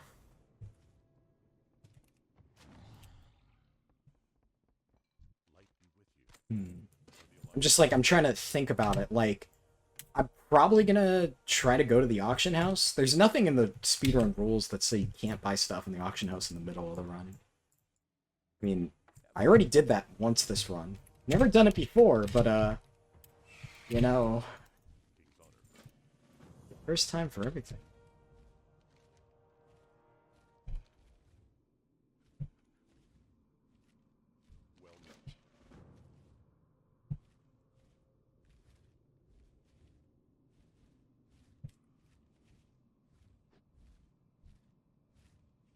So rare, not up?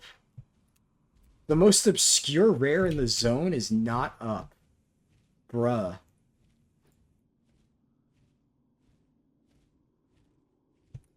What can I do for you? Safe travels. How are you?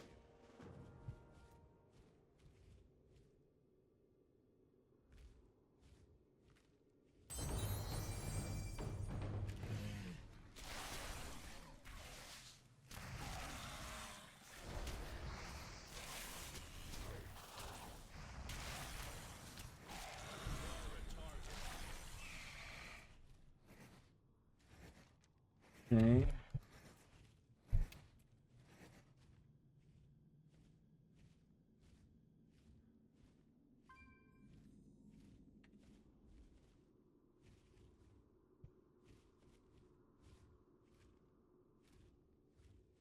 So Duskwood has a lot of back and forth like this.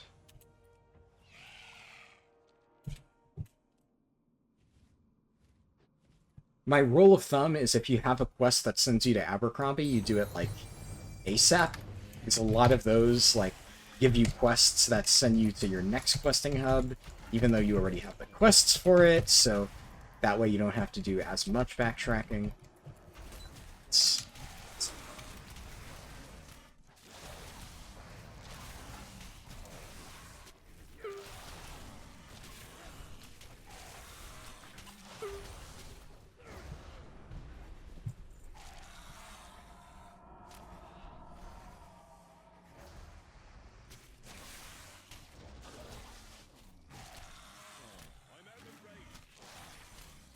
Ah. I think that was down for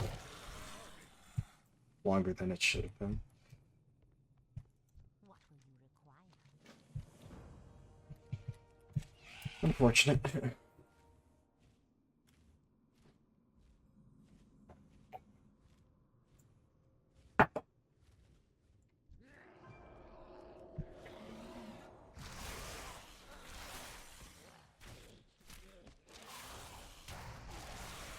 I'll say one thing I mentioned earlier. I was talking about Guild Wars 2. One bit of content that I actually am kind of interested in doing is Guild Wars 2 speedruns. So kind of combining two things that I've been enjoying. So obviously I've really been enjoying Guild Wars 2, and I always really enjoy doing WoW speedruns. So I was thinking about it. I was like, hey, I want to try out new classes in Guild Wars 2. And there's also achievements for doing every single one of, like, the storylines for the different races. So I could do speedruns for that stuff. And then I could turn that into content. So I'm partially just running through it to, like... Oh, fuck me.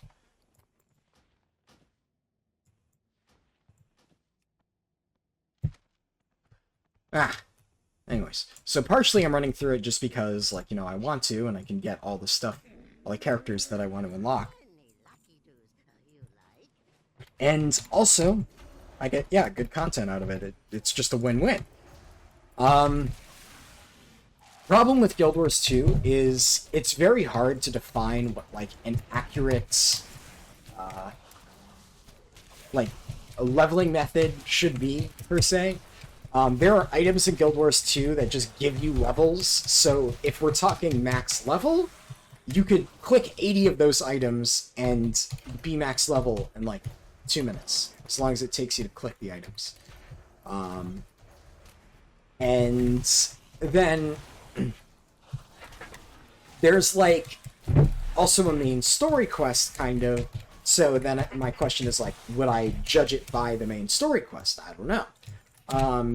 Currently, the rule set that I'm leaning towards, and I should also mention, nobody has tried to speedrun Guild Wars 2 yet.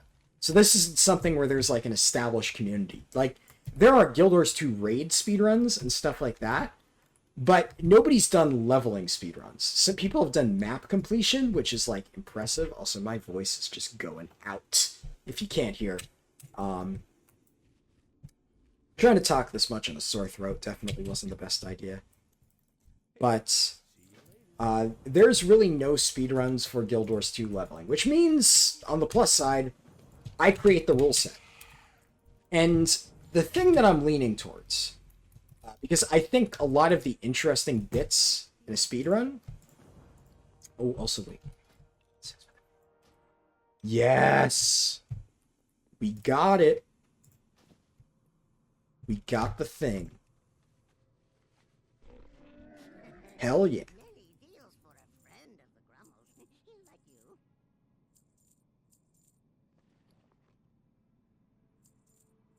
Clean up my bag. God, this shit fills up so fast. It's crazy. Hey, your feet.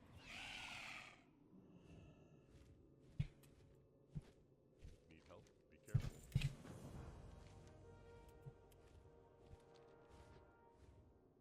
So yeah, my rule of thumb always go to Abercrombie.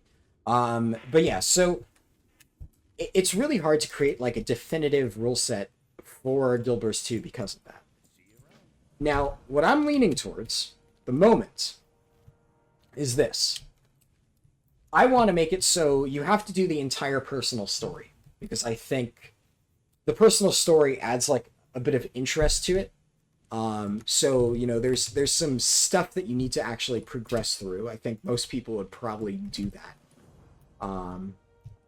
And then, in addition to doing the personal story, you have to obviously hit level 80, but you have to hit level 80 without using any tomes of knowledge, which are those things that I talked about that give you like the instant levels. Now, one thing that I thought about is one of the issues with Guild Wars 2 in regards to that, like, you know, universal rule set type thing, is there are like account-wide bonuses to experience, and that makes it really hard to give like an accurate measure, because somebody might have like 5% additional experience, if not more. And I also kind of thought about it, and like, Guild Wars 2, it would take way longer to hit level 80 than it would like level 50 in WoW. It would be a long speed run, and that's just for leveling, not including the like main story quest and stuff. So I kind of figured like maybe a fair rule set would be to allow XP boosters, which are items that increase your XP gained by 100%, and they're pretty easy to acquire. I mean, I've only been playing for a month and I have a ton of them. So I think that would be like a good way to make it so it would speed up the run. It would make it like easier to watch for the average person, because it would cut down on the amount of like fluff time. Instead of like, you know, farming experience to level up, you'd just be going from like important quest to important quest. So overall, I think, oh hey, chest number 4. This one's up a lot. But I think that would cut down on like the downtime in the run. Which overall I think would be just a good thing. Yep, there's a rare here. And then it would get to more of like the interesting bits, which would be the personal story and stuff like that. I think that's the stuff that really makes Guild Wars 2 interesting to like level. So I think that could be cool.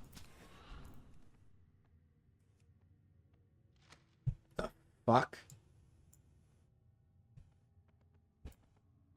Okay, lady. Nobody asked you.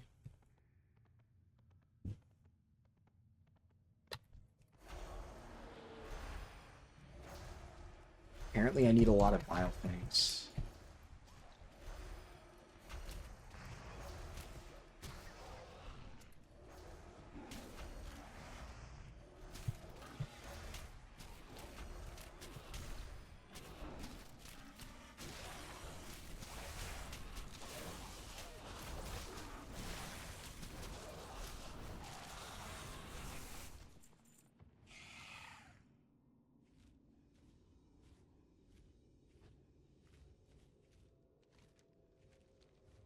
Maybe I will do Western Duskwood. I expect it to be a bit further. This is maybe gonna hit me up to 46, maybe. I don't know. What can I do for you? Can I help you?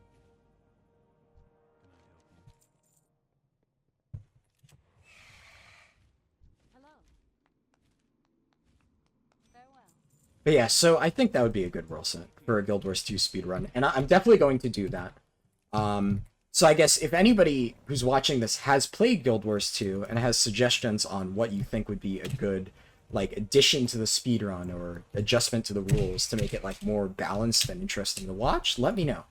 And here's the thing, I know that a lot of people are just here for WoW. I know there's a lot of people that don't give a shit and do not want to watch a Guild Wars 2 speedrun, and hey, that's okay. But right now, that's a game I've been enjoying. That's something that I had an idea for that I think would be really fun. I'll probably do like a Norn Guardian, a Char Revenant, a Sura Engineer, and Sylvari Ranger. That way I can like test out 4 classes that I've been interested in trying, and I'll have one of each race, because my current is a Human Mesmer. And I think that would be like a good way to, you know, make cool content for a game that I've been enjoying. And you know, maybe a lot of people won't watch it. Like I said, that's okay. What's important to me is that I'm doing something that I enjoy. Now I should mention, because I said I'll be playing 9.1, I might do WoW speedrunning again if I end up playing a lot more.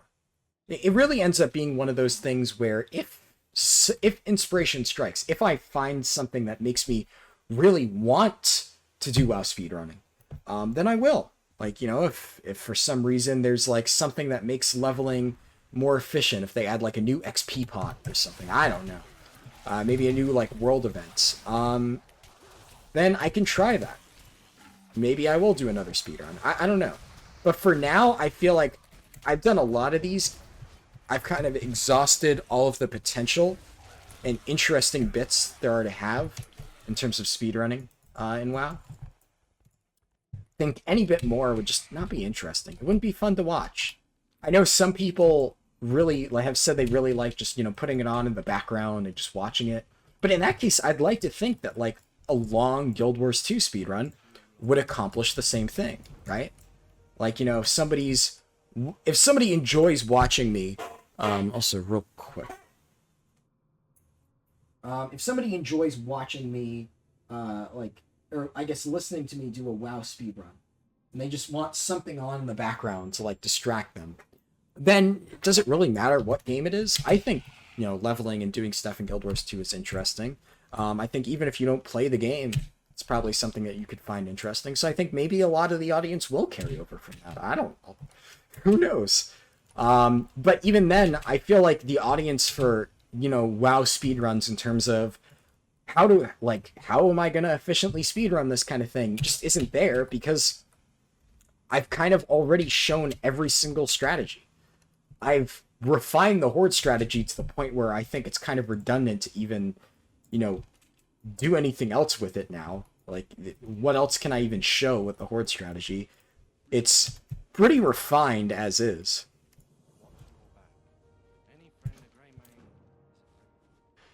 So, yeah, I don't know. The only reason I'm doing this, really, is because I know the Alliance route has always been a bit rough.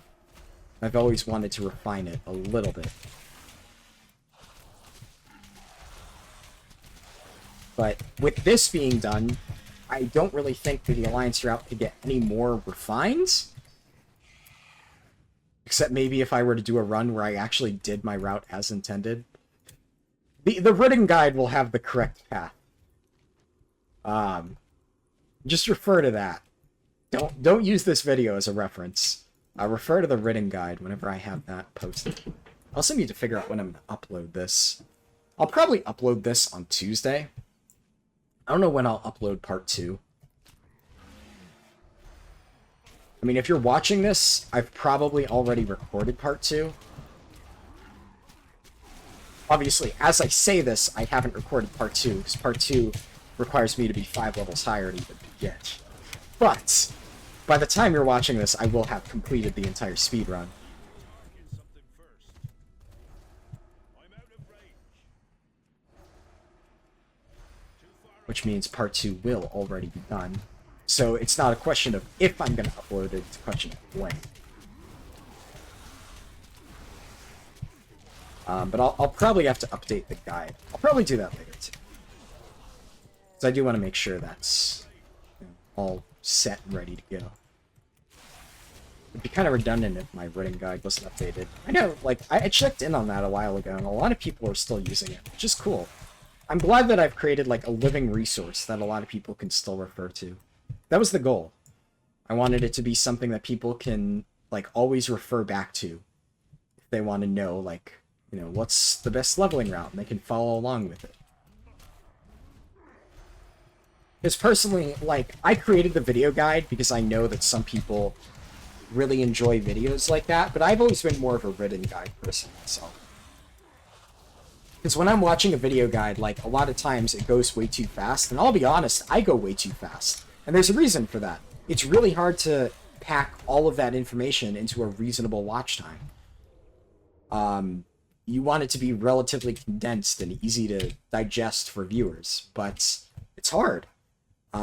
So then, if you're trying to listen to it, either you have to, like, keep rewinding and recalling, what did that person say I had to do? And it's frustrating for me, at least. Like, I'll give video guides, like, a watch once and try to get some, like, general takeaways from it. But a lot of times what ends up happening is I just end up getting, like, frustrated, and I'm just like, I wish I had something that I could just read. And then I could have something in the other monitor, and I could just follow along with that as I go. That way I can, like, easily refer back to it. I will say, another thing I always wanted to do was a Final Fantasy main story quest speedrun. I talked about that on stream before. It's something I'm not going to do probably really soon,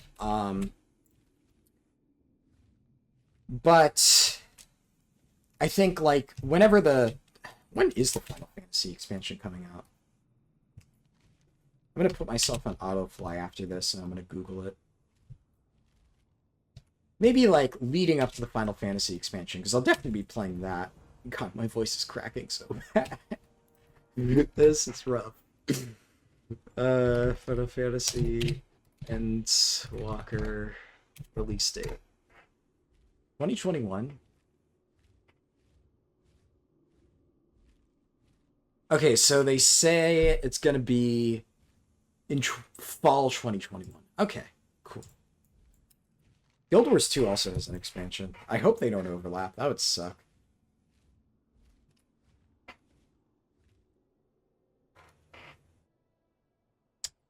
But yeah, maybe, like, you know, leading up to the Final Fantasy expansion, I could do, like, a main story quest speedrun. That's going to be an endeavor, though. Because that speedrun's going to be long. Very, very long. I think the world record is, like, 18 hours. Oof.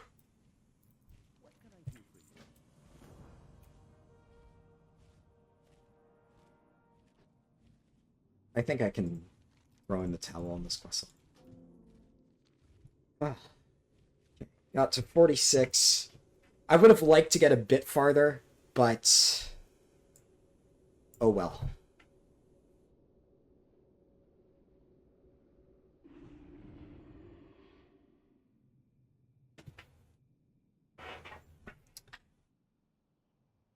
To me, the real question is how long it's gonna, or how much experience I'm gonna take. Words. Can't talk. How much experience I'm going to get in the rest of Lockmodon. There is actually a good amount of stuff here.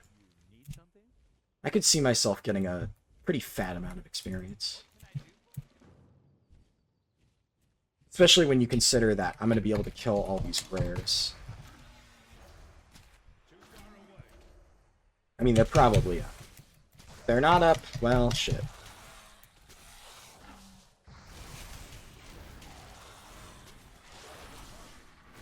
All three?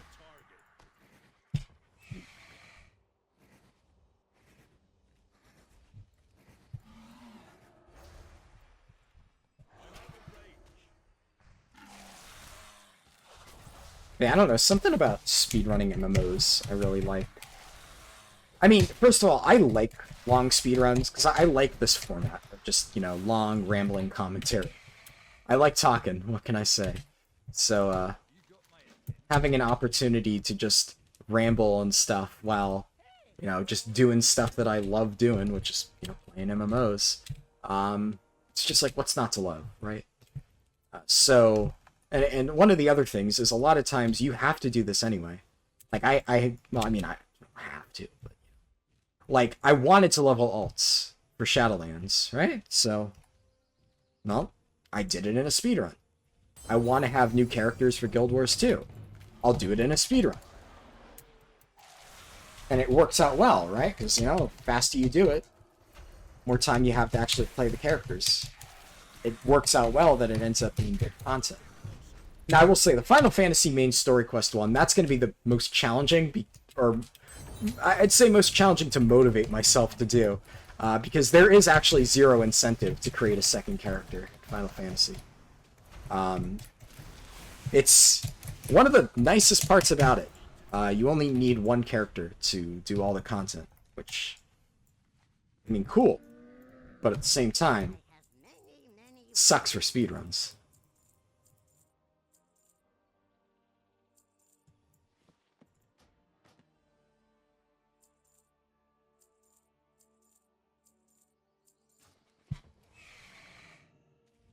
I think 47, I get my last set of rings.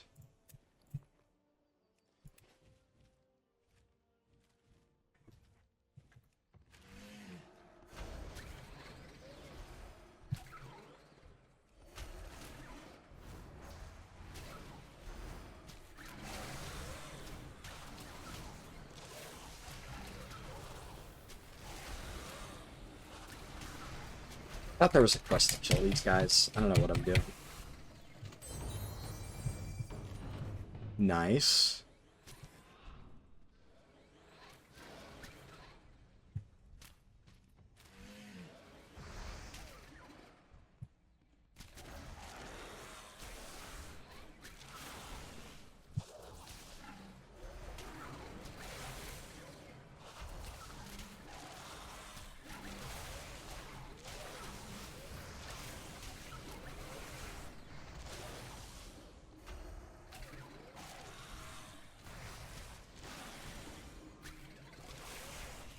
Bears are just unkillable. It's fucking hilarious, honestly. Like, that should not be possible. It's so silly.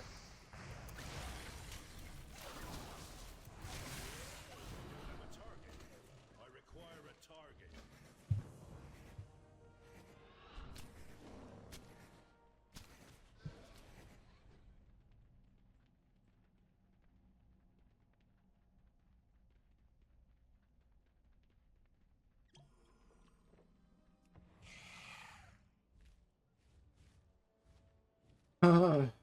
What else?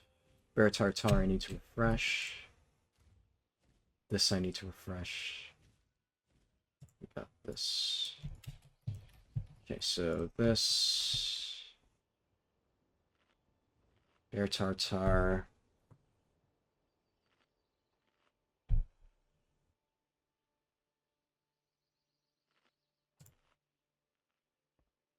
No. Guess we're done with the stones. Just do this for good measure. Can I help you?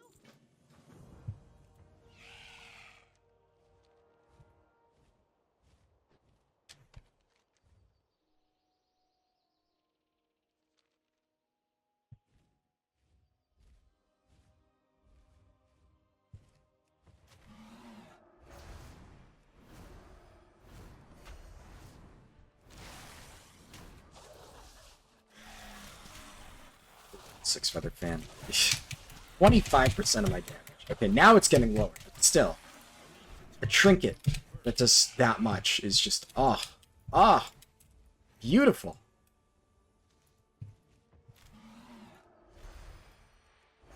Gotta love it.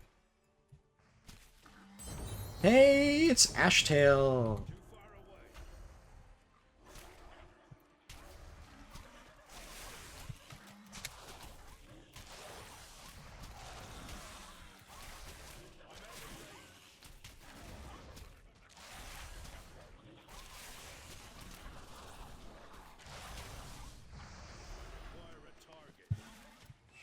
Very close to leveling up.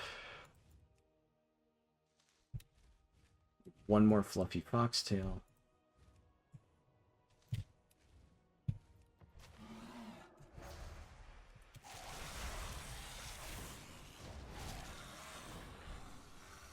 I need to target something first.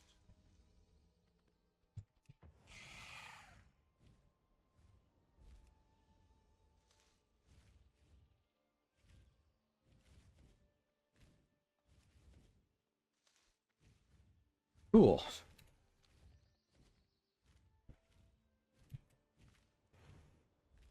Alright, so this will get me to 47, then I can equip my new rings.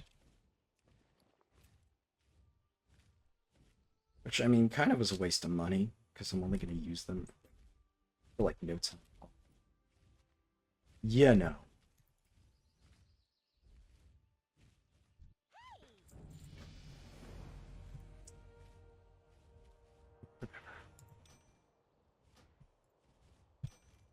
Already bought them, might as well. How are ya? Bobcats.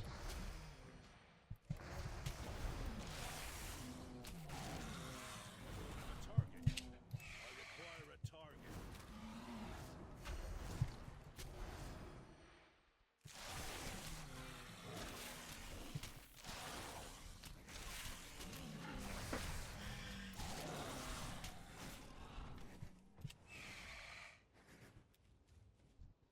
Too far away. I must get closer.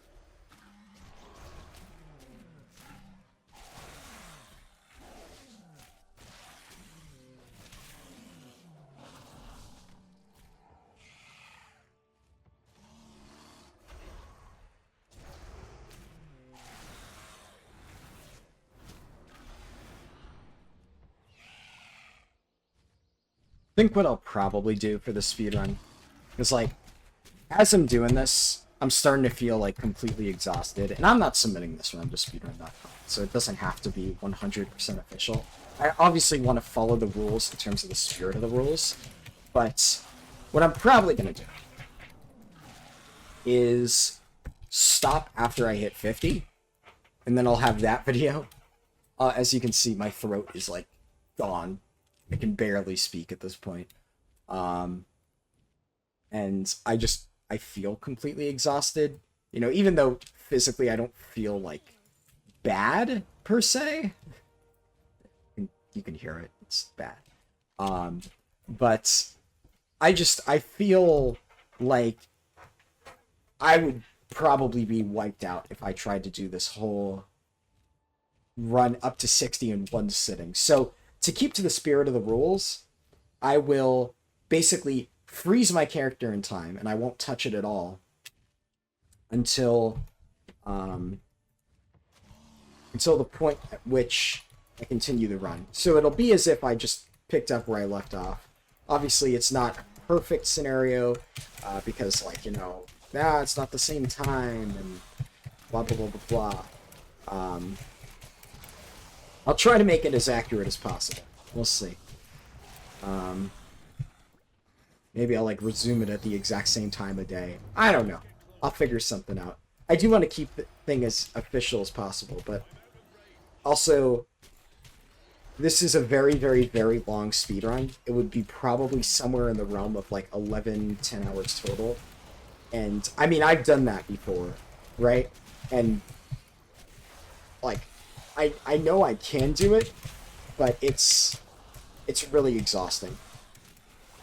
It's a lot of work having to, you know, sit through that amount of time staying really focused.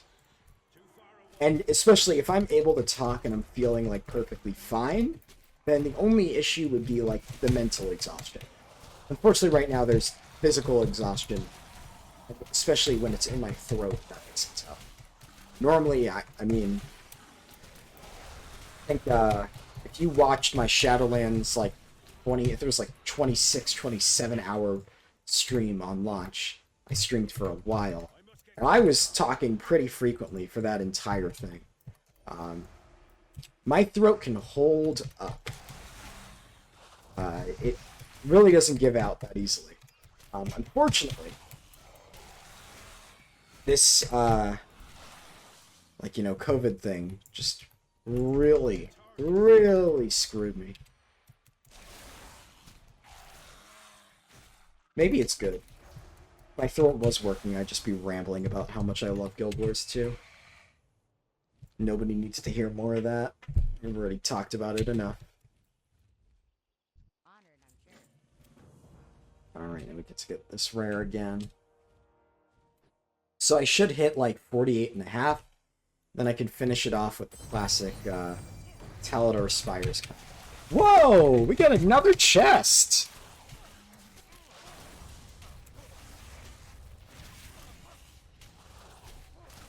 Alright.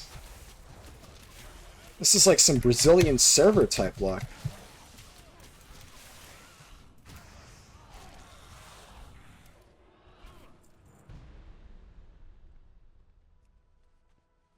Hell yeah! It's awesome. That is really, really cool. Greetings.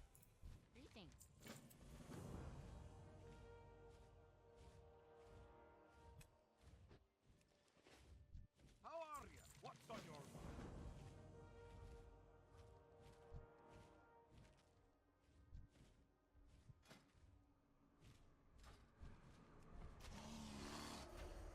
Yeah, shout out to Azerothian Divines for inviting me to their guild.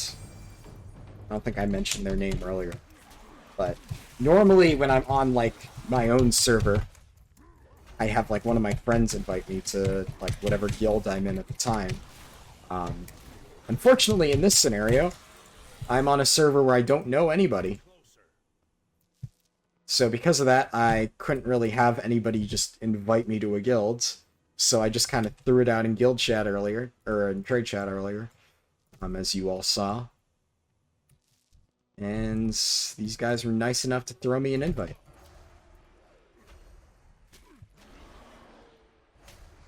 Definitely helps out with the run, and I appreciate it.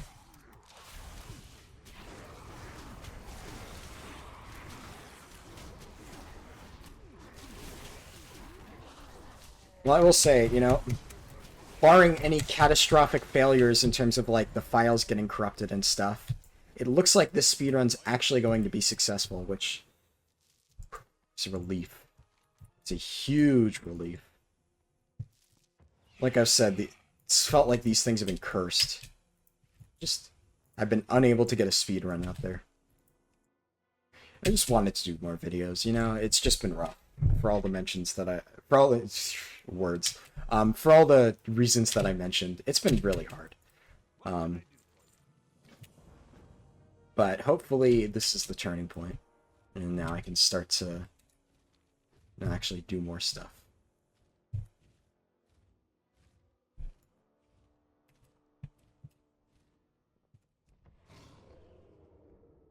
Nice. I hit that prowl just in time.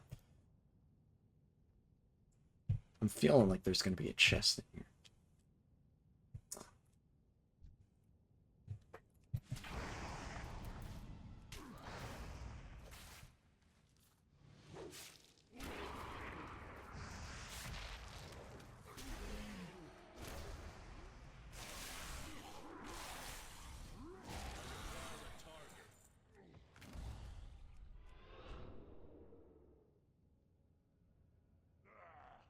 Rawr.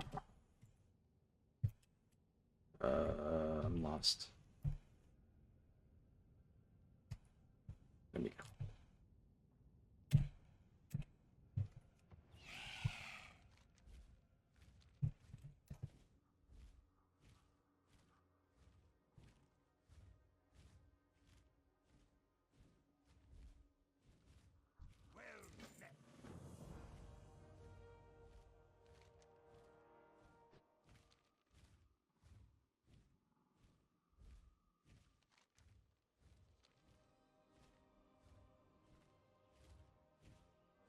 Yeah, so I'll be actually I'll be like, yeah, 48.5, 48 2/3. Yeah, no, I'm happy with this. I'm very, very happy.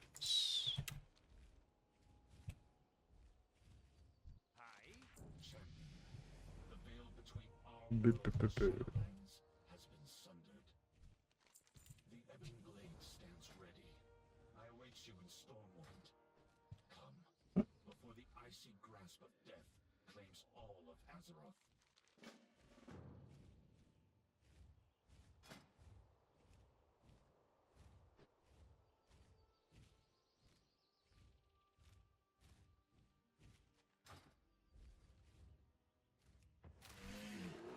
I was hoping there'd be a chest there. I'm starting to get into that mood from the Brazil video. Of seeing chests around every corner. We're up to like, what, 5 now? I want to say 5. I think it's been 5. That's well above average, and I'm happy about it. It's always fun finding chests. It's always a fun time. Hey there. Safe travels. I'm listening. Farewell. Cool. Now I go up here. I'm gonna get to hand in that, the Stormpike's Delivery. It's a nice little, you know, tidbit that you get to do if you do it in this order.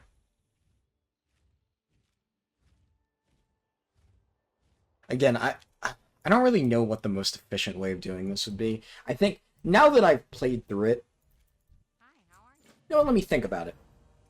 I would say definitely the start, up until where I fucked up Duskwood. I would say that would be the most efficient way to do it. But instead of doing lock mode on, I would have just done Duskwood. And I would have done Duskwood up until the point where I hit 30. And I think it probably would have ended around the same point, roughly. Except maybe I would have gone ahead and like done the pet battle at the end and stuff like that. So I think it would have worked out. Then I would have gone back to learn flying. Then I would have disabled Chromie time because I would have entered WAD. Then I would have entered WAD without Chromie time on and done... Oh, nice. And I would have done Gorgrond and probably Shadowmoon Valley. First part of Shadowmoon Valley and then Gorgrond. You got my attention. I don't actually know if I'm gonna do Shadowmoon Valley at all. Shadowmoon Valley is like weird in that Target something first. it's like it's efficient, but I don't think it's needed. It really depends on how much experience I have like left over. Because also the amount of like luck you get in this part of the run really changes how much of WAD you have to do. There are parts of WAD that are like kind of efficient, but if you do really well in the non-WAD parts of the run with good RNG, then you don't have to do it. You can cut out part of Spires. You always want to do that part of, like the Gorgron section of the run. I would have done that the exact same, except probably instead of doing like Duskwood and stuff, what I would have done, I guess, just to continue elaborating on what I was saying, instead of doing Duskwood and Elwyn Forest and stuff like that in that order,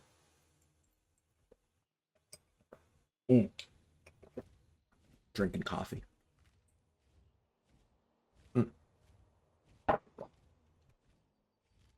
Nice. Figure I might as well check for these rares.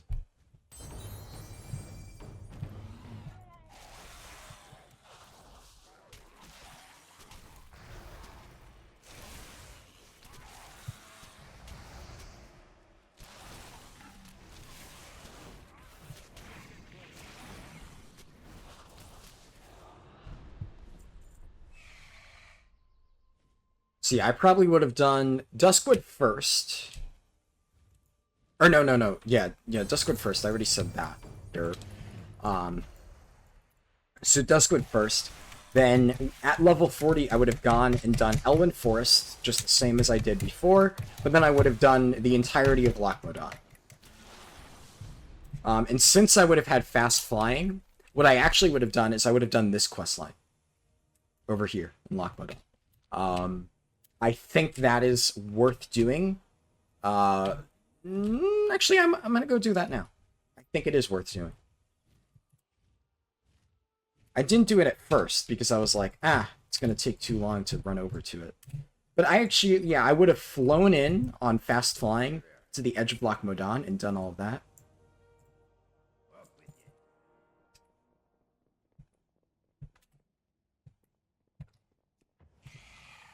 But I think it's worth it.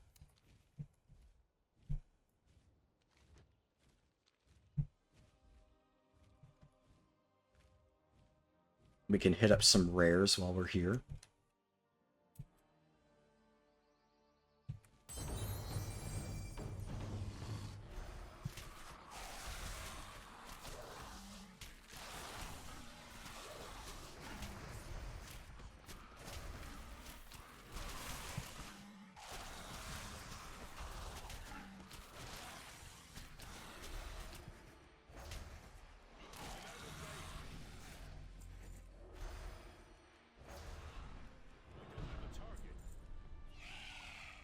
Nice, 49.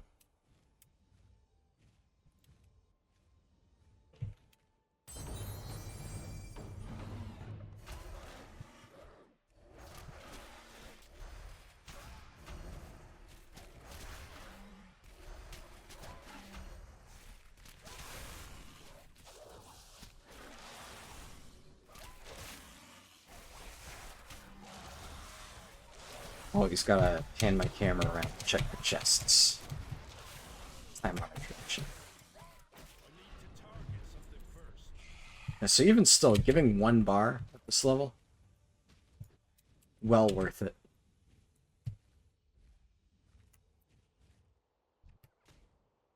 No chest. I know I'm, like, such a greedy bastard checking for those chests, but, like, come on. Imagine if they're up.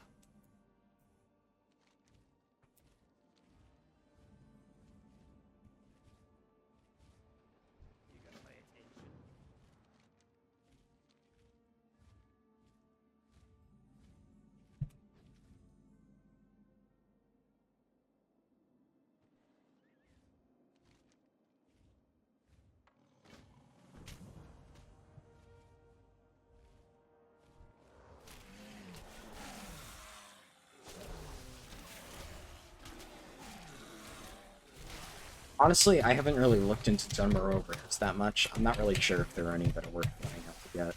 I probably should, because in the event that I'm, like, flying here from Ironforge, I would probably need to, like, hit up a bunch of rares. I guess, like, if I end up doing another Alliance speedrun at some point, which wouldn't be for a while, then that's something I would look into.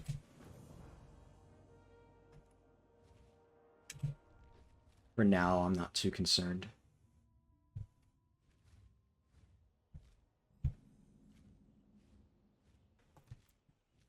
It really is surprising that I haven't had to do any more of a WAD. I'm used to the Horde route where you have to, like, you know, do a lot of spires because there's just not enough XP. But Alliance, you have just so many multipliers, it's crazy. I think the rare's down. Huh. It's unfortunate.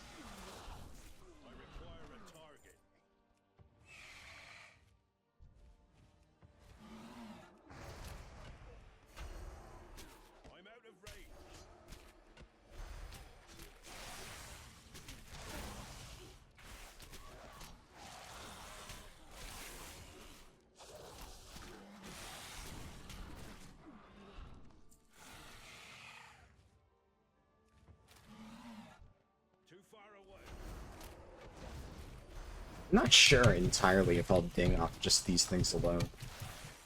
I think it's definitely possible, but...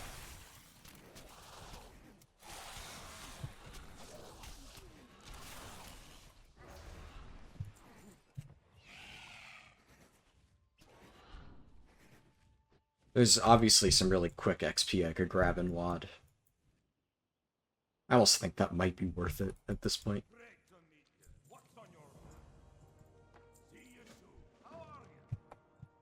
But, like, this is also really good XP. I'm just gonna keep doing this. Like, obviously it's impossible to know which one is, like, more efficient. Is it more efficient to keep doing this? Or, like, the WAD stuff is definitely more efficient in terms of, like, pure numbers. But then it's like I would have to travel all the way over there and fly there, whereas I'm already here in Lochmodan. That's why measuring, like, quest efficiency is, like, hard. Because a lot of zones have, like, you know, dips. Like, there are parts of the zone that are really efficient, and other parts that are really inefficient.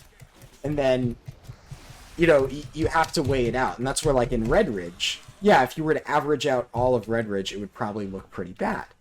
Specifically because of the fact that the end of it is really bad. But because of the way Red Ridge is laid out, you can effectively skip all of the bad parts because you just bail on Red Ridge the moment it gets bad. But other zones are weird. Like Lochmodan starts off good, then has a bit of a dip in the middle where it's kind of weak, and then you get to the lodge at the end, and that part is really, really, really efficient and quest dense. So you could argue that, like, yeah, maybe it would be good to, like, not do that part of Lochmodan, but then you wouldn't get the really good parts at the end. And I would say that makes it worth it. So it's hard to say. And, like, for me, personally, I technically don't need to do this questline. But I think normally in a speedrun, since you're already heading to Lochmodan and you'd be coming from this direction, and this questline's pretty good, because you're there anyway, because the rest of Lochmodan is really efficient, it just makes this thing worth doing. It may not be amazing, but it's just worth it.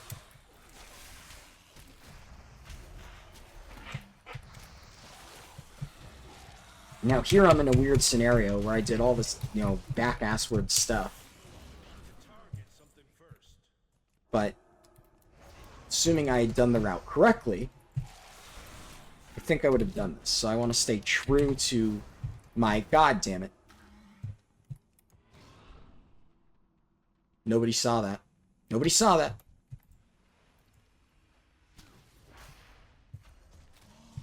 So yeah, I want to stay true to my vision for this one. Including leaping off cliffs. See, like, in the run, you know, I had it all planned out. It was like, you know, do this zone, do that zone, and then while in Lochmodan, jump off a cliff, but make it look like an accident.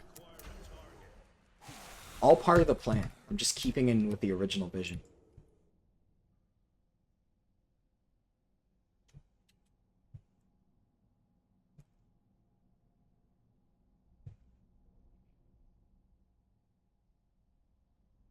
Alright, let's see. So this should be... Thing is, this is the end of the questline, so I'm not going to ding off this alone. Which is good. I'm glad. I want to be able to use some of WAD. If I didn't, then it would feel weird. It would feel like...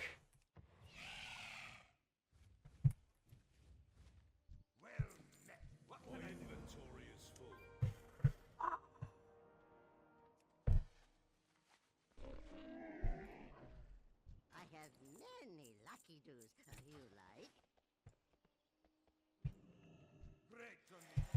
Great to meet ya. Cool. Lochmodan quests. We're gonna go to the garrison. We're gonna do the traditional opening sequence thingy.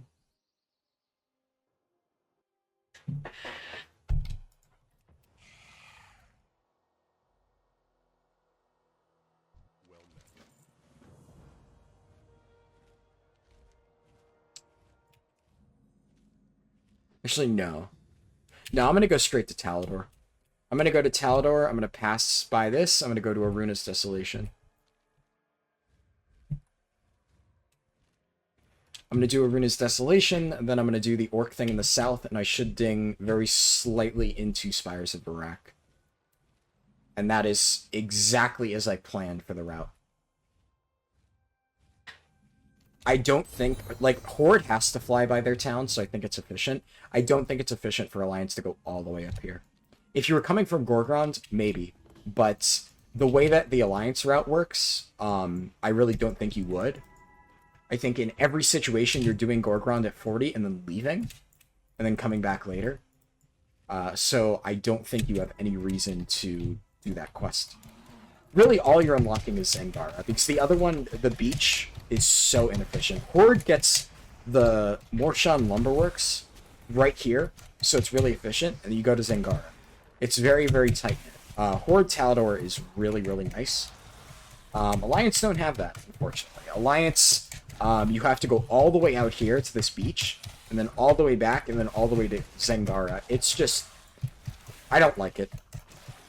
I don't think it's worth it. There's a lot of reasons why I don't think that unlocking Lion's Pride, or whatever it's called, is an efficient use of time.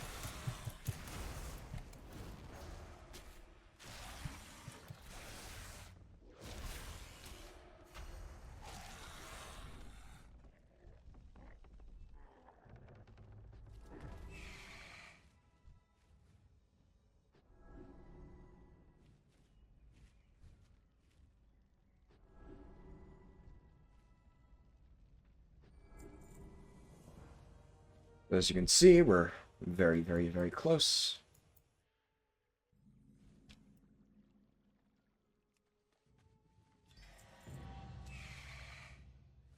Hip hip hooray.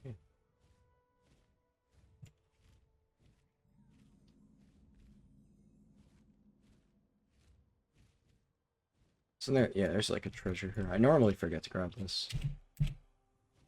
Right, it doesn't give any XP. Gives 100 gold though. Cool.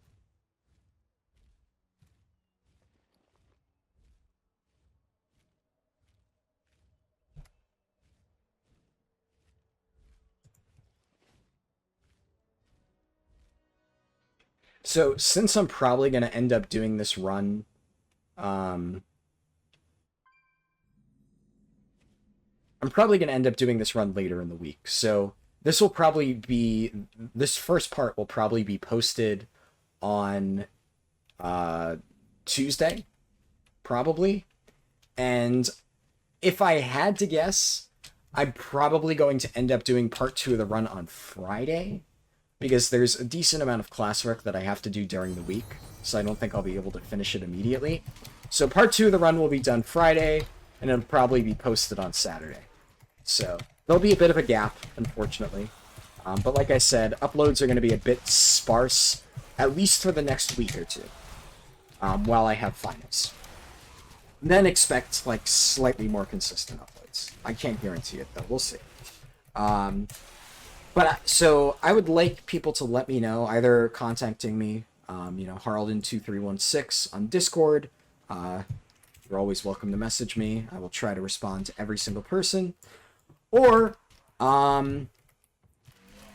just put a response down in the comments and let me know if you think that I should, like, try to work on strategies to improve the 50 to 60 run more than I already have. So what I have for the 50 to 60 run mostly right now is just a full set of level 50 gear and some level 56 items where I think it's going to be useful. But I have a few ideas on things that I might want to try to use to speed things up. But I guess there's two ways to look at it. Either you can look at it as, like, this is all one big continuous run, and I shouldn't add anything because then it wouldn't be an accurate representation of the speedrun, or you can look at it as, how can I make this the most efficient and interesting path from 50 to 60 as possible?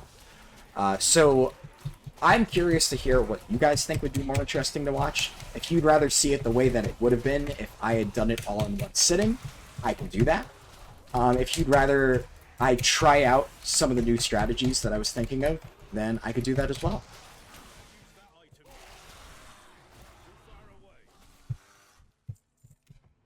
So let me know. I'll figure something out. Definitely disappointed in Darkmoon Card Madness. I thought it was going to be more fun than it ended up being.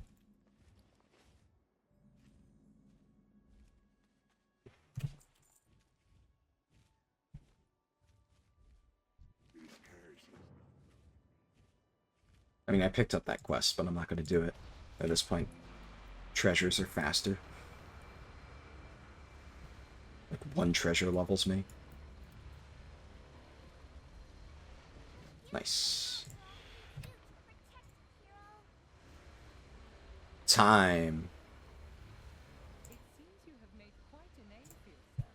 Oh yeah, I get a Kul'tiran Heritage Armor. Without your exploits being toasted in the taverns of Boralis. Now that you have seen the world beyond Kul'tiran, it is time to return to the shores of home. It would be my honor to personally commend you for your service.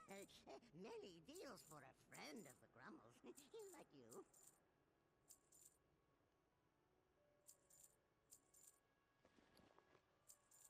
God, I hate how cluttered my bags become. Ah! But yeah, so we're going to be doing 50 to 60. Probably Friday. We'll see. I'll figure something out.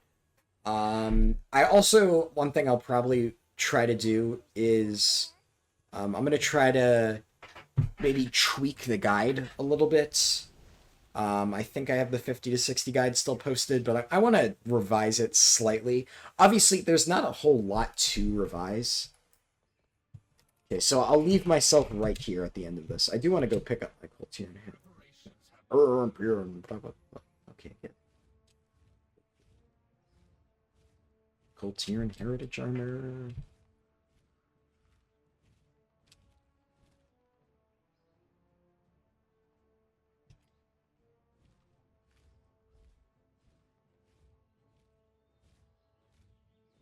So 5 hours. It's pretty standard. I think this might be my fastest Alliance speedrun. So that's cool, I suppose.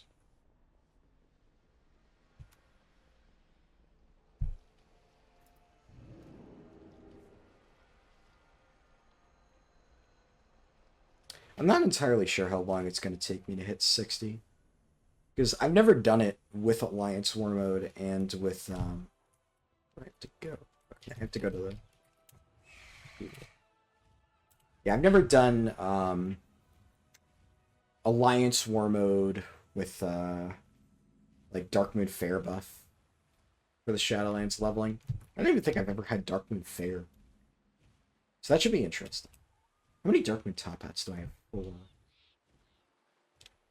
4 Darkmoon top hats. I will hear you. Champion, it is with great respect and admiration that I present you with the regalia of the Admiralty's most decorated officers.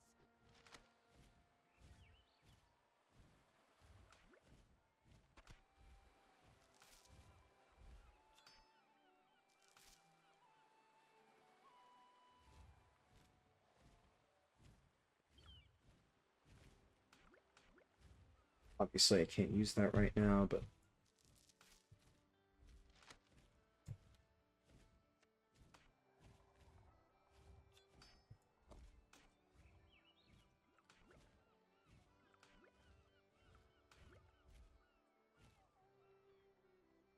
Okay, I'm gonna cheat a little. Because, so here's the thing, every single time I've done this speedrun, I've gone straight into Shadowlands and forgotten to do one really important part. I'm gonna leave it up to you guys to figure out what this is for. I'm sure a lot of you already know. But I'm gonna go learn Legion Jewel crafting.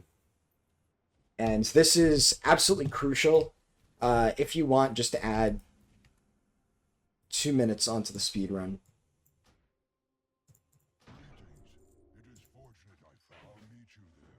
How the hell?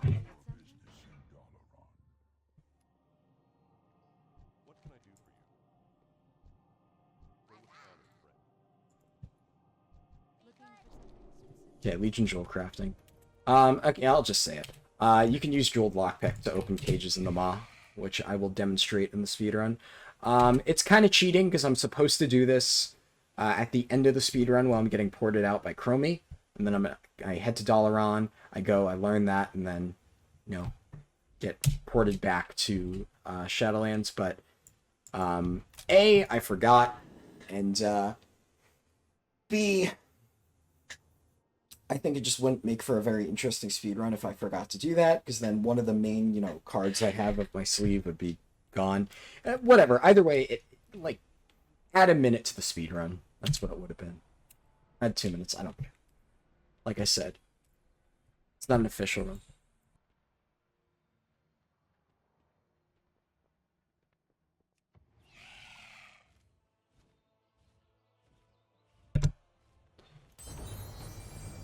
Sewer Beast this up.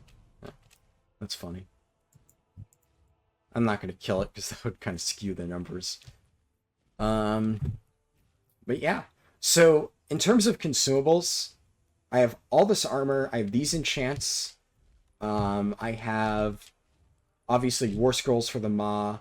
I have, I can put this on my bars now, probably. Corridor Creeper.